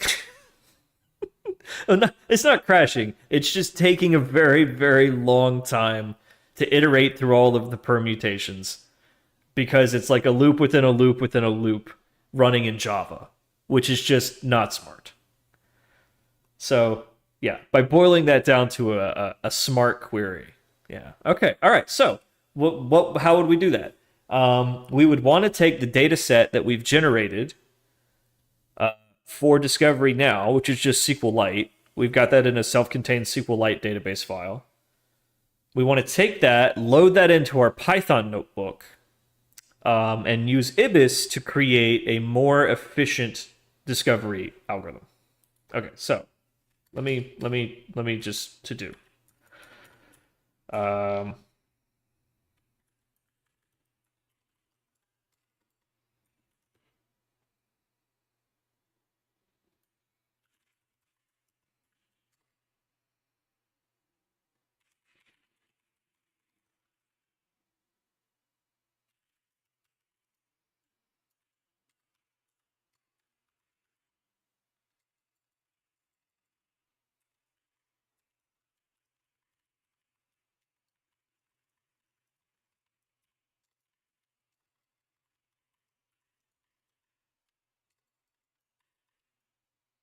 And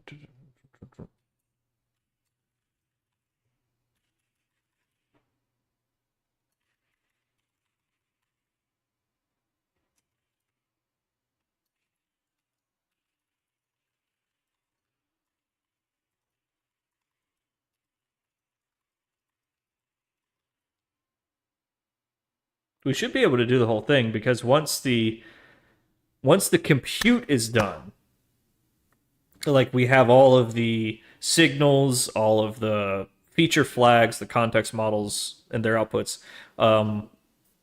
Like basically we have all of the historical data and all of the simulated trades. Everything from that should be SQL. I'm pretty sure we can do that.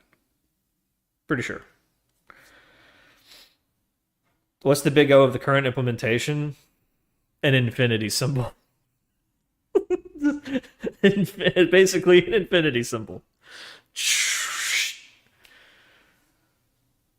He took out a scrap of paper and drew an infinity symbol, freehand. It's quite elegant proof of intelligence. What does it look for, maximum sharp? No. Right now we're just looking for your F score. Your how well can you pick winners with minimum false positives, right? How well can you pick winners and avoid losers? So each rule is filtering signals for a particular tactic to trade. And so each rule has to reduce losers and increase winners. Right? That's kind of the general idea. But at the moment, it's very primitive. It's very brute force. It considers every permutation. So once you get up to 9 context models, it's 9 to the 8th to the 7th to the 6th to the 5th to the 4th and so on permutations. And it just takes a minute or two, even for a good processor, to iterate through all of them. So instead of doing an exhaustive approach, we want to do sort of like a cross-selective approach from the perspective of the signal. So like starting with each signal, like create a list of contexts in which that signal actually appears more than once, and then go from there. So yeah, we're gonna have to come up with that kind of like query plan. This should be fun.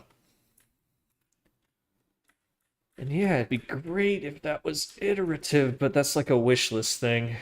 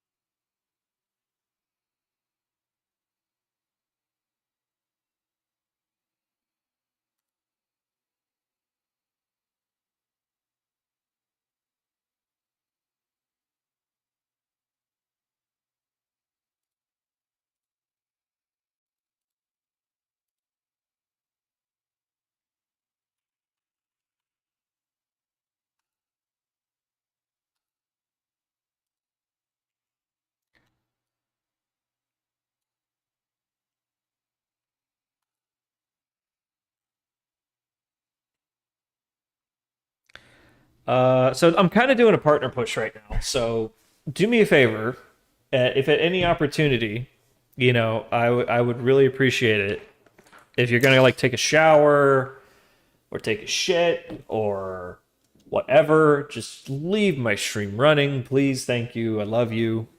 You can mute the tab, just don't mute the stream. And I'm pretty sure it counts as a live viewer. I'm not 100% on that. And thanks, I'd be very grateful for that. Because, you know, as soon as this average viewers per stream gets above 75, I think we're going to see some pretty serious shit. Then there's no holding me back. You know, then I'm partner, baby. And, you know, it's not that it benefits me financially. It's that it's just long overdue, man. I bleed purple. I've shook Dan Clancy's hand. I've been inside the Partners Lounge. I drank their coffee. Don't ask. Don't ask how I was in the Partners Lounge shaking hands with Dan Clancy drinking Partners coffee if I'm not a partner. I did what was necessary. That's how much I love Twitch. That I was willing to get thrown out of TwitchCon to impress Acorn. You know, it worked. Though if it wasn't for her nudging, I don't think I would have had the balls to really fully commit to Dan Clancy. So, okay, I tailgated Acorn into the Partners Lounge, right? True story. She had no awareness of this, of course. And then once we were in there, I'm like freaking out because I'm like, if anybody notices my badge says affiliate, not only do I get kicked out, I'm going to get booted out of TwitchCon. Ooh, and I kind of moved to Las Vegas for TwitchCon because I was doing the Nomad thing. So it'd be kind of awkward to continue living in Vegas after getting kicked out of, you know, I was fully committed to this. So anyhow, my heart's beating out of my chest and I'm like, someone's going to spot me. I'm like, oh no, there's Theo and Primogen. They know I'm not supposed to be here. And it just, something popped into my head that was like, hide in plain sight, start a scene, draw everybody's attention. So I'm like, where's the coffee machine? I'm like really loud, like, where's the I'm trying to get some coffee around here. Where's the coffee machine? Can a partner get some coffee? They point me to the coffee machine. At this point, I'm fucking shaking. I've got tunnel vision. My facial recognition circuits have gone haywire because I'm in the Partners Lounge. I'm like, I know half of these faces. I am a terminal Twitch enjoyer. I'm like, that's my favorite Rush streamer. Oh my god, that's Pico. Oh my god, it's Coco. Oh my god. Stay cool. Right? It's like when you're hanging out with the older kids in high school and you're like, stay cool, man. Stay cool, all right? So I go over to the little coffee dispenser. I get 2 cups of coffee, and I slip out before anybody notices from that point on, right? And I get right outside the lounge. I put the coffee down on this little seating area they have right there. I'm like, my heart's beating out of my chest. And I look up, and I see some dude, you know, with long white hair and a rhinestone cowboy getup, must have been in his 60s, futzing around with his live streaming gear. And I take one breath, I'm like, no, that can't be. And then another breath, that's Dan. And then Acorn pops out with her coffee, like, hey, what's up, Algo? I'm like, Acorn, it's that's Dan Clancy. That's the CEO of Twitch. And then she, Acorn, and God bless her, she calls me out on my bullshit. Because that whole year leading up to TwitchCon, I'm like, I've got something to say to Dan Clancy, right? So Acorn's like, well, Algo, don't you have something to say to Dan Clancy? Poke, poke. At this point, I can't back down. I can't back down. I've been called out by a girl. I have to do it now. That's like bro code. You have to do it now. A girl has called you out. So I did it. I walked up to Dan Clancy. I shook his hand. I said my piece that I'm very concerned about the competition coming from Kick and Facebook and Twitter.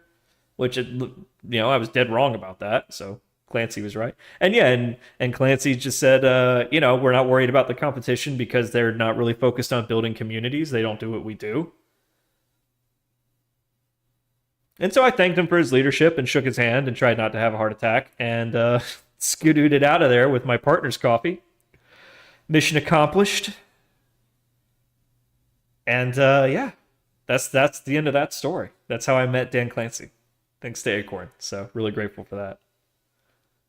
But yeah, I've shook Dan Clancy's hand. I've been in the partners lounge. I've drank in their coffee. I should be a partner, damn it. So please, if you enjoy the stream, if I motivate you, please do leave me a tab open. I'd normally never ask that. I know it's crass. But I'm not doing it for the money. I'm doing it for the goddamn purple check mark. So let's do it. I'm so close. My numbers are good enough now, right? If we can just maintain these numbers for like 1, maybe 2 weeks, we're good. I stole 2 cups of coffee. And I gave one to Chrissy Codes. You might remember me. Yeah, right? Oh, hey, I didn't even think of that. Yeah. Well, I always figured I'll run into him again someday, and I can tell Dan Clancy the charming story about how when we met, we were the only 2 affiliates in the Partners Lounge, because at the time, Dan Clancy was not yet a Twitch partner. So technically speaking, he should not have been allowed in the Partners Lounge. I guess he snuck in too. So that's, me and Dan have something in common. We were the only 2 affiliates in the Partners Lounge that we knew of. There could have been some other sneakers in. But yeah, man. Good times. That was TwitchCon 23. That was a lot of fun. And I never left Vegas. I just kind of decided, hey, I like it here. I'm going to stick around. All right, let's hold on, one thing at a time. Let's get our wrong button. Let's get our database file from our test environment and then bring that over into Python and start poking around in the data.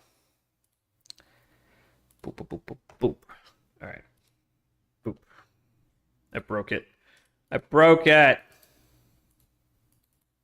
Okay. No, I didn't go to 2024. Frankly, it was just too damn expensive, man. I didn't book early, and in booking at the last minute, I would have had to pay, I'm not kidding, like $400 or $500 a night for the hotel room.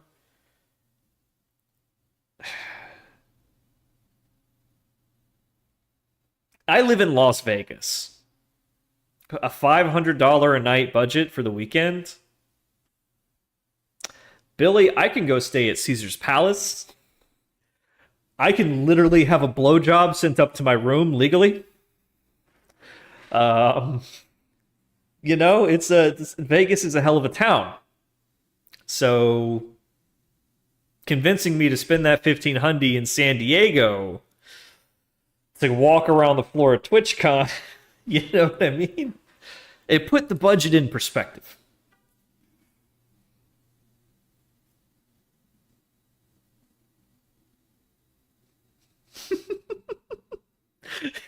Your future wife, when she was young, shoplifted from your parents' store, which she later ended up working at. That is cosmic justice. That is such a cute story.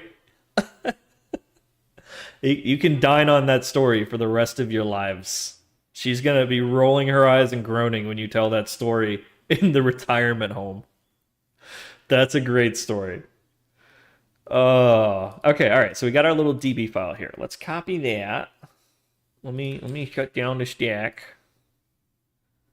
We'll copy this, and that should hopefully have all the raw data in it. Let's query it right quick. We can just load it right in, right? We have a database thing here, right? Yeah, that's baked in now. Sweet. Is this it? Yep.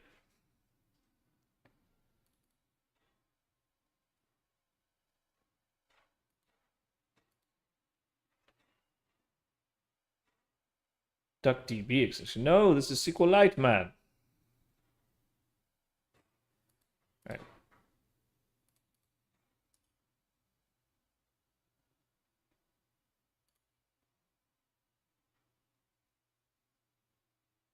You see the data source. Do you mean the data? Let me copy this. I don't want to have to regenerate all that crap. All right. Delete, delete, delete, delete, delete, delete, delete.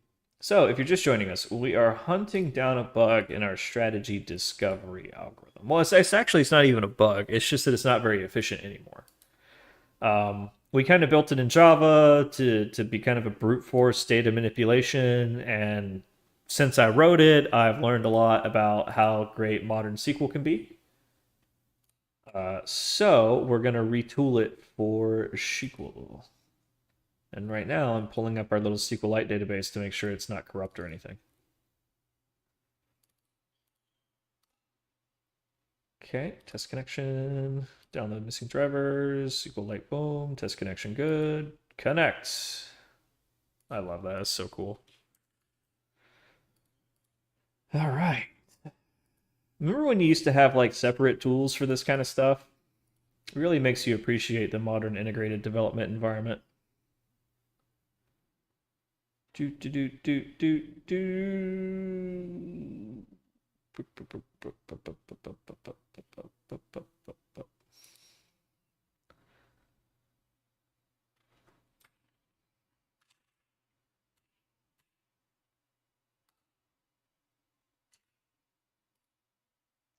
Sweet.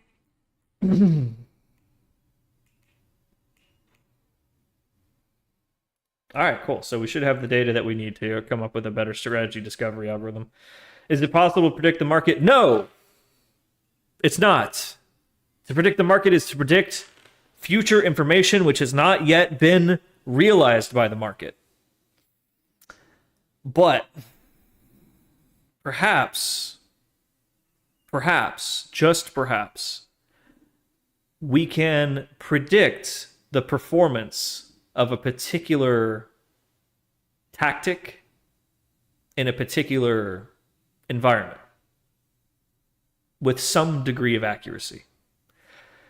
So not really predicting the future, but predicting the performance of trading tactics in a very, very specific circumstance.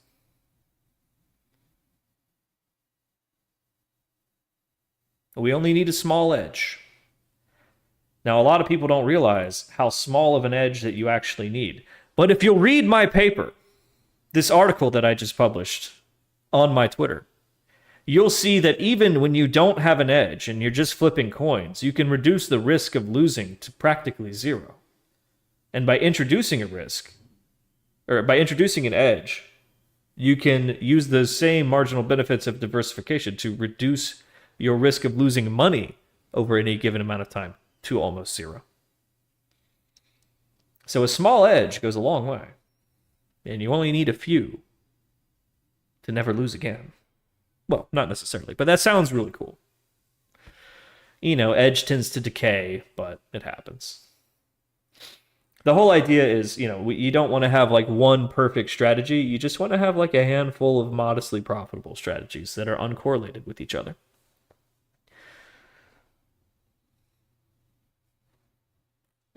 With company results? No. We're doing a much more quantitative approach here. Okay, so we have our file. Great, excellent. That was the first step.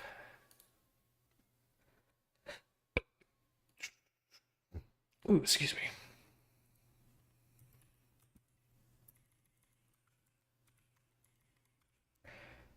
Okay, boom. Check. Let's go load that into a Python notebook. New Python projects.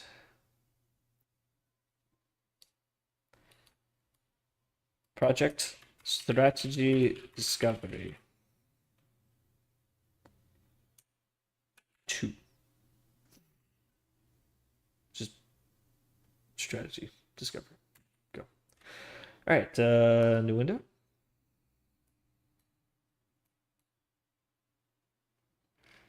This should be fun. Hell, I wish I had some beer. I finally exhausted all that Stella.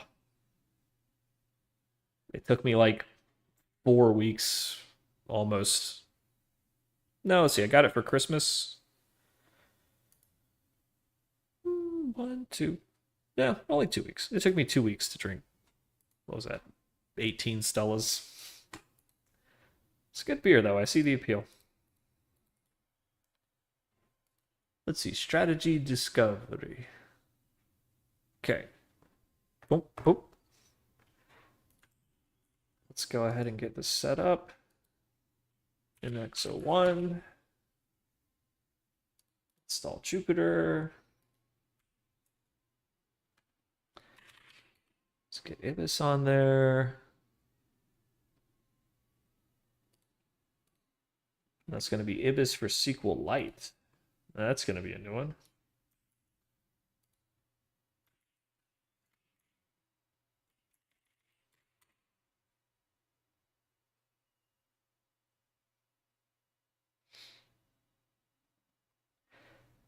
Ooh. Oh. I just gotta wait for it to finish doing the first thing.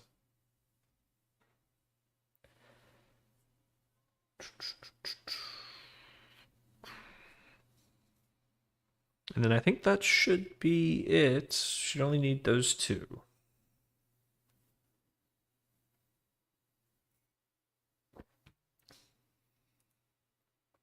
Yes, I think we're all excited to see the result. We're not exactly sure it's going to work, but, you know, I've got a good feeling about it. I got a good feeling.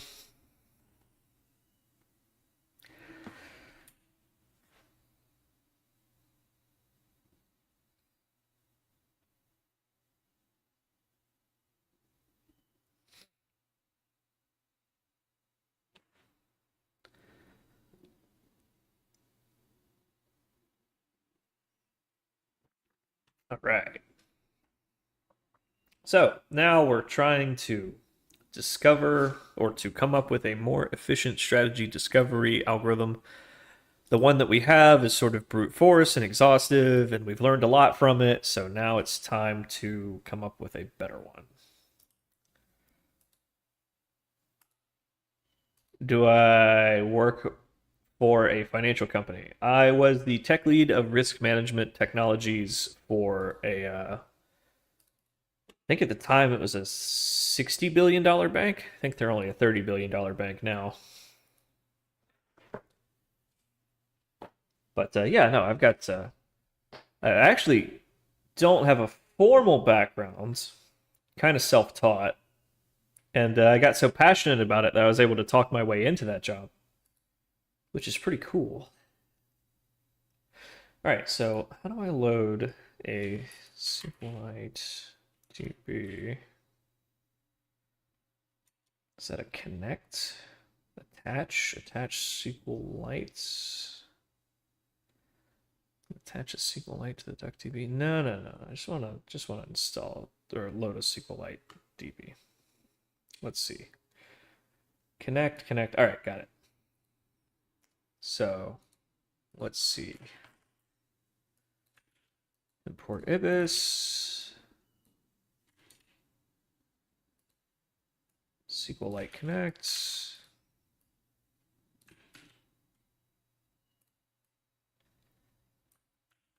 And then, yeah, just search DB.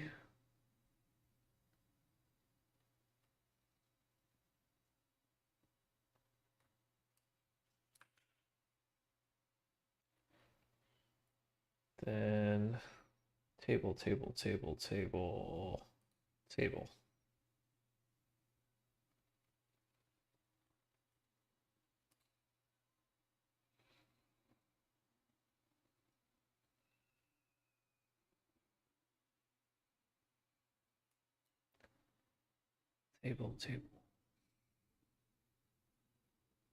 Do I just say table name?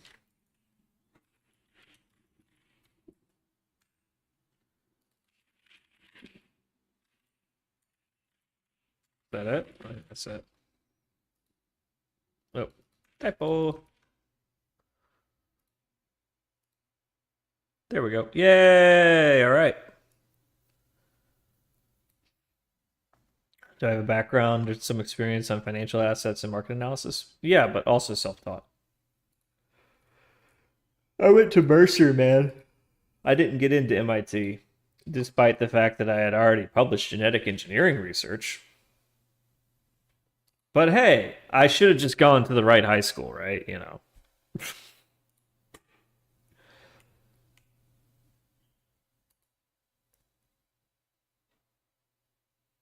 But that's kind of part of my brand now, you know, like I'm an outsider. I'm a Wall Street outsider, so I'm an original thinker. I'm just a simple country boy. Ain't gonna let me into that country club. I'm just a little too country for that country club. I like it. You know, I should wear a bolo and a cowboy hat and some just ridiculous boots, gator skin boots. Just walk around like Woody Harrelson, just for no reason. I mean, technically, yeah, I was born in Macon, Georgia. Just ham it up. I'm just a simple country boy, ain't nothing but a little quant trading. Don't need no fancy MIT degree for that. It's not like we're drilling oil or nothing. That's some real man's work. Gator done. Yes, sir. This here is a 6-shooter. My grandpappy left me this. He received it from a Native American tribal leader.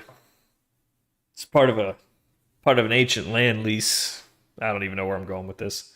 Hey, y'all watching Landman? That's a good show. All right, cool. So we got everything we need. We need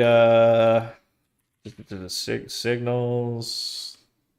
Can I just open this? Yeah.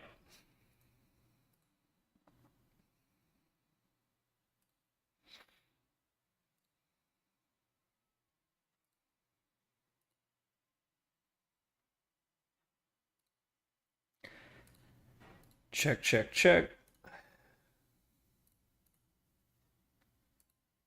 Okay. All right, so we want signal annotations, context annotations, and oh, we have multiple search spaces, so yeah, that'll be a thing too. All right.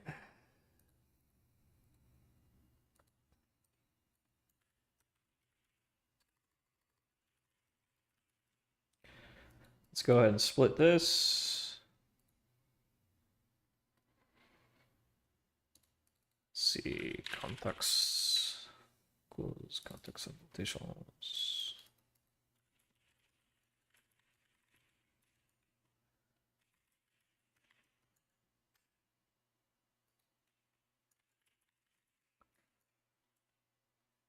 So the signal annotations, the context annotations, the tactical simulation results, the resultant trades are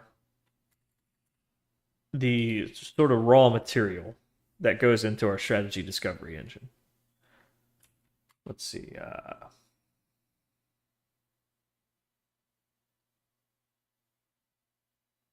Search spaces, yeah.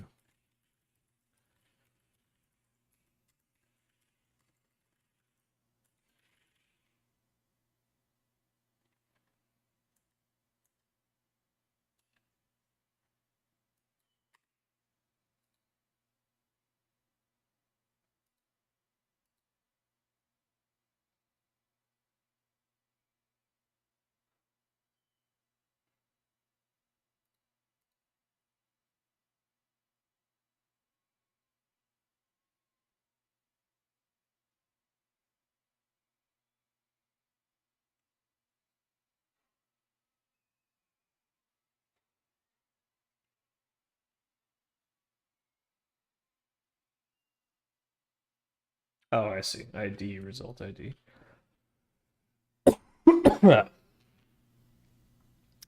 This particular IDE is PyCharm, but it is part of the same JetBrains suite of tools. All right, let's see. Tax relief.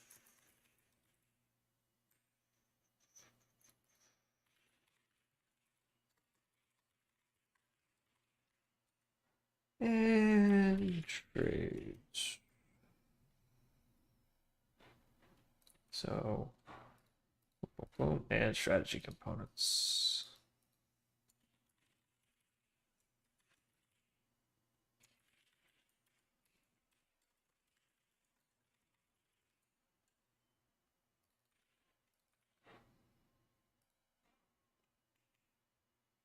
Yep.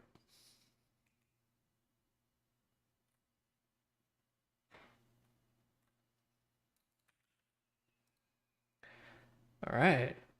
Now we're cooking. The anonymous gifter has moved on to Lonk. That's all right. That's all right. Last month, I made $270 from the stream, which is not bad. Not bad, really. Pretty typical month. Trump is your god. Yeah, I think we had him on our thing. Dude, I'm pretty sure it was Arga. Arga! Arga! Arga! Calling you out. Get your ass in here. See, if he's not here, then he's in there gifting. See? See? See? Partners no longer get a higher split. Nope. So this is how they're fucking us now. Check this out. Partner gets you into the partners lounge. That's it. Period. You get a purple check mark. You get into the partners lounge. That is it. You get a slightly better gift baggie at TwitchCon if you pay full price for a ticket. You don't even get a discount on the tickets anymore. Oh, and by the way, the partners lounge sucks now. I was told at 2024 that there was like thousands of people in there. To the point where it's like, this is not exclusive. It's to the point where like the higher tier streamers have a second tier secret partners lounge with like food and drinks and stuff. So anyhow, partner gets you nothing. Now there's different tiers of partner. There's partner tier 1, tier 2, tier 3, and the different tiers get you different profit splits. But you have to maintain, it's like 350 non-gifted subscribers for, it was 30 days, something like that. Yeah, so it's basically the more revenue you're generating from Twitch, like the more of a cut that you get. Partner Plus. Yeah, but it's Partner Plus Plus now. There's like 3 tiers of it. And they're constantly changing it, so... when it comes to monetizing on Twitch, either you're the king of the category or you're not. It's that simple. It's a kingmaker system. It's an economy of scale. If you're not the top streamer, you are not making money. Not significant amounts of money. Like, I'm in the top 5 or top 10 for this category pretty consistently. I make like $200 a month, It's not a lot.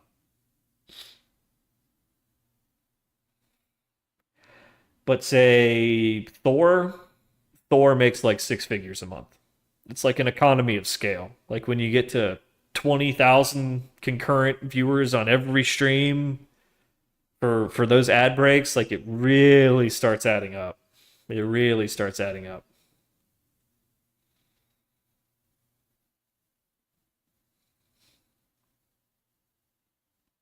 That's a lot of ad revenue, yeah. I can't imagine what like Asmongold is making. Asmongold is probably doing 200 to 500K a month, just Twitch. Yeah, he does sponsors too. So like he's now affiliated with Starforge. He'll probably get drafted into OTK if they haven't already offered. I'm sure they have. Yeah, at that scale, your ads pay out more than your subs. Unless you're, like, insane with the subs. Like, the ads will usually pay out more.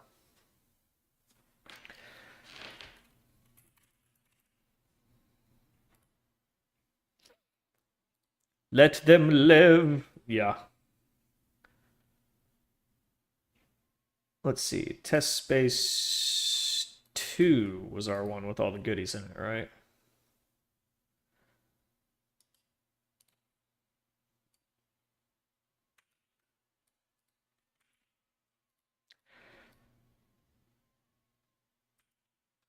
It doesn't let me copy it from in here. That's so annoying.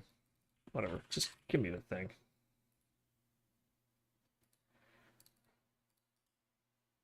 Copy.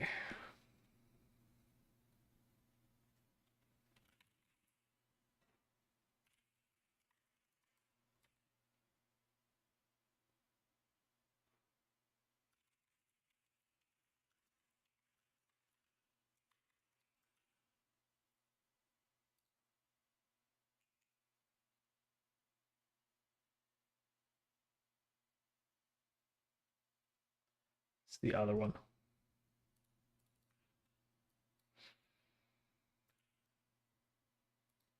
There we go.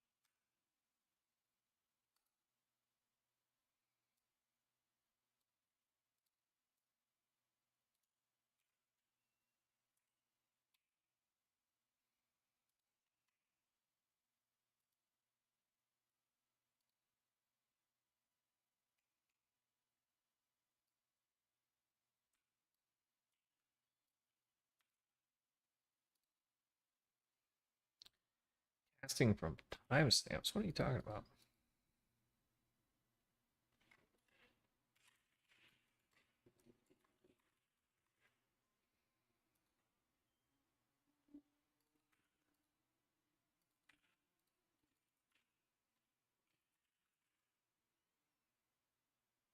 What?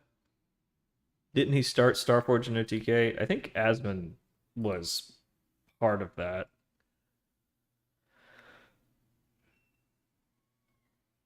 I don't think Thor was involved, but I could be wrong.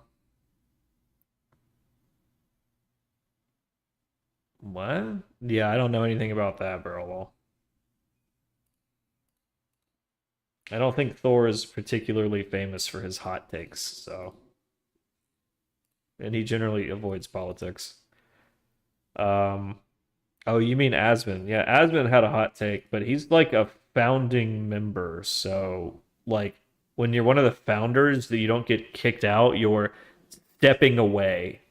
You're stepping away from OTK for a moment to focus on other things until it blows over. Like Tectone, I think they can't kick Tectone out because he's a majority shareholder. Like he has a very large financial stake in OTK. So they would have to buy him out. And he could refuse to sell, like depending on the terms of their contracts, right? I don't know the details, but like I know that like Tectone is in a very serious pickle right now. And yeah, he hasn't been like kicked out. He like stepped away. It's the same thing that Asmund did.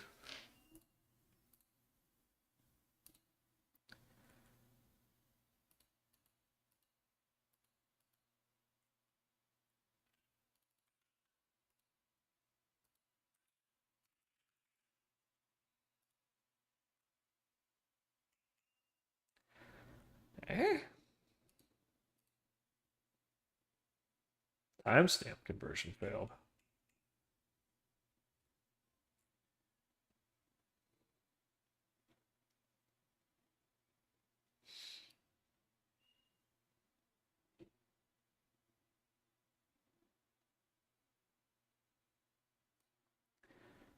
Because of, like, the precision? So what?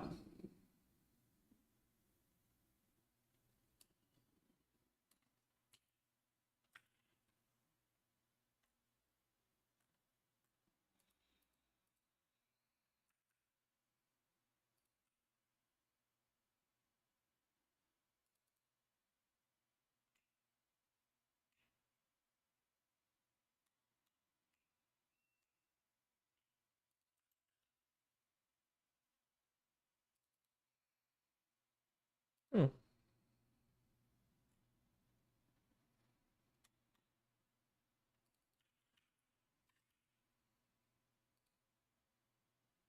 Okay. But I can't head it? Like, what?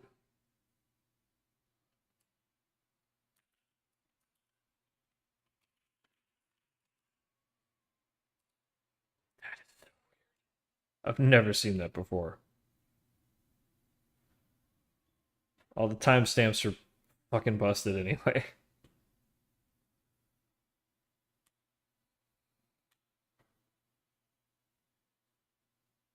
Okay, so if I just drop those columns, that'll be fine.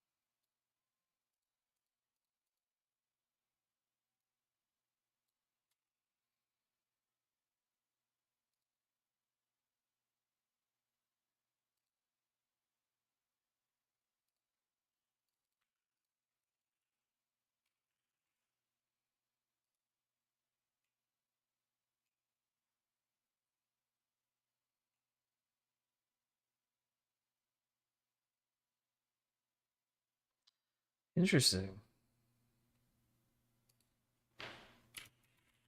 It's like it changes the name of the column. That's so cool.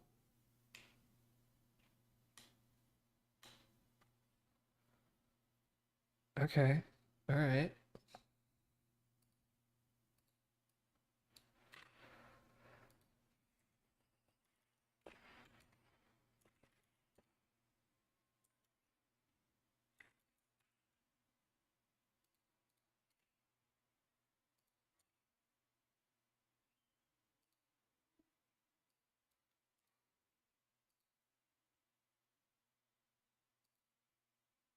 Cool.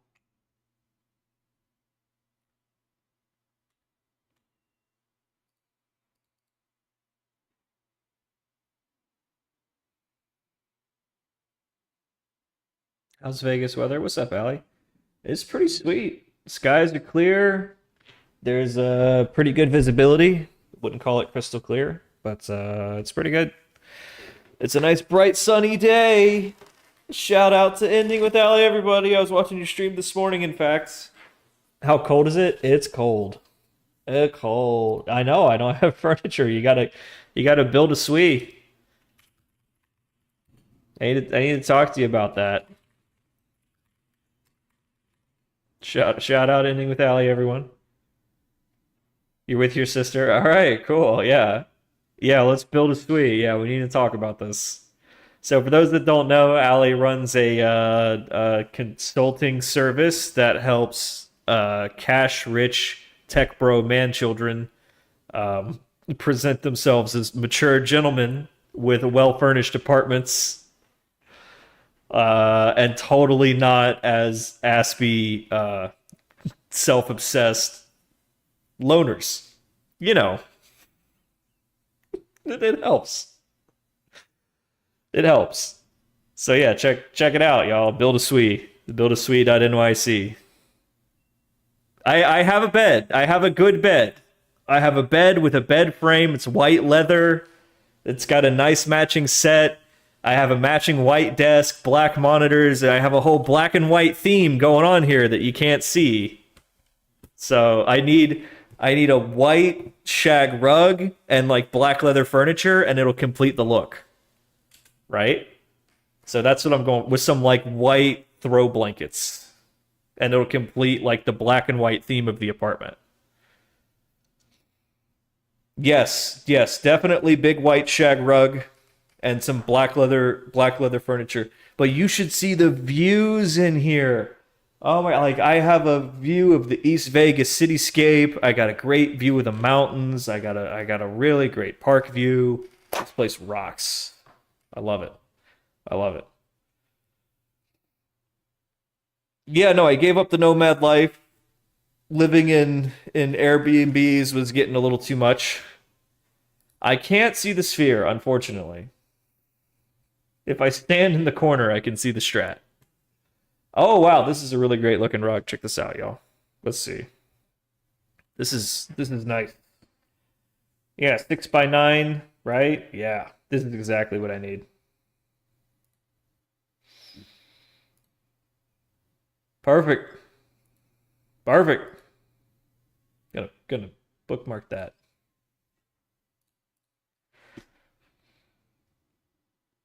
It's like even cat puke came out of it. That's pretty good. I've got one of these by my bed because, you know, hardwood floors, right? So I definitely want something for my little toesies. So I have one of these right next to my bed for getting out of bed in the morning. So it would totally complete the look if I had a bigger one here. Hell yeah. The white shag rug. Oh, okay. Oh, they're all shag. Okay. And it's on sale. It's only $427. Is that a reasonable price for a rug? Is it I who am out of touch? Is this not a reasonably priced rug? That feels a tad expensive for a rug. You paid $300, which is still significantly less than this. Yeah, that's a lot for a rug. But yeah, we're getting there. She's used to NYC prices. Oh, is this like, do they deliver this to your NYC 30th floor walk-up? Is that the appeal? It's the machine washability of it. So if I got the big one, could I put that in a normal washing machine? Our 2-piece cover and pad system lets you wash it at home. Okay, I see. Cool. All right, so yes, throw rug, shag rug, black furniture. That competes the black and white look. And then we're groovy.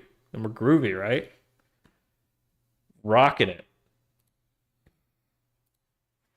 Do you have the 8x10 one? Oh, okay. Hey, how come there's no 8x10 one on here? Lunch. Yeah, that was lunch earlier. We have starting, coffee, and lunch. And it looks really cool when I'm like walking in front of it. It creates this fun layered look.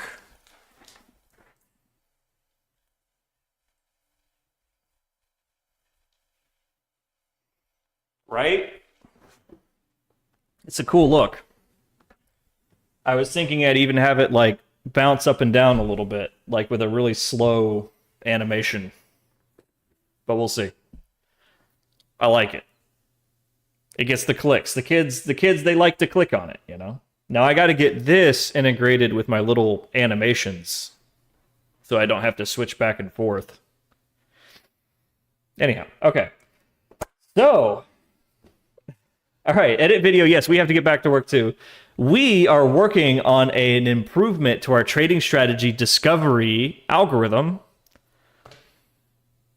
which I fucked up here. Hold on. I'm unfucking it. There we go. Okay, so yeah, we are working on improvements to our trading strategy discovery algorithm because the one that we wrote in Java, though it works, we need to make a clip of what it spat out. It basically spat out like a burning bush screaming in agony. So, hodling? Are we hodling? Oh, that would be a good big text. That would. Anyhow, so yeah, our Java trading strategy discovery algorithm was screaming in agony. It was spitting out this like giant, insanely complex strategy tree. And that is mostly a result of the fact that it does not understand mutually exclusive feature flags. So, we have learned a whole lot about SQL in the last year.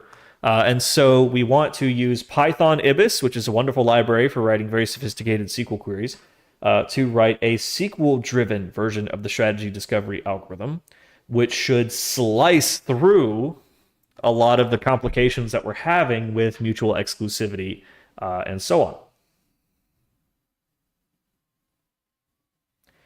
Did any of that make any sense? Okay, moving on. So we're going to poke around with some queries here and slowly recreate strategy discovery, one data frame operation at a time, and then tighten it up. So settle in, folks. Out of memory errors? No, it's not that big. It's the Java that was, well, even the Java wasn't running out of memory. It was just getting kind of slow. It took like 5 minutes to run discovery, whereas previously it only took like a few seconds. So anyhow, yeah, we're using a novel approach, a novel machine learning technique to discover trading strategies. And once we discover them, we can deploy them into the market. We've sort of got all the code written already for deploying the stuff that we discover. And we already have a version of strategy discovery up and running. It's just getting very, very slow as we start adding more and more data to it. So, I'm going to be quiet and go autistic for a minute. Ad break time.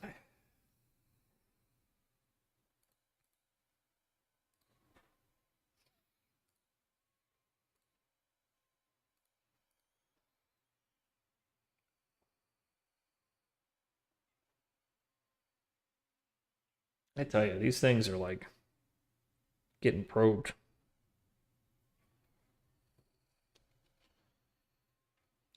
Oh man. I got my replacement headphones.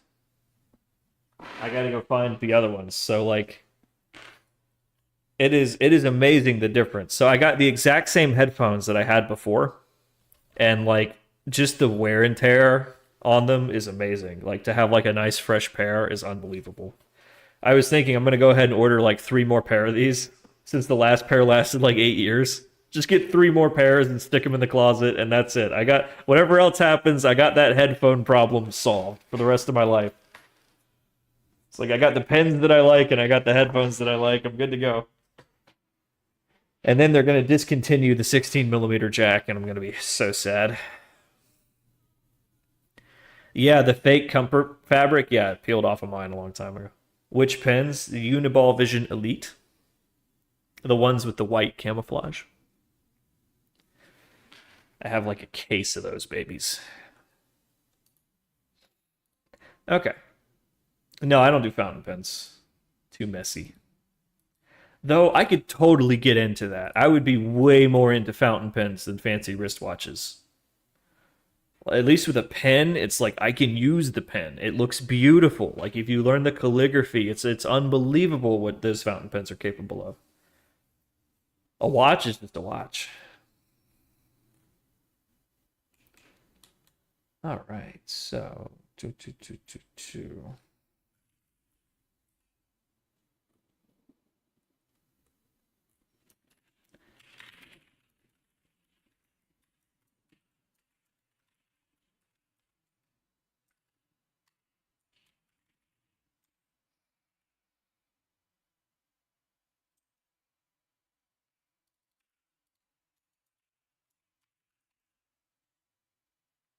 Yep, little Casio. That's all you need, man. You know, Dade Murphy, he hacked the whole planet with only a Casio and a pager, man. You know, people forget about what's possible.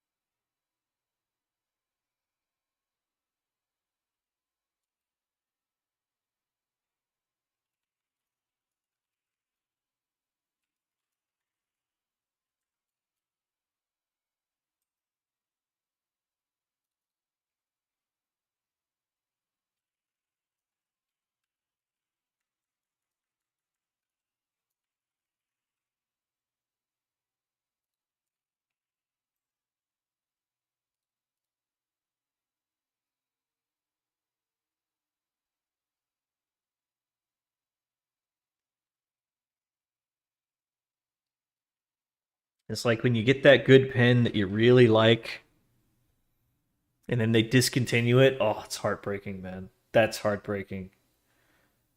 Just put one in my heart, which has loved this Uniball Vision Elite in white camo so much. Because even the pen matches my apartment's black and white theme. God damn it. I'm a man who knows how to accessorize his living space, but not his clothing.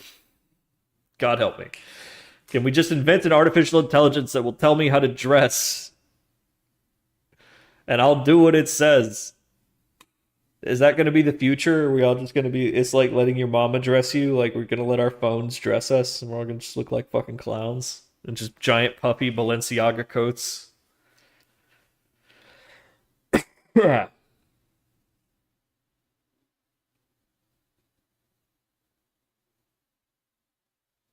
Yeah, I like a nice fine point pen. Okay, I got to do a window function to roll this up.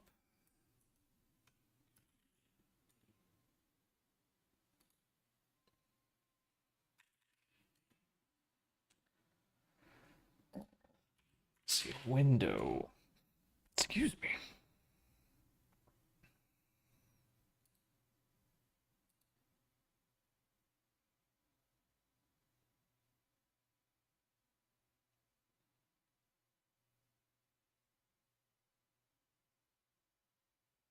Okay, that might not be what I thought it was. Let's consult someone or something smarter than ourselves.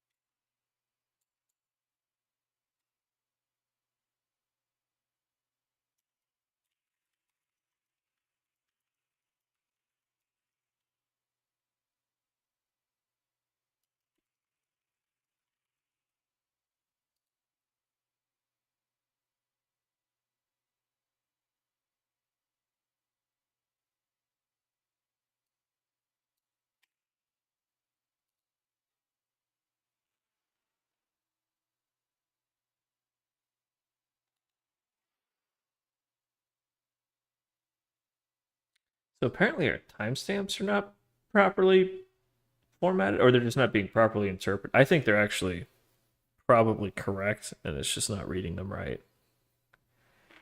Like it's truncating to the nanosecond or something.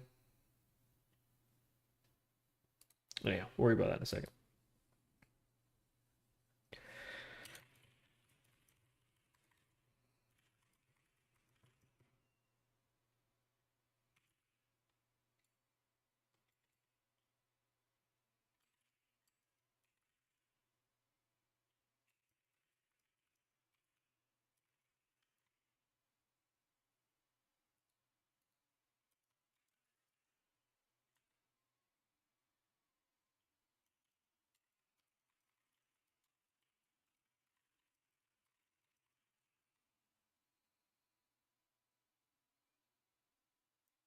You bought a nice Mont Blanc that someone stole from you? Yeah, it's fucked up. I would like literally never like let it out of my notebook. Like, and my notebook stays with me. What a disgusting thing to do to someone, steal their Mont Blanc pen. That's like stealing somebody's moleskin notebook. You just don't do it, man. They will cut your hands off in some cultures for doing that.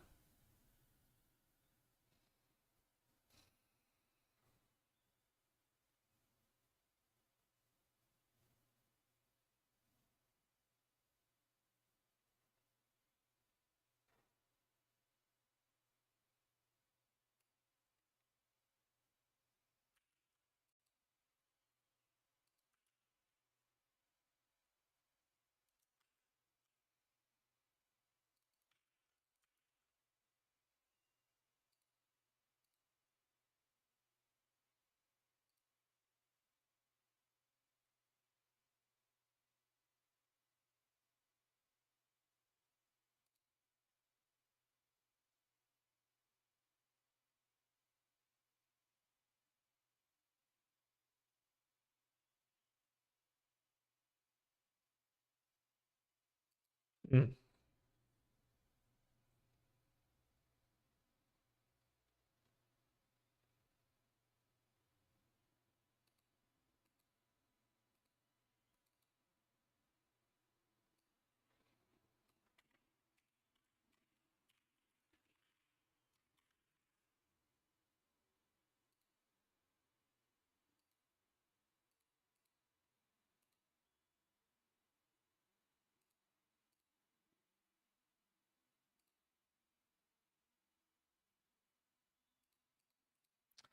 Ah, I see.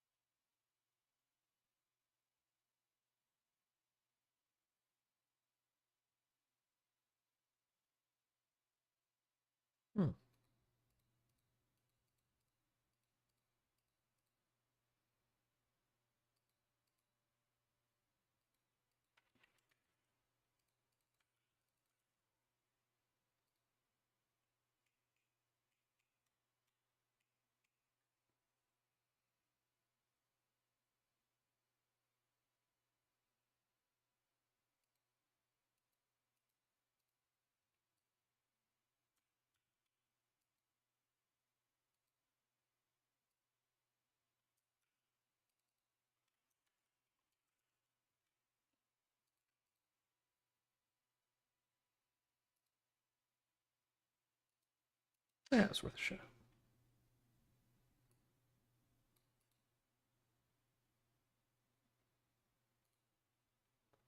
Okay, so I gotta mutate and weave this new column in, and I'm thinking that it doesn't like that very much.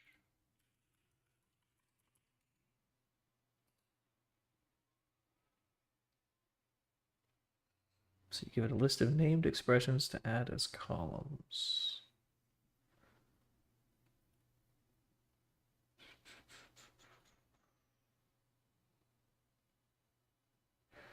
Ah, I see.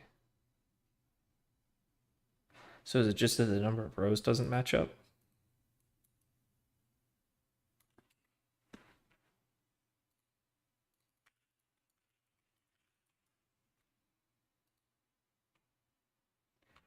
Integer column has no height. Okay. Right.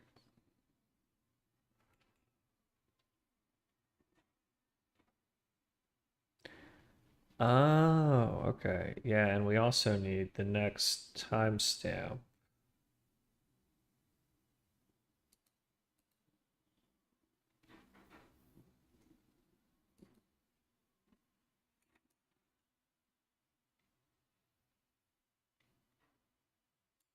Let's see, how do I get that to?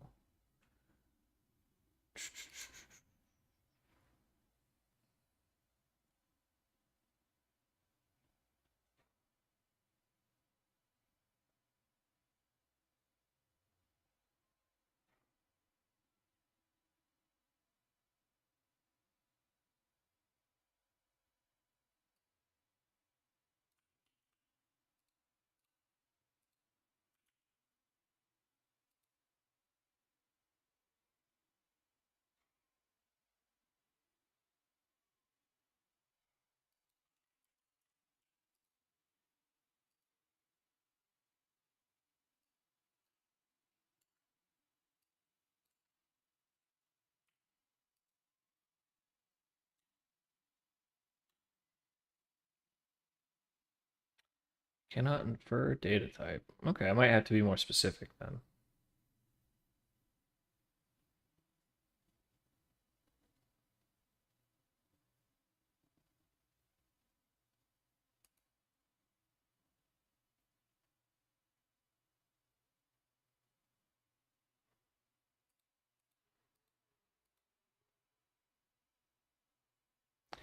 Or maybe we're just not doing the cases correctly.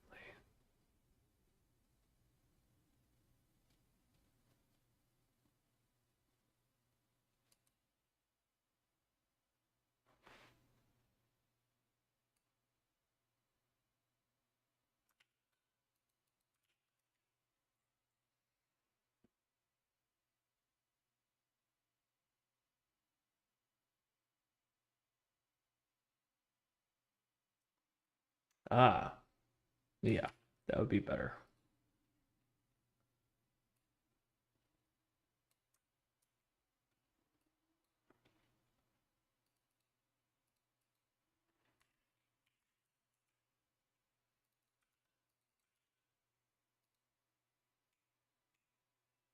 Yeah.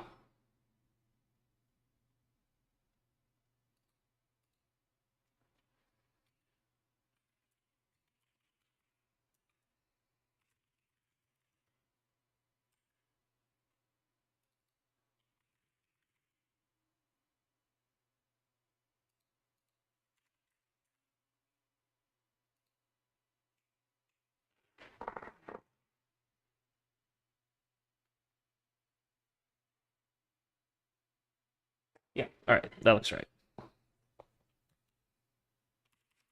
I have to like squint because that little tiny little purple text there.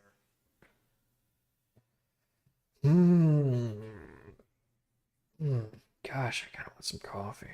All right, so I don't need this anymore. Now we just gotta flatten it.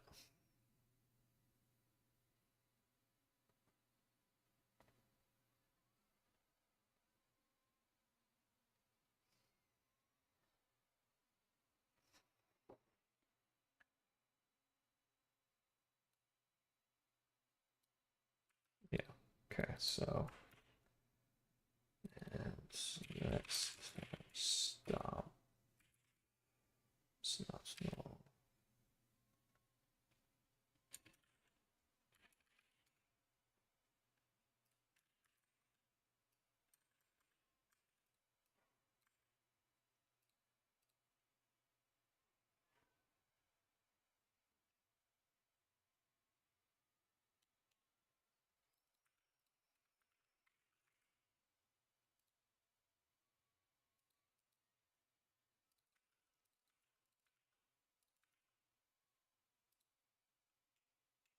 Sweet.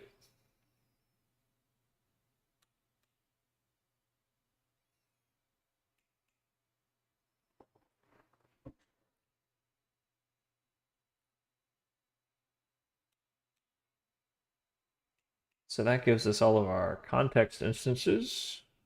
That's awesome. Though I'm not sure what's going on with the timestamps, that they're all 1970. I'm guessing that they're nanosecond timestamps and it's truncating like the first digits in favor of the last digits. And that's getting it like a nonsensical result.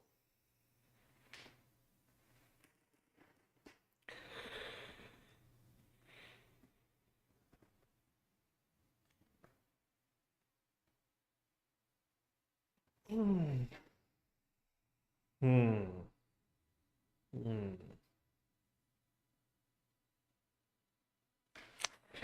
Grab a banana. Think about the next thing. All right, next we got to filter out all the signals that happen inside of this.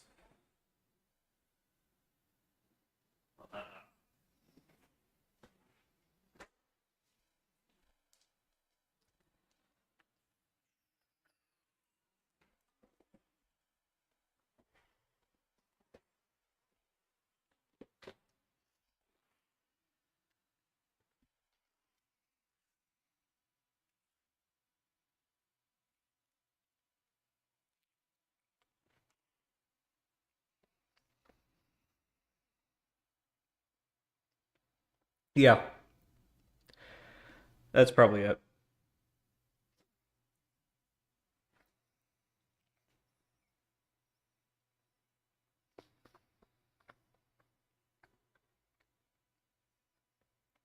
Could I tell it that it's not a timestamp?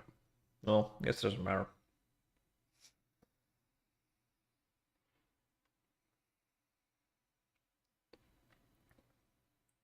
Yeah, times a million somewhere. Yeah. Well, I think it's nanoseconds. We generally do everything in nanoseconds.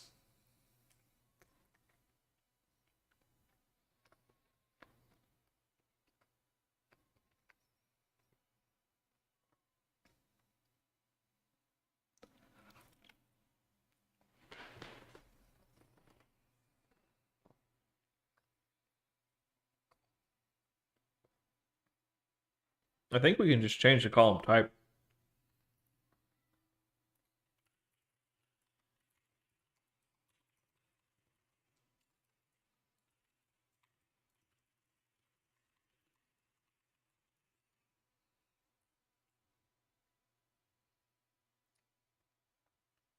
Okay, yeah, we can cast it. Yeah.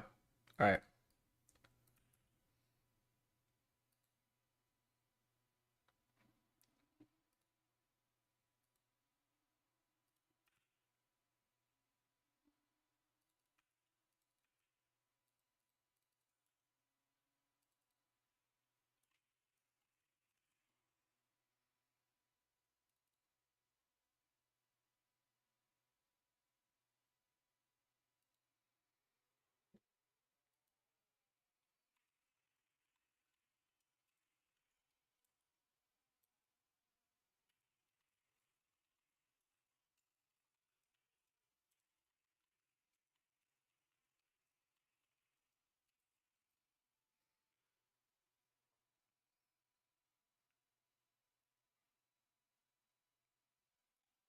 Wow.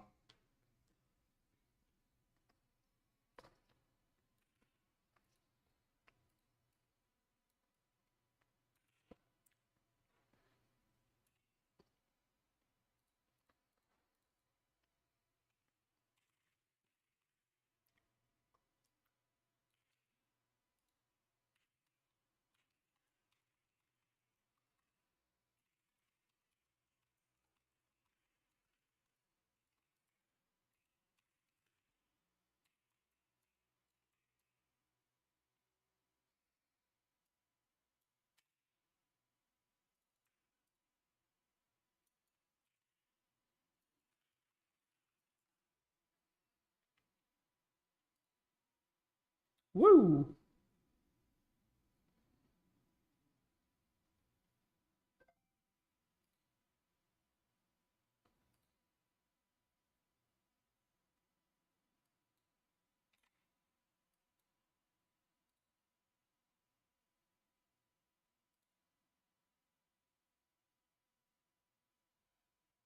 Uh-huh.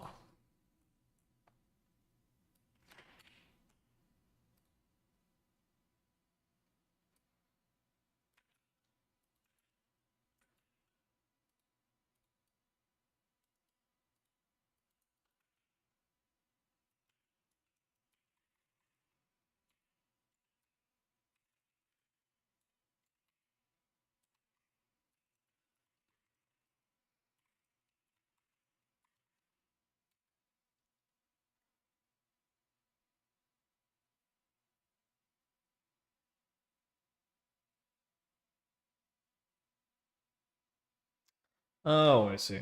So that's the SQLite thing.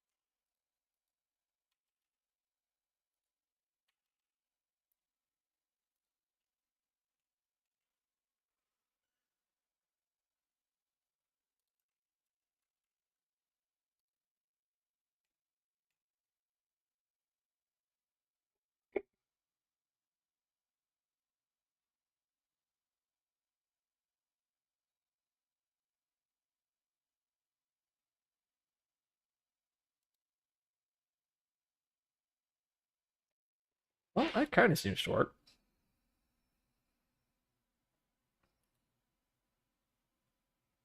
Not crazy about that, though. rather just have it as an N64 and not worry about timestamp at all.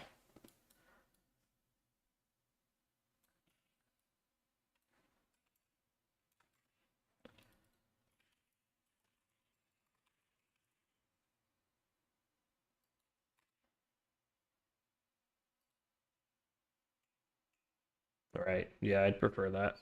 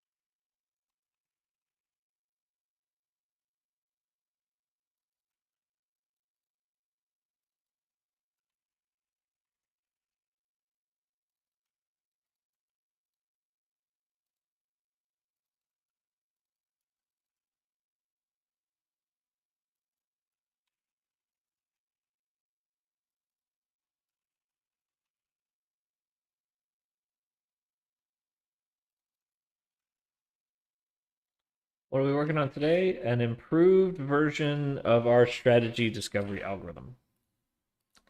One that's should be almost instantaneous in terms of speed, whereas our previous one was taking several minutes with only a handful of components. Cross join. We don't need a cross join. I don't need to join shit.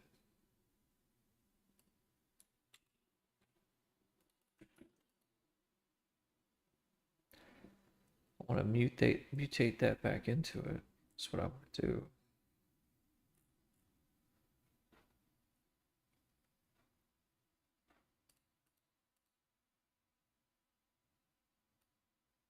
Okay, so in that case, what I want to do is...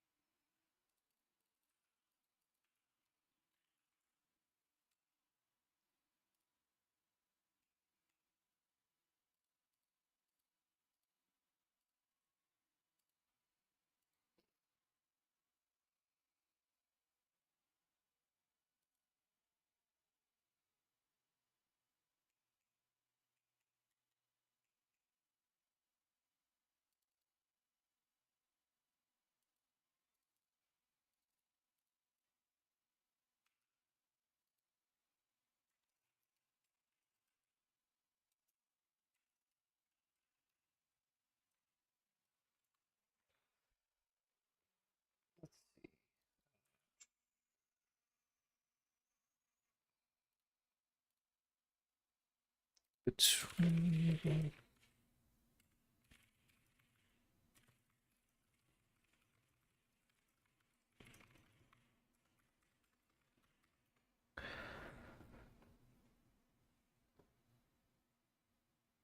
Okay, so yeah, we gotta do that. Okay.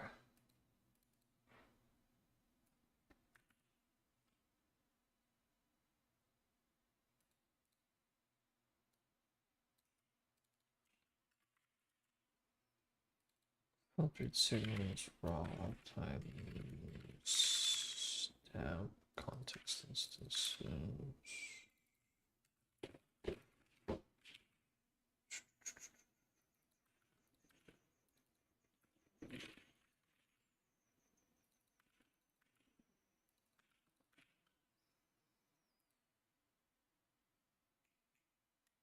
Huh.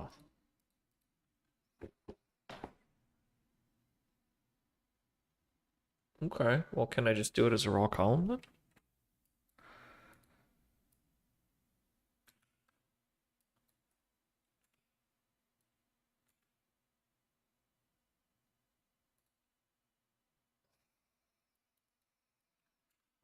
Yes, apparently. Maybe not. Huh.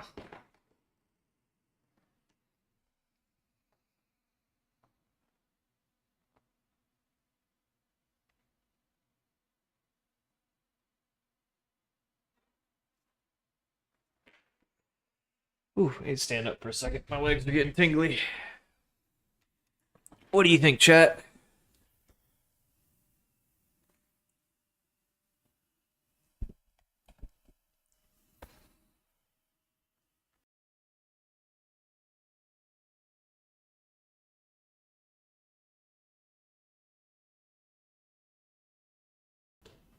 Ooh, let's see here.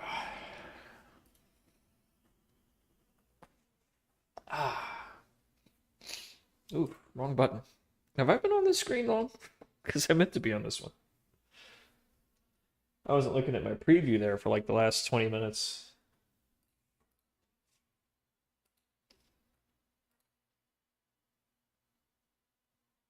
I think we're all just kind of in co-working mode right now. All right, so that seems to create a column, but multiple base table references to a projection. Right.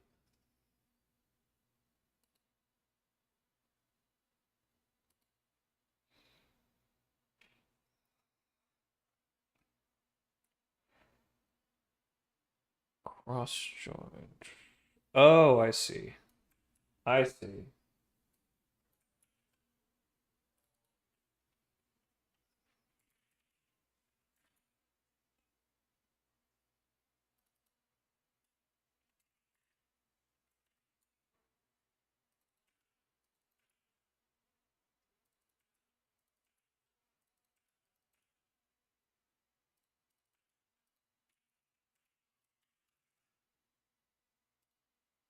Uh-huh.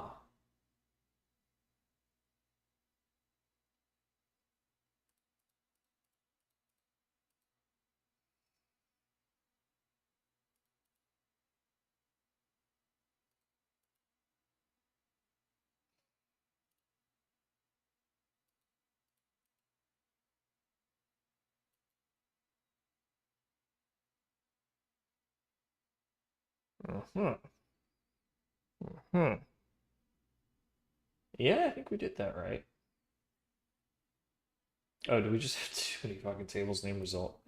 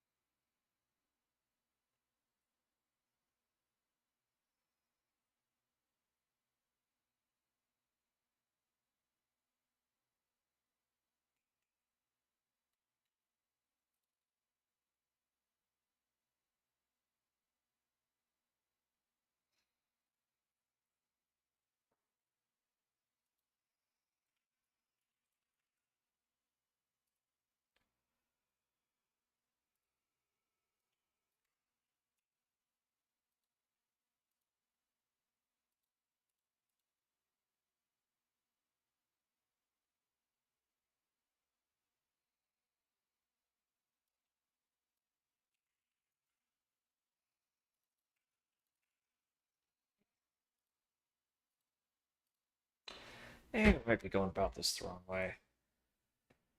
Should probably start with the signals. No, I mean, you got to roll up the context at some point. Hmm. Hmm. Hmm. Hmm. Yeah, it's Bring Your Own Music Day.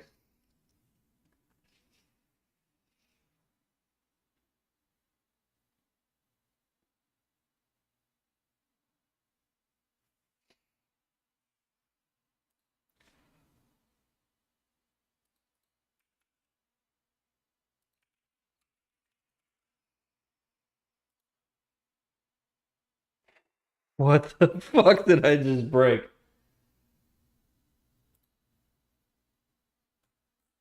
Holy crap. I just did a count. This shouldn't happen when you do a count. What's happening? I fucking broke something. Okay, let's try that again.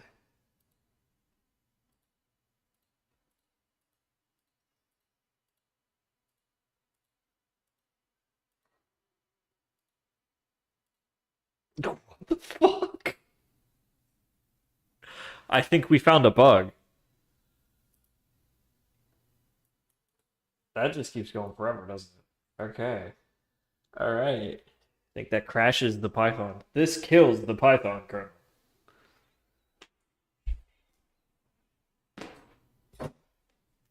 All right. Recursion error? Doing a count? I guess. Yeah, that's the only thing it could be.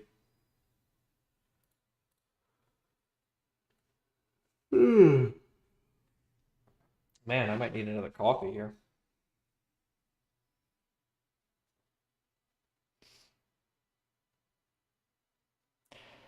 All right, so we're trying to get a column. No, I think it's a bug in Ibis. I'm trying to get a column added to signals to determine whether or not they appear in context. Oh, I'm trying to count a condition? Okay. I thought it was a column. I thought I had created a column there. Oh, I see.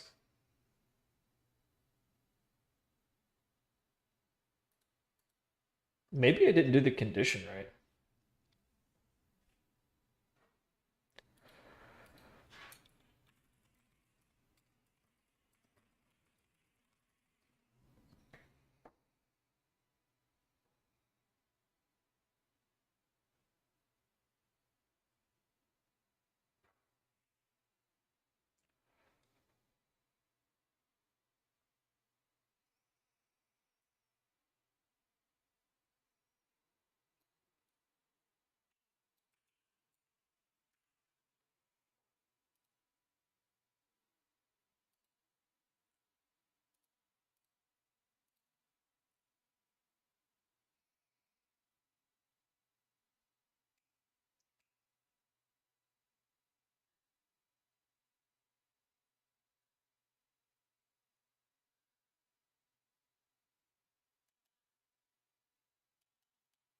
Yeah, that joins just fine.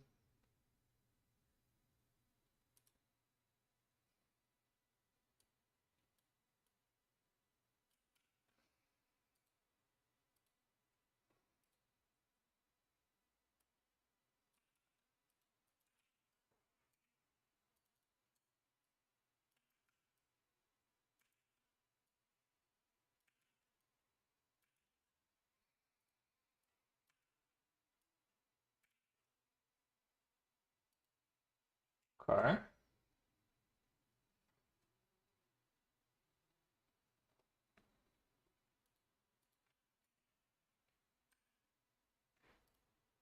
Uh-huh.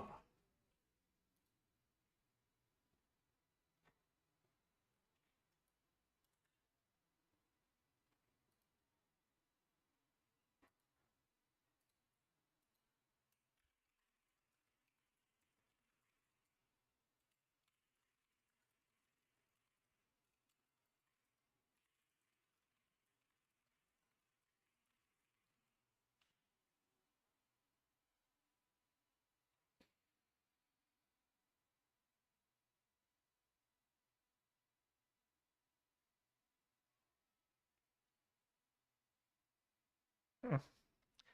Okay, so what? There are no conditions, there are no signals for both conditions are true? That can't be possible.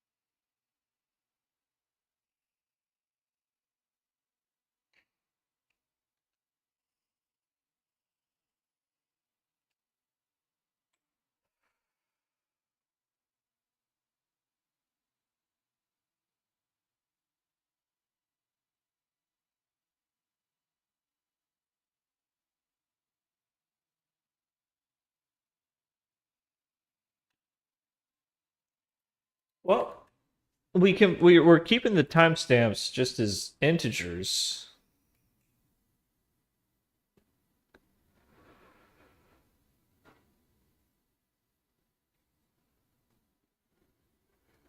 What's interesting is like, so we have, well,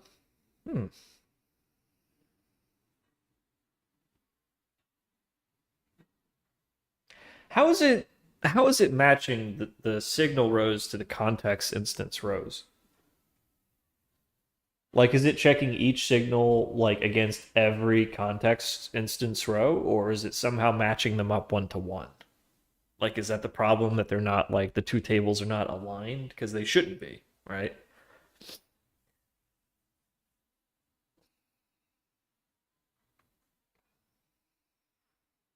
Like, we want to select the signals whose timestamps occur between the timestamps of any context instance.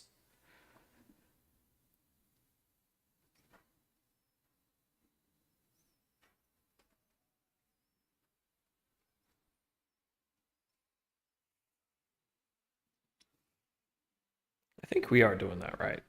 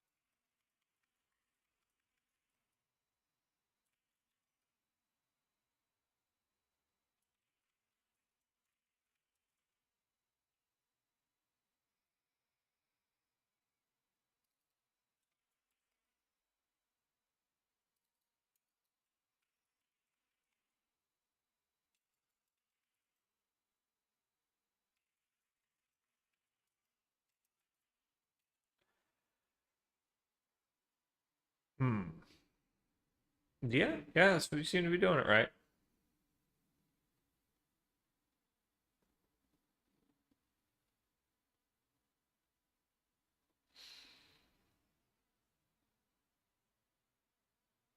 Maybe there are none. No, that can't be hope. They're like, where's the eye of the open signal, and the context that we're doing is like the time of day. So yeah, there's gonna be one. There's gonna be an eye of the open during core trading hours. Wait, 20 rows? I think we overfiltered somewhere. Did I hard code overnight? I sure as shit did. I sure as shit did. What's it called? Core? Is it just called core?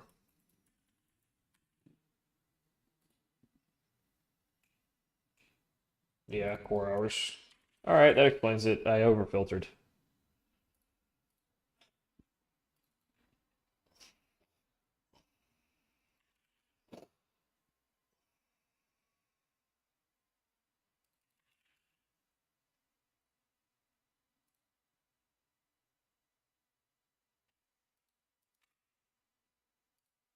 There we go. All right, cool. All right, we're getting somewhere. Whew. All right.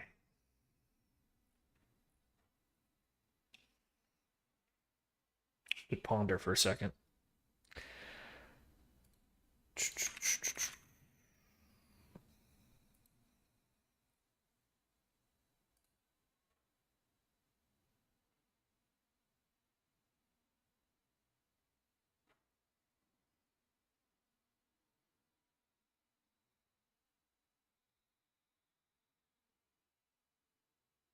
Oh wow, California's on fire. That sucks. Oh well. So anyway. I just started blasting, right?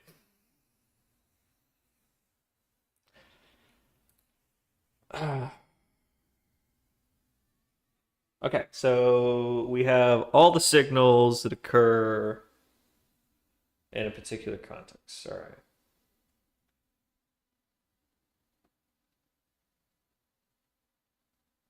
So now we need to do sig-tag pairs, now that we can do that. So now we need to do like combination, like we basically need to select every permutation of signal label output to trading tactic. And then we select all of the resultant trades. Wait, don't we have that in the trades produced? Yeah, I'm pretty sure we do.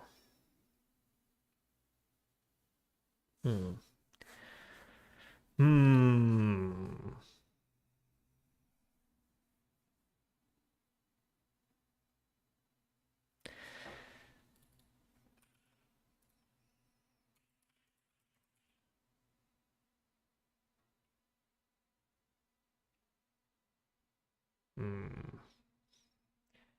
Well, you know what, chat?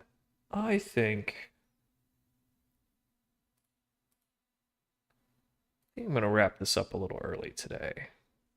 Do a little work off stream and maybe run out for lunch first. I think that would be fun. So let's thank everybody for coming out to another Algo Bro stream. It's been pretty productive. But, you know, I kind of want to do a more involved lunch than I normally do. I think I'm going to go out for lunch today instead. So that's all for me, folks. Thanks for hanging out. We're going to raid Lana Lux. It's usually the other way around. And come back tomorrow. I should have a lot more traction on this. But yeah, I'm going to get out of here. It's a beautiful day. I'm going to get some fresh air, clear my head. And that's all for me, folks. So I'll see you tomorrow, all right? Y'all take it easy.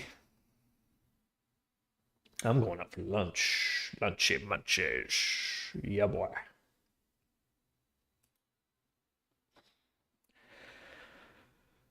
And we're out.